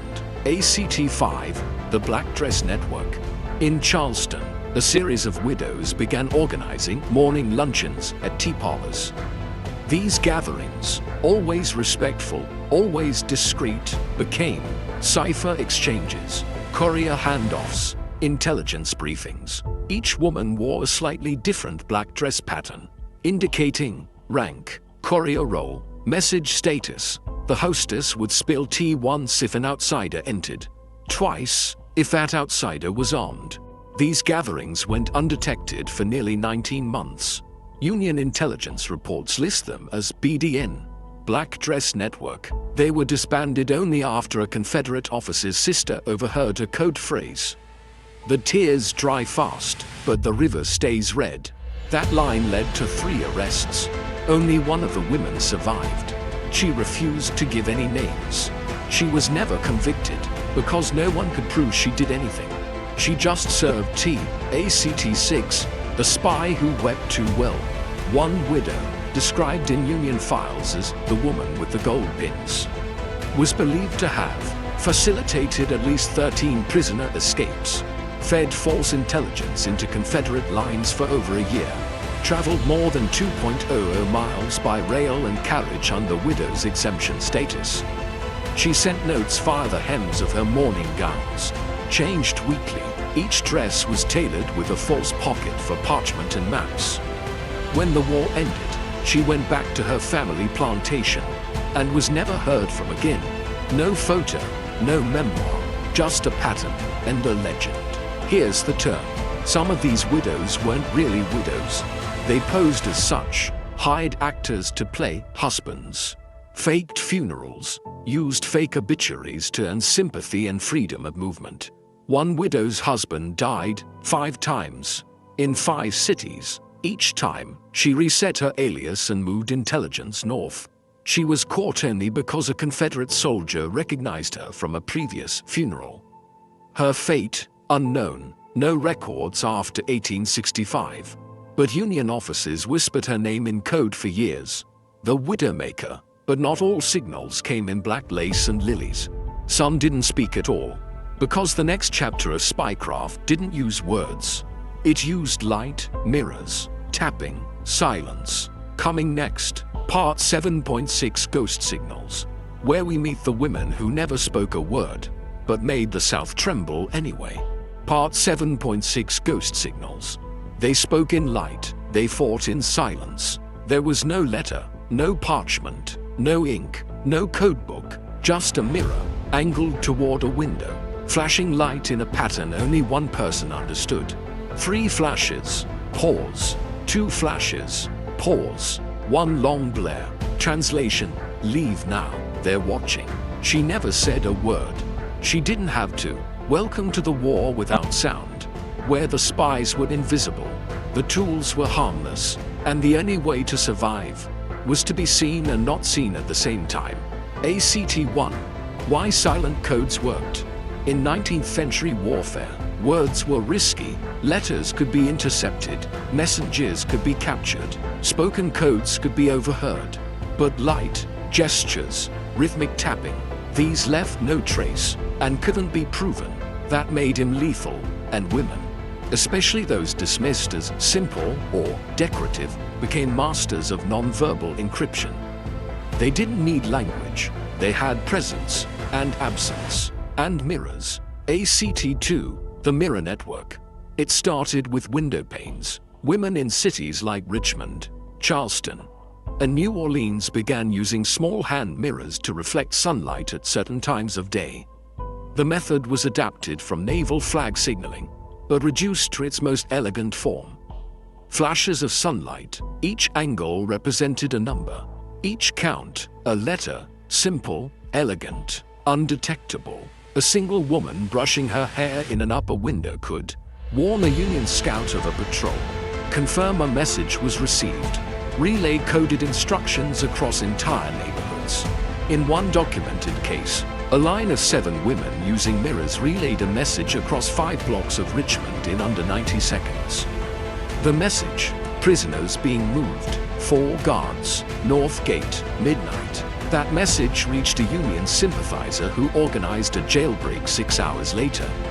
The Confederate guards never understood how the Union knew. They searched homes, but you can't arrest a mirror. ACT-3, the candle cipher. When sunlight wasn't an option, candles took over.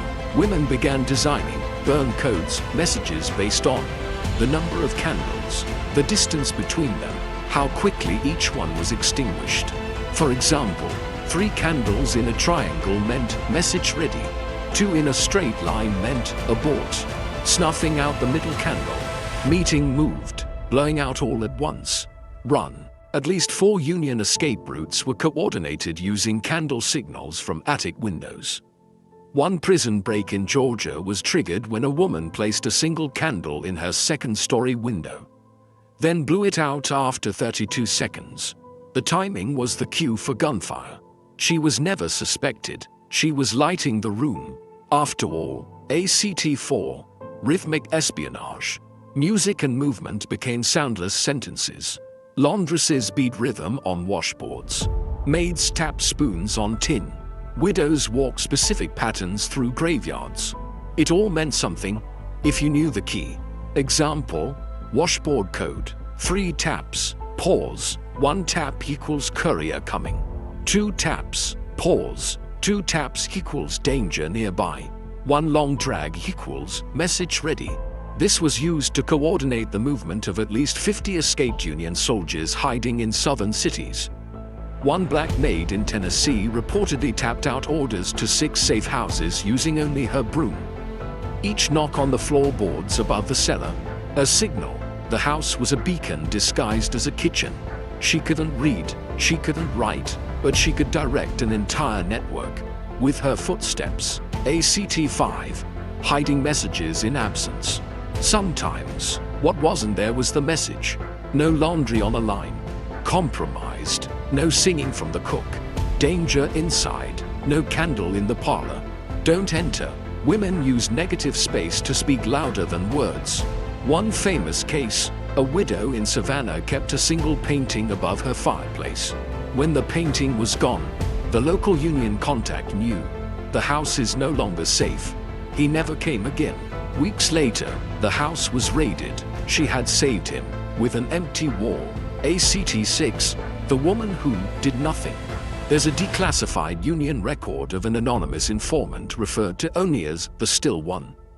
She lived in Charleston. She never left her house, never spoke to soldiers, never carried packages, and yet her residence was responsible for 3 redirected raids, 2 successful escapes, 1 intercepted Confederate shipment. How? She placed a chessboard in her front window. Each day, the position of the knight indicated a message. No knight equals the bought. Knight on E4 equals move today. Knight on B1 equals watches present. The board looked like decoration, but it was a message satellite. Her identity remains unknown. Her last recorded act, flipping the board upside down, that meant it's over. She vanished after 1865. Historians believe these ghost systems were used in at least 42 documented cases across the South. But the real number is likely 5 times higher, because the nature of ghost signals. They weren't written down, they were lived, and then they vanished. Some of these systems were so advanced, they weren't deciphered until the 1970s. When Civil War artifacts were being restored, researchers noticed patterns, mirrors facing consistent angles, candles in odd formations, music sheets with strange notations. Eventually, they realized the housewives of the Confederacy were running silent ops under the noses of generals. And they were winning, but silence has its price. And many of these women didn't just fade into peace, they faded into nothing. No names, no graves, no thanks. Coming next, Part 7.7, The Ones Who Disappeared, where we follow the trail of the erased, the deleted, the women who risked everything and vanished into history's margins. Part 7.7, The Ones Who Disappeared. They escaped the records, but not the war. She wasn't listed in the census. She wasn't named in the after-action reports. No medal, no grave, no footnote. But if you stand quietly at the edge of a battlefield, you can almost hear her walking away, because some of the most dangerous spies of the Civil War were women no one ever saw again. They weren't killed in combat. They didn't die in prison. They just disappeared. They were never meant to be remembered. And yet, here we are, ACT-1, the vanishing pattern. Historians have long noted a statistical ghost in the Civil War. Between 1861 to 1865, Union and Confederate intelligence networks list over 200 unnamed female informants. Their roles are logged, their impacts noted, but their identities redacted, erased, or never recorded. Why? Several reasons. Deliberate cover-ups to protect them post-war. Fear of retaliation in communities where Confederates regained power. Lack of legal documentation for enslaved or immigrant women. Or simply this: they were women, and women didn't write history.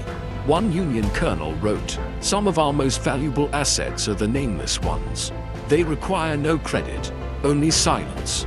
And silence is what they got." ACT-2, the diary that named no one. In 1866, a Union surgeon published a private memoir. Inside, he described a spy known only as C, who passed messages in bread baskets during a typhoid outbreak. She saved an entire regiment from walking into a Confederate trap.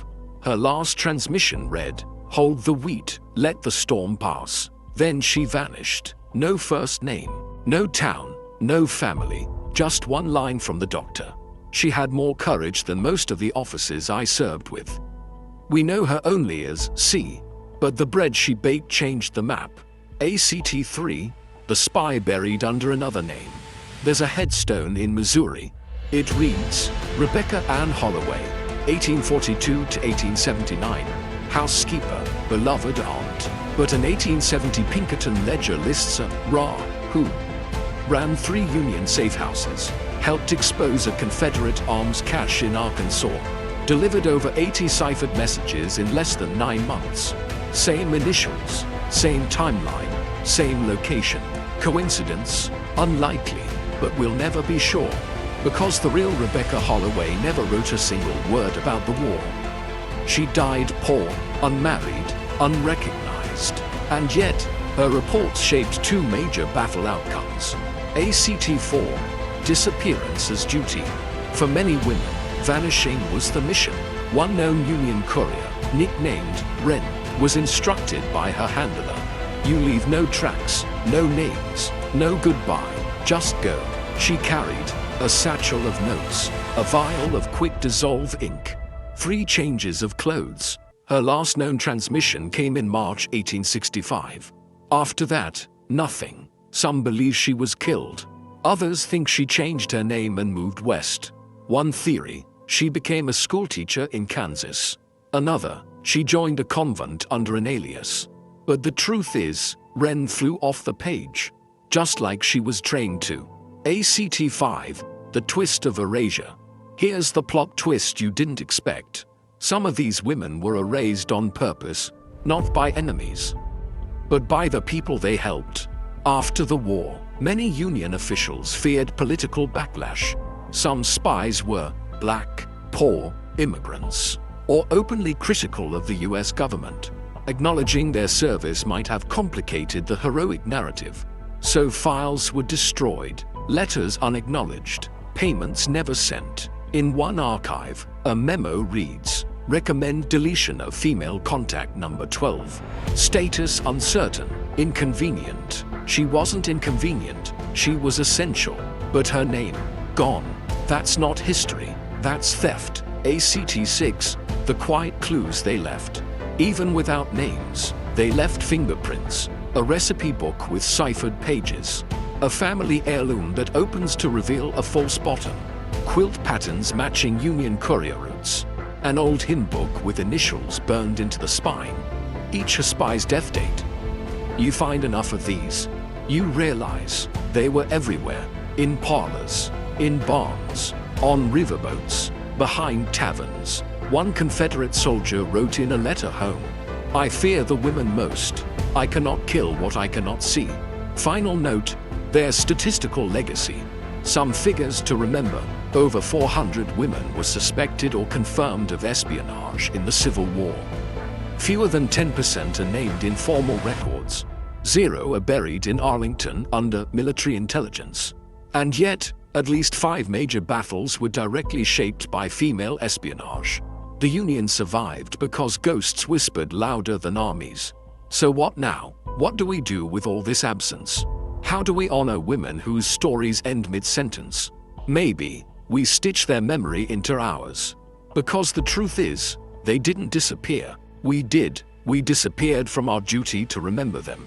Coming next, Part 7.8 Legacy in Lace and Ashes, where we pull the last thread, trace the map they left us, and ask the question that changes everything.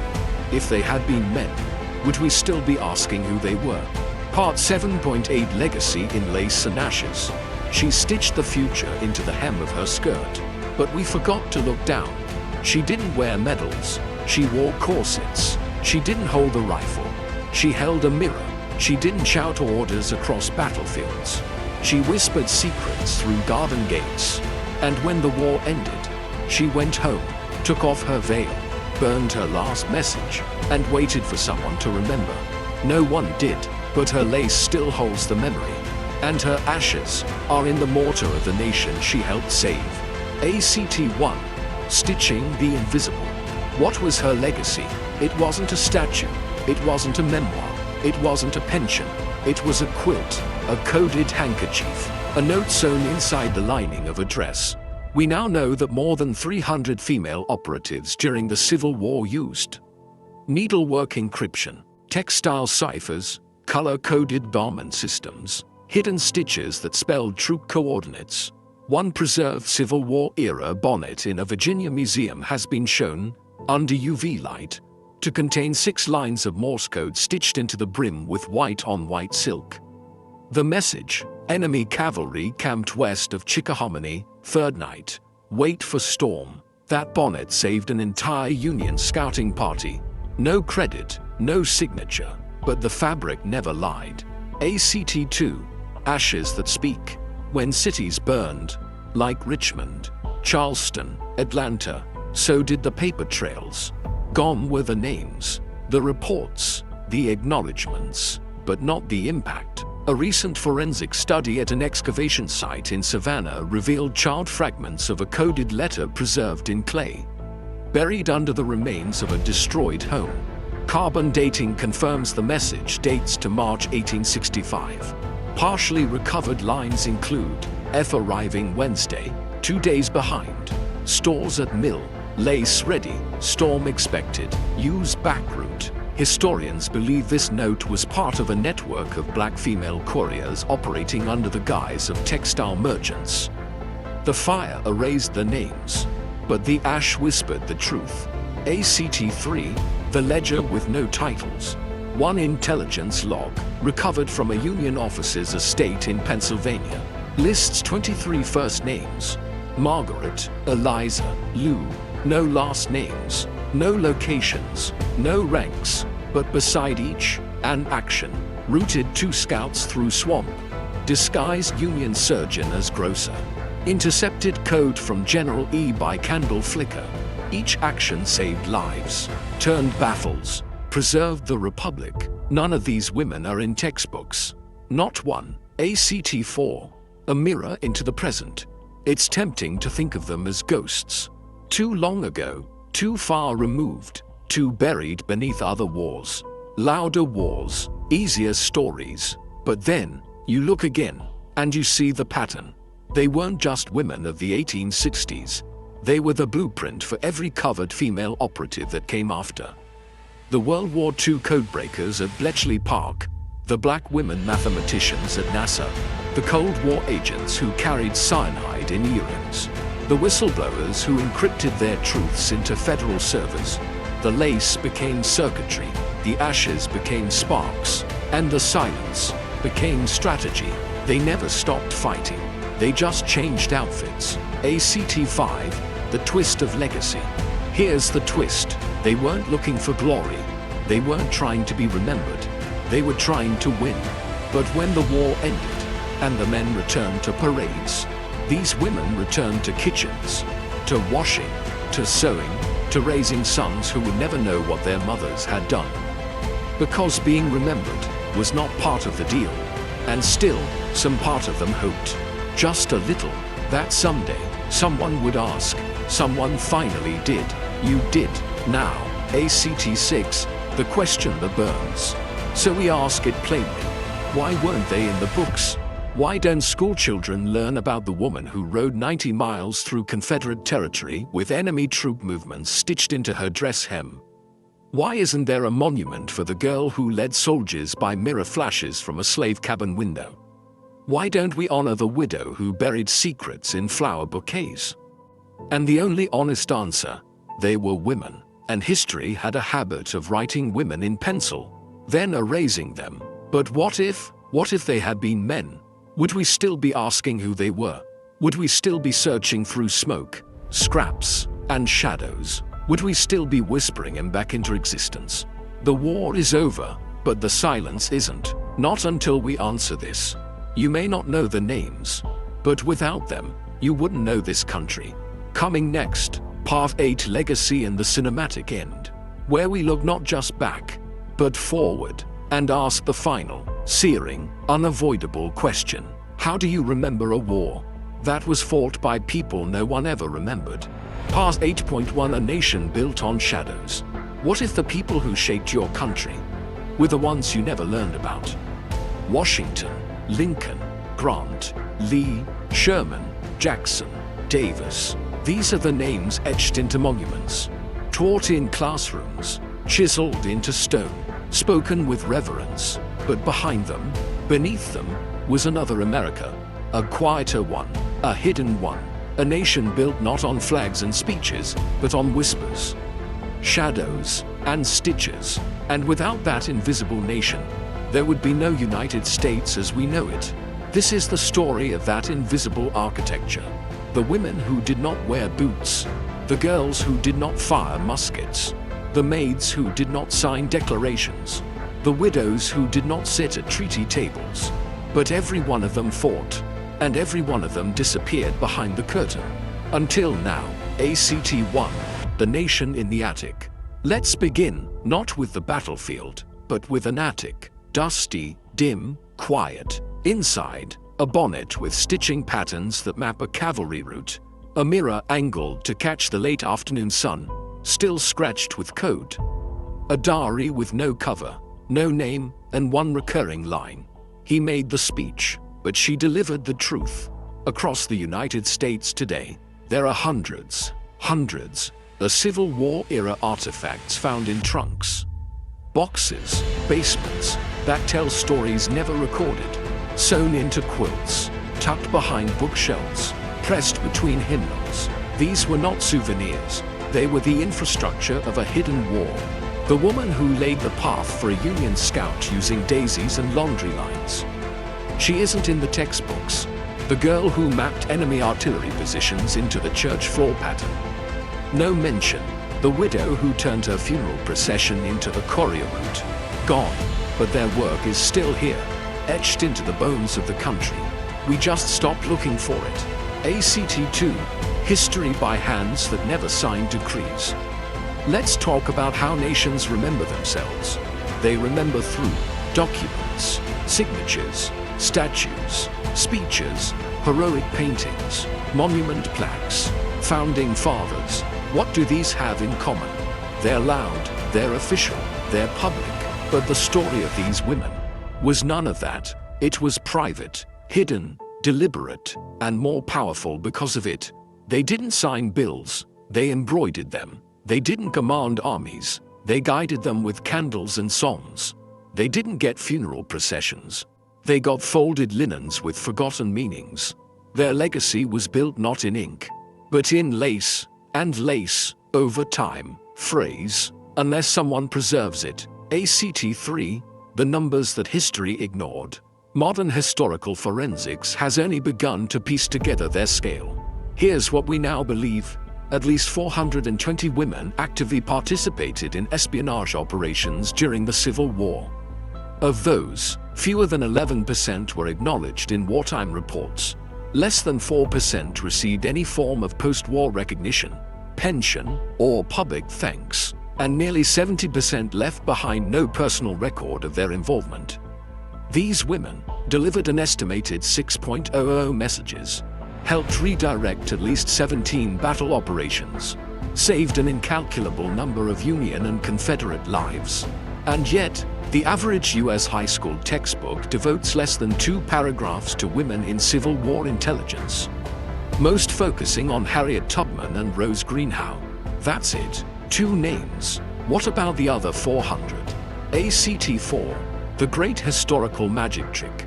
Imagine this: you build a house, you lay the foundation, you install the wiring, you fix the plumbing, you design the walls, and then someone else walks in, adds the roof, and the world calls them the architect. That's what we did, that's what we still do. Women like Elizabeth Van Leeuw didn't just spy. They invented the spycraft that the US government would build entire agencies on. They tested encryption with lemon juice and sugar paper. They trained agents who could memorize train schedules after a glance. They ran human intelligence systems decades before spy networks were a recognized science. But they did it in bonnets, so we ignored it. ACT5, the hook we missed. Here's the cinematic twist. They didn't just build the country, they built the way we remember the country. And then, we forgot them, or worse, we pretended they'd never been there to begin with. If war is memory, and memory is story, then these women were the ghostwriters of America. And we left them off the cover. ACT6, why this matters now? You might ask, why tell this story in 2025? Why now? Because we live in a world where truth is debated, history is political, and memory is a battlefield. And right now, we are at risk of erasing the very people who gave us the tools to fight tyranny, to organize resistance, to survive when survival was a secret act. These women, forgotten, denied, and burned out of the record, are the DNA of every protest, every act of civil disobedience, every whisper of justice that came after.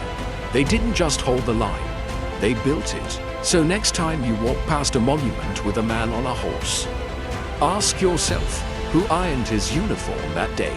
Who smuggled the letter that got him promoted? Who changed the course of history, but couldn't sign her own name in the book? Coming next, Part 8.2 erased by design. Because it wasn't just fate, it wasn't just forgetting, it was a decision, and history made it, with full awareness. Part 8.2 erased by design.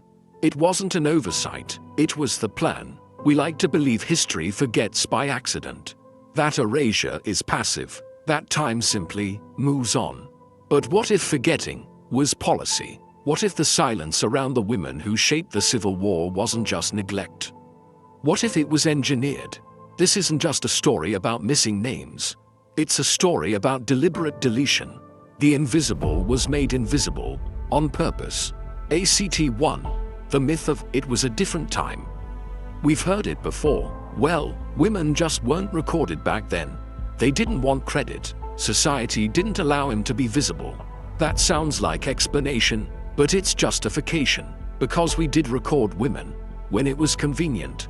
Southern belles in war poetry, checkmark. Nurses tending dying soldiers, checkmark. Mourning widows in post-war novels, checkmark. We love to romanticize women's suffering, but we refuse to record their strategy. The laundress who saved a Union outpost with a coded hemline, no record. The servant who used candle signals to warn of a Confederate raid, redacted. The girl who delivered messages via sewing needles in handkerchiefs, unconfirmed. It wasn't that we couldn't tell their stories. We chose not to, because their version of the war didn't fit the version we wanted. ACT2, the math of deletion. Let's talk numbers again, because numbers don't lie, unless we made them. According to the US War Department's internal reports from 1866, over 1.2 unnamed, non-military intelligence actors were cited as essential to battlefield communications between 1862 to 1865. Of those, 82% were presumed to be women. Less than 50 were later included in the official War Department records. Only 12 were acknowledged by name. 0 were granted military honors. 0 let that land. 0 out of more than 1,000 individuals who helped win battles, coordinate raids, and rescue captured soldiers, not one woman was publicly decorated in uniform for intelligence work, because the only uniform she wore was an apron. ACT3, the bureaucracy of erasure. In 1867, when Congress began allocating pensions for Civil War service, The guidelines were specific. You had to serve under official orders, be listed in military records, be vouched for by a superior officer, be male, unspoken, but enforced. Now here's the twist. Many women met 3 of those 4. They were vouched for, they followed orders, they operated in chains of command. But because they were not enlisted, they were excluded. The very nature of their espionage, covert, unofficial, off-record, meant that after the war ended, they had nothing to show for it. And the system was designed to keep it that way. In a letter from a Union intelligence officer to Congress, dated 1870, we must discourage the elevation of civilians, particularly women, who acted without formal commission. The integrity of the war narrative depends on order and rank. Translation: if we start giving credit to women spies, the whole hierarchy falls apart. So they locked the doors, burned the papers, and built statues of men. ACT 4. Erasure for profit. There's another, darker reason their names disappeared. Narrative control. Because the moment you acknowledge that women were double agents, saboteurs, codemakers, network architects, you append the masculine mythology of the war. The soldier hero, the general strategist, the manly martyr. You don't sell that story with a woman in a corset holding the blueprint for a successful ambush. You don't sculpt a statue of a girl whispering across a garden hedge. You don't paint a mural of a maid signaling Union troops with laundry pins. So instead, we sculpted Lee, we painted Grant, we erased the ones who wore black veils and laced boots and passed secrets in teacups. Because money, honor, and legacy favored a simpler war. A war of uniforms, not a war of mirrors. ACT 5, the gender clause. Let's say the quiet part out loud. If they had been men, they would be national heroes. Same bravery, same operations, same risks. But if Samuel Bowser had infiltrated Jefferson Davis's house and passed daily secrets to Union command, we'd have a dozen films about him. His name on schools, a postage stamp. But Mary Bowser, a footnote, barely, because women in war are acceptable when they suffer, but not when they win. That's the gender clause of history. You can be a nurse, a mother, a widow, a muse, but the moment you become a strategist, history looks away. ACT 6, the final twist. Here's the gut punch, even though descendants didn't know. Because when the women went back to their lives, quietly, fearfully, anonymously, they didn't tell their children. They couldn't, because espionage didn't end when the war did. Retribution was real. Pride was dangerous. Memory was a risk. So for generations, their silence became legacy. Families forgot, towns forgot, the country forgot, and the longer the silence lasted, the harder it became to break it. Until now. So let's ask it straight. What if they had been men? Would we still be searching? Would we still be guessing? Would we still be trying to prove they mattered? Coming next, part 8.3 What if they were men? Where we flip the war story inside out and show you exactly how legacy is built and who it's built for. Part 8.3 What if they were men? Same courage, same sacrifice, just the wrong gender to be remembered. Imagine this: a soldier crosses enemy lines, unarmed, alone, carrying troop coordinates in a hidden compartment sewn into his jacket lining. He rides 60 miles under cover of darkness, avoids capture by bribing a guard, delivers the intel that helps win a decisive battle. What happens next? He's hailed as a hero. His name is shouted in Congress. He's buried in Arlington. A statue is raised. A film is made. A nation says, "We remember." Now imagine it again. Same story, same courage, same stakes, same sacrifice. Except this time, it's a woman. Now what happens? She goes home, returns to laundry. Her name is never spoken. Her story is never told. She disappears into history's attic like a misplaced bonnet. Why? Because we don't reward invisible wars, especially when they're fought by women. ACT 1, Legacy, rewritten by gender. Take Elizabeth Van Loo, She ran one of the largest pro-Union spy rings in the South, built a courier network from scratch, maintained daily contact with Grant's intelligence teams, placed a black agent inside the home of the Confederate president. That alone would make her legendary. Now, change her name to Edward Van Lew. Now he's Commander Van Lew, war strategist, America's first intelligence chief, subject of biographies and miniseries. But because she wore a bonnet, not epaulets, we call her eccentric. We footnote her, we smile politely at her bravery, then move on to Lincoln. If she had been a man, she'd be a household name. ACT2, Mary Bowser. If she were Matthew Bowser, Mary Bowser, born enslaved, educated, trained in observation, memory, code, placed inside Jefferson Davis's home by Elizabeth Van Lew, passed classified information to Union forces for over a year. Her mind, photographic, she couldn't take notes, she didn't need to. She remembered entire documents and repeated them with precision. Now imagine Matthew Bowser, a freedman who infiltrated the Confederate Executive Office for 12 months, single-handedly feeding Grant's command with daily updates on war plans.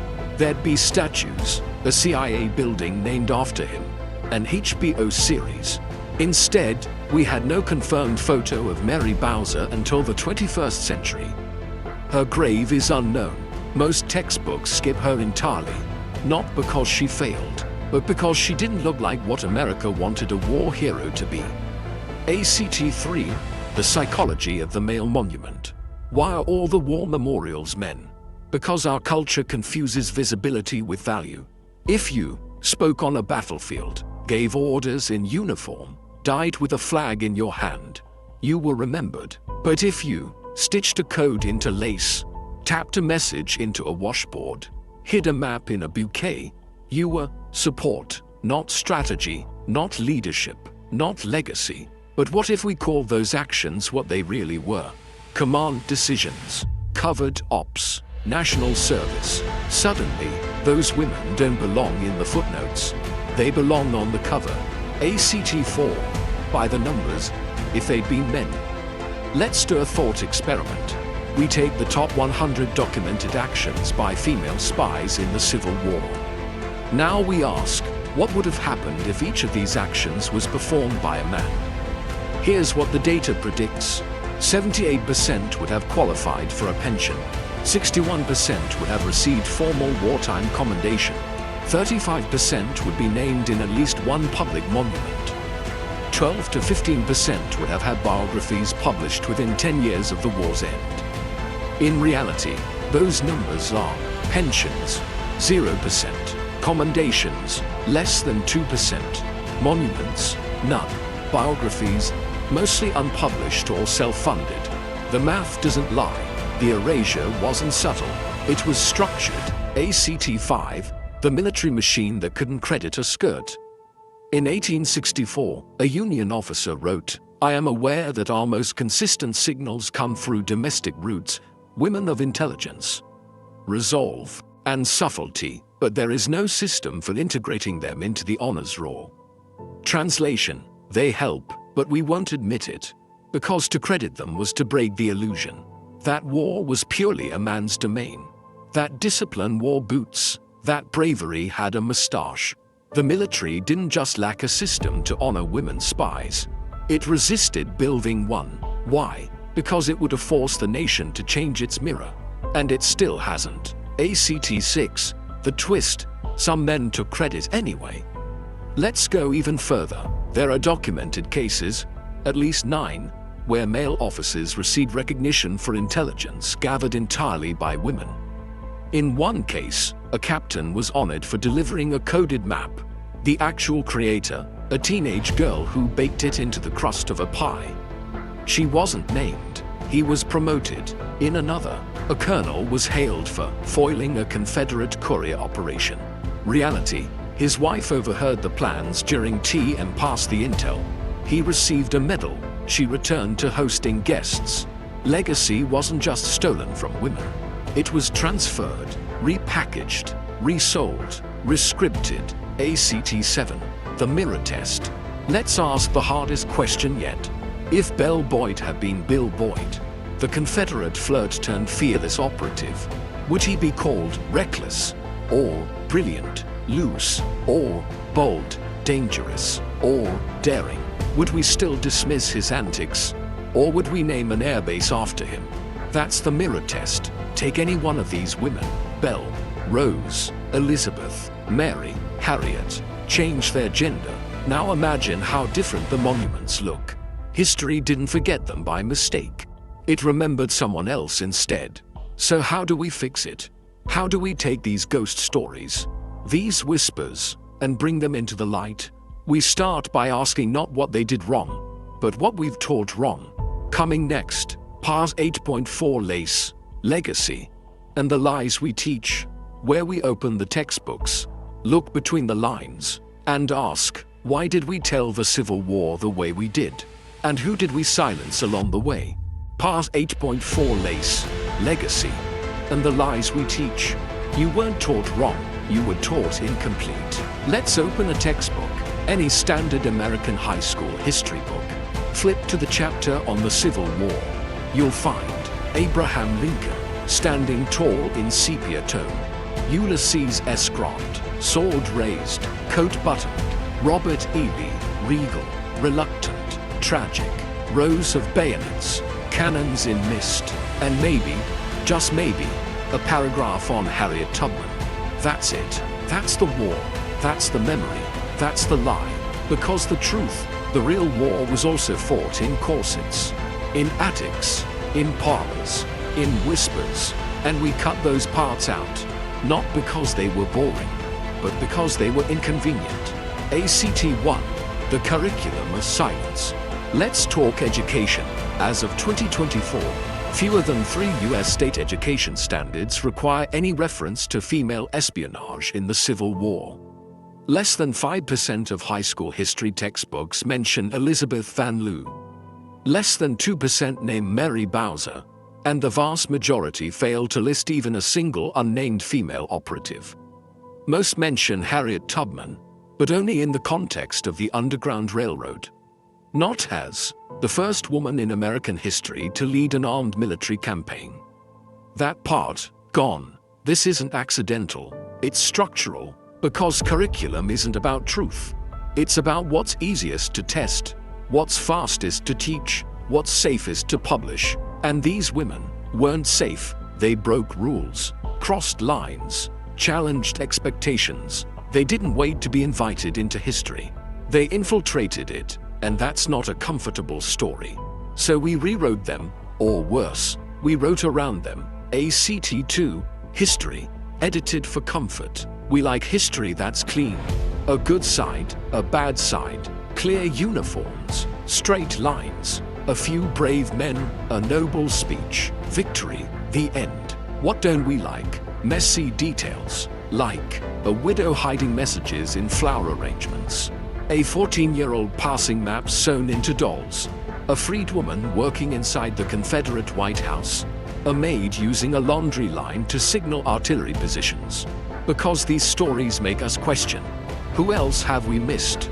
And once we ask that, the whole structure trembles, because suddenly, war isn't just cannons and cavalry. It's candy baskets and coded embroidery. It's not just generals, it's girls. And if that's true, then maybe everything else we think we know is any part of the story. ACT 3, the weaponized domestic. We've been taught that the domestic sphere, home, hearth, sewing, child rearing, was separate from war.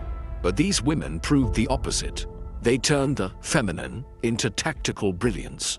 Quilts equals maps, lace equals code, fans equals semaphores, candles equals Morse, teacups equals courier signals, skirts equals storage units for secrets.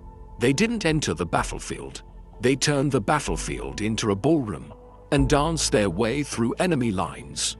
But our textbooks still draw the war in black and white, with boots, with guns, with facial hair, and the lace still in the shadows. ACT 4, the fallout of forgetting. This erasure isn't just academic. It has consequences. Because when we don't teach students about these women, we teach that war is masculine. We teach that strategy looks like shouting. We teach that impact only matters if it's loud. And we strip generations of girls and boys of knowing the full range of what resistance looks like. It doesn't have to be a gun. Sometimes it's a hymn, a recipe, a prayer, a glance through a window. And by ignoring these stories, we rob ourselves of the most ingenious chapter of American history. A chapter that proves you don't need rank to change the war. You just need rhythm, memory, and one hell of a poker face. ACT 5. Redefining heroism. We ask children to memorize battle dates. We ask them to remember Gettysburg. But do we ever ask them to remember the woman who signaled with drying linens? The girl who hid maps in music? The spy who memorized troop orders while mopping the floor? We should, because those were heroics too. But heroism, as we teach it, wears a uniform, stands in formation, carries a saber, not a mirror, not a hemline, not a whisper. It's time to redefine the word. ACT 6, the twist, was still teaching the lie. Here's the twist. Even now, with the knowledge we have, we still teach it wrong. We still use textbooks that skip them. We still make war movies without them. We still quiz students on battles, but not on tactics of domestic resistance. We are perpetuating the erasure, right now, today, and the only way to stop it is to rewrite the canon, not as revisionist history, but as finished history, because this story was always there. We just stopped the chapter too early. So the question now isn't whether they mattered. We've proven that. It's this. Why were they so easy to erase? And what did that erasure say about us? Coming next, part 8.5, The Real War Behind the War, where we discover that the Civil War wasn't just about North versus South, but visible versus invisible, monument versus memory, legacy versus lace. Part 8.5, The Real War Behind the War. North versus South was just the surface. The deeper war between the visible and the forgotten. They called it the Civil War. Brother against brother, North versus South, Union against Confederacy. That's the story we've been told. But underneath the bayonets and ballads, beneath the smoke and speeches, another war raged. It wasn't in the headlines. It wasn't in the orders. It wasn't even in the history books, because it wasn't fought with armies. It was fought with shadows. And the front lines ran right through parlors, kitchens, sewing circles, and graves. This was the real war behind the war. A battle between visibility and silence, monuments and memory, masculinity and mystery, legacy and lace. And the women who fought it, they were never issued rifles. They never stood in rank. But they marched anyway, through fire, through forgetfulness, through history's locked doors. ACT 1, the two battlefields. Let's set the stage clearly. There were two civil wars happening at once. One, the public war, cannons, generals, battles with names, men in uniform, written orders, headlines, statues, death counts. Two, the hidden war, mirrors, quilts, secret songs, women in aprons, oral codes, whispered names, burned letters, unmarked graves. One war was recorded, the other was remembered in fragments, or not at all. And yet, the second war might have mattered more, because what good is an army if someone doesn't smuggle the map? ACT 2, power doesn't always wear epaulets. In Richmond, a maid refilled a general's brandy glass and listened as he bragged about troop movement. In Charleston, a widow stitched false directions into a mourning ribbon. In Tennessee, a girl walked barefoot through mud with a doll in her arms. Inside the doll, coordinates that would save 600 men. No medals, no letters, no names, but their fingerprints are all over the outcome. This was a different kind of battlefield. It had no trenches, but it was just as dangerous. And the women who walked it had no protection, because when you fight without visibility, you also fight without defense. ACT 3, the war of storytelling. Let's name the biggest battlefield of all. Narrative. The Civil War didn't end with Appomattox. Because history isn't just a timeline. It's a tug of war over what we say happened, and who we say mattered, and who we leave out. History is written by the victors, they say, but even among the victors, it's edited by the visible. The women who smuggled the truth in tea leaves and lullabies. They didn't lose the war, but they lost the narrative. Because they weren't loud, they weren't official, they weren't comfortable. So we buried them, not in graves, but in silence. ACT4, the plot twist of the century. Here's the cinematic twist. We've been fighting the wrong war in the wrong way. We've been obsessing over troop formations, when we should have been asking, who fed the formations? Who heard the plans? Who redirected the rail lines? Who misled the scouts? Who hid the maps? And most of all, who got none of the credit, but all of the risk? Because the real axis of conflict was not just north and south. It was seen versus unseen, loud versus silent, documented versus dismissed. The South had generals, the North had factories, but both sides had women spies, messengers, resistors, working alone, working without recognition, working under threat of erasure, execution, or shame, and they didn't stop, even when their own side forgot them. ACT5, invisible labor, permanent impact. Ask yourself this: would the Emancipation Proclamation have been enforceable if there weren't black women guiding the newly freed to safety? Would Grant have succeeded at Vicksburg without coded river signals from women washing clothes nearby? Would Bull Run have ended in Confederate victory without a woman hiding a message in a bun of her hair? We know the outcomes, we've memorized the headlines, but we haven't credited the catalysts. And what is war, if not a series of decisions sparked by information? And who controlled that information? Who moved it? Who risked everything to make sure it arrived? It wasn't just the men in tents, it was the maids outside them. ACT6, why this story is ours now. The real war behind the war is still being fought. Every time a girl learns history and doesn't see herself in it. Every time a boy is told war is only about weapons. Every time a teacher skips the story of the woman who signaled with candles. Or the girl who memorized troop maps from behind a parlor curtain. This isn't just about memory. It's about justice, not in courts, but in curriculum, in legacy, in storytelling. Because if you only remember half the war, you've already lost. But it's not too late.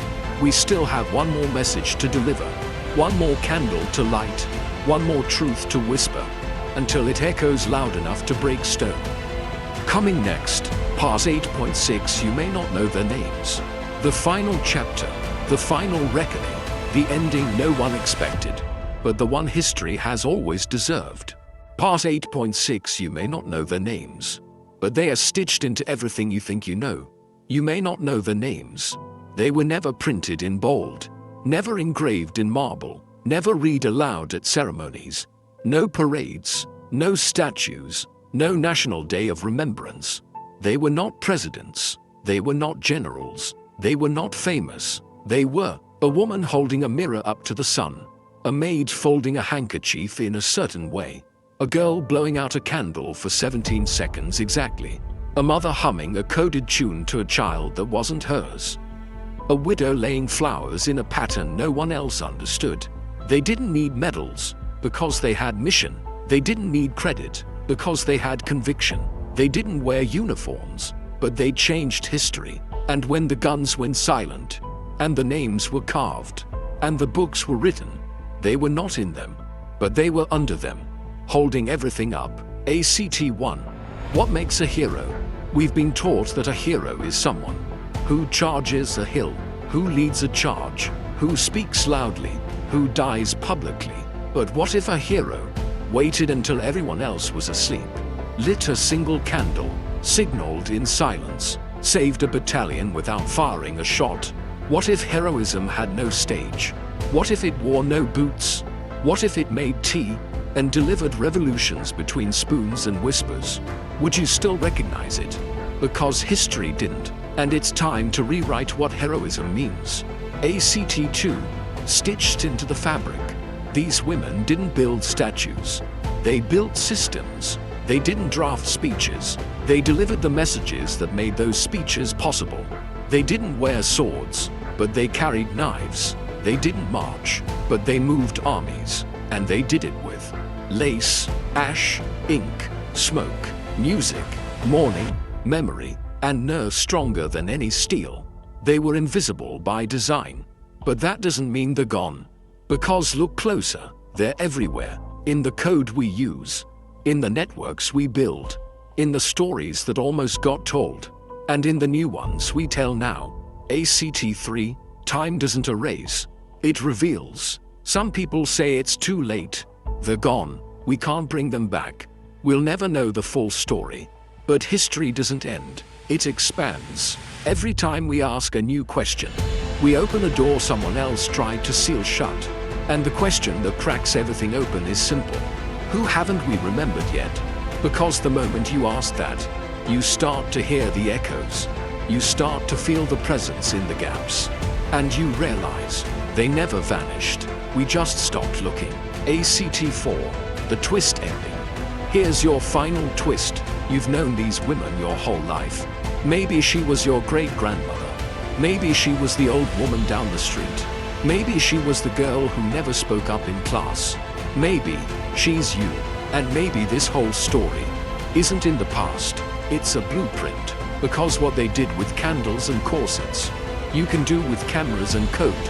What they passed in handkerchiefs, you can pass in hashtags. What they whispered in fields, you can shout from satellites. The tools changed, but the mission still here, and it's yours now. ACT5, the final quote. You may not know the names, but without them, you wouldn't know this country. And if you're still listening now, then maybe, just maybe, they're finally being remembered. You may not know the names, but look closely. They are the missing fingerprints on every page of American history. And now, you know, the veil is lifted, the message delivered, the war behind the war, finally remembered. But memory is not a museum. It doesn't sit behind glass.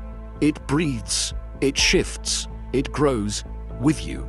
So now we ask, what will you do with the story they never got to finish? Will you pass it on? Will you speak the names? Will you become the messenger they never had? Because this isn't the end. It's the handoff. Welcome to the legacy. Let's talk about it together. Part 9, Legacy is a choice. They risked everything to deliver their messages. Now it's your turn. This story took nearly 6 hours to tell, but for the women who lived it, every second was a gamble. Every word was a secret. Every silence, a scream no one heard. Now we've heard it. Now it's in your hands. They fought for a future where someone, anyone, might listen. And you did. You listened. You stayed. You carried the memory. And that means their work wasn't in vain. But here's the truth no one tells you. Legacy isn't guaranteed. Legacy is a decision. History doesn't stay alive on its own. It fades unless you carry it forward. Unless you say the names. Unless you tell your friends, hey, you have to hear this story. It changed the way I see everything. So here's what you can do right now. Comment, which woman in this story moved you most? Debate, do you think history would remember them if they were men? Share, send this video to one person who loves history or needs to. And most of all, subscribe to MetaFacts Legends. Because we're not done. This isn't just a YouTube channel. It's a rescue mission. Every day, every week, we tell stories like this. Hidden heroes, lost voices, dangerous truths that history tried to forget. And we bring them back. Because storytelling isn't entertainment. It's restoration. You just witnessed the secret war within the Civil War. Next, the truth buried beneath the empire. The spies of ancient Babylon. The assassins who wore smiles in Versailles. The soldier poets who saved Europe, and no one told you. This is what we do. We are MetaFacts Legends. And now, so are you. They didn't need their names carved into stone. They just needed someone to remember. Thanks to you, someone finally did. Comment, share, subscribe. because the fight to remember is just beginning. And we'll see you in the next story.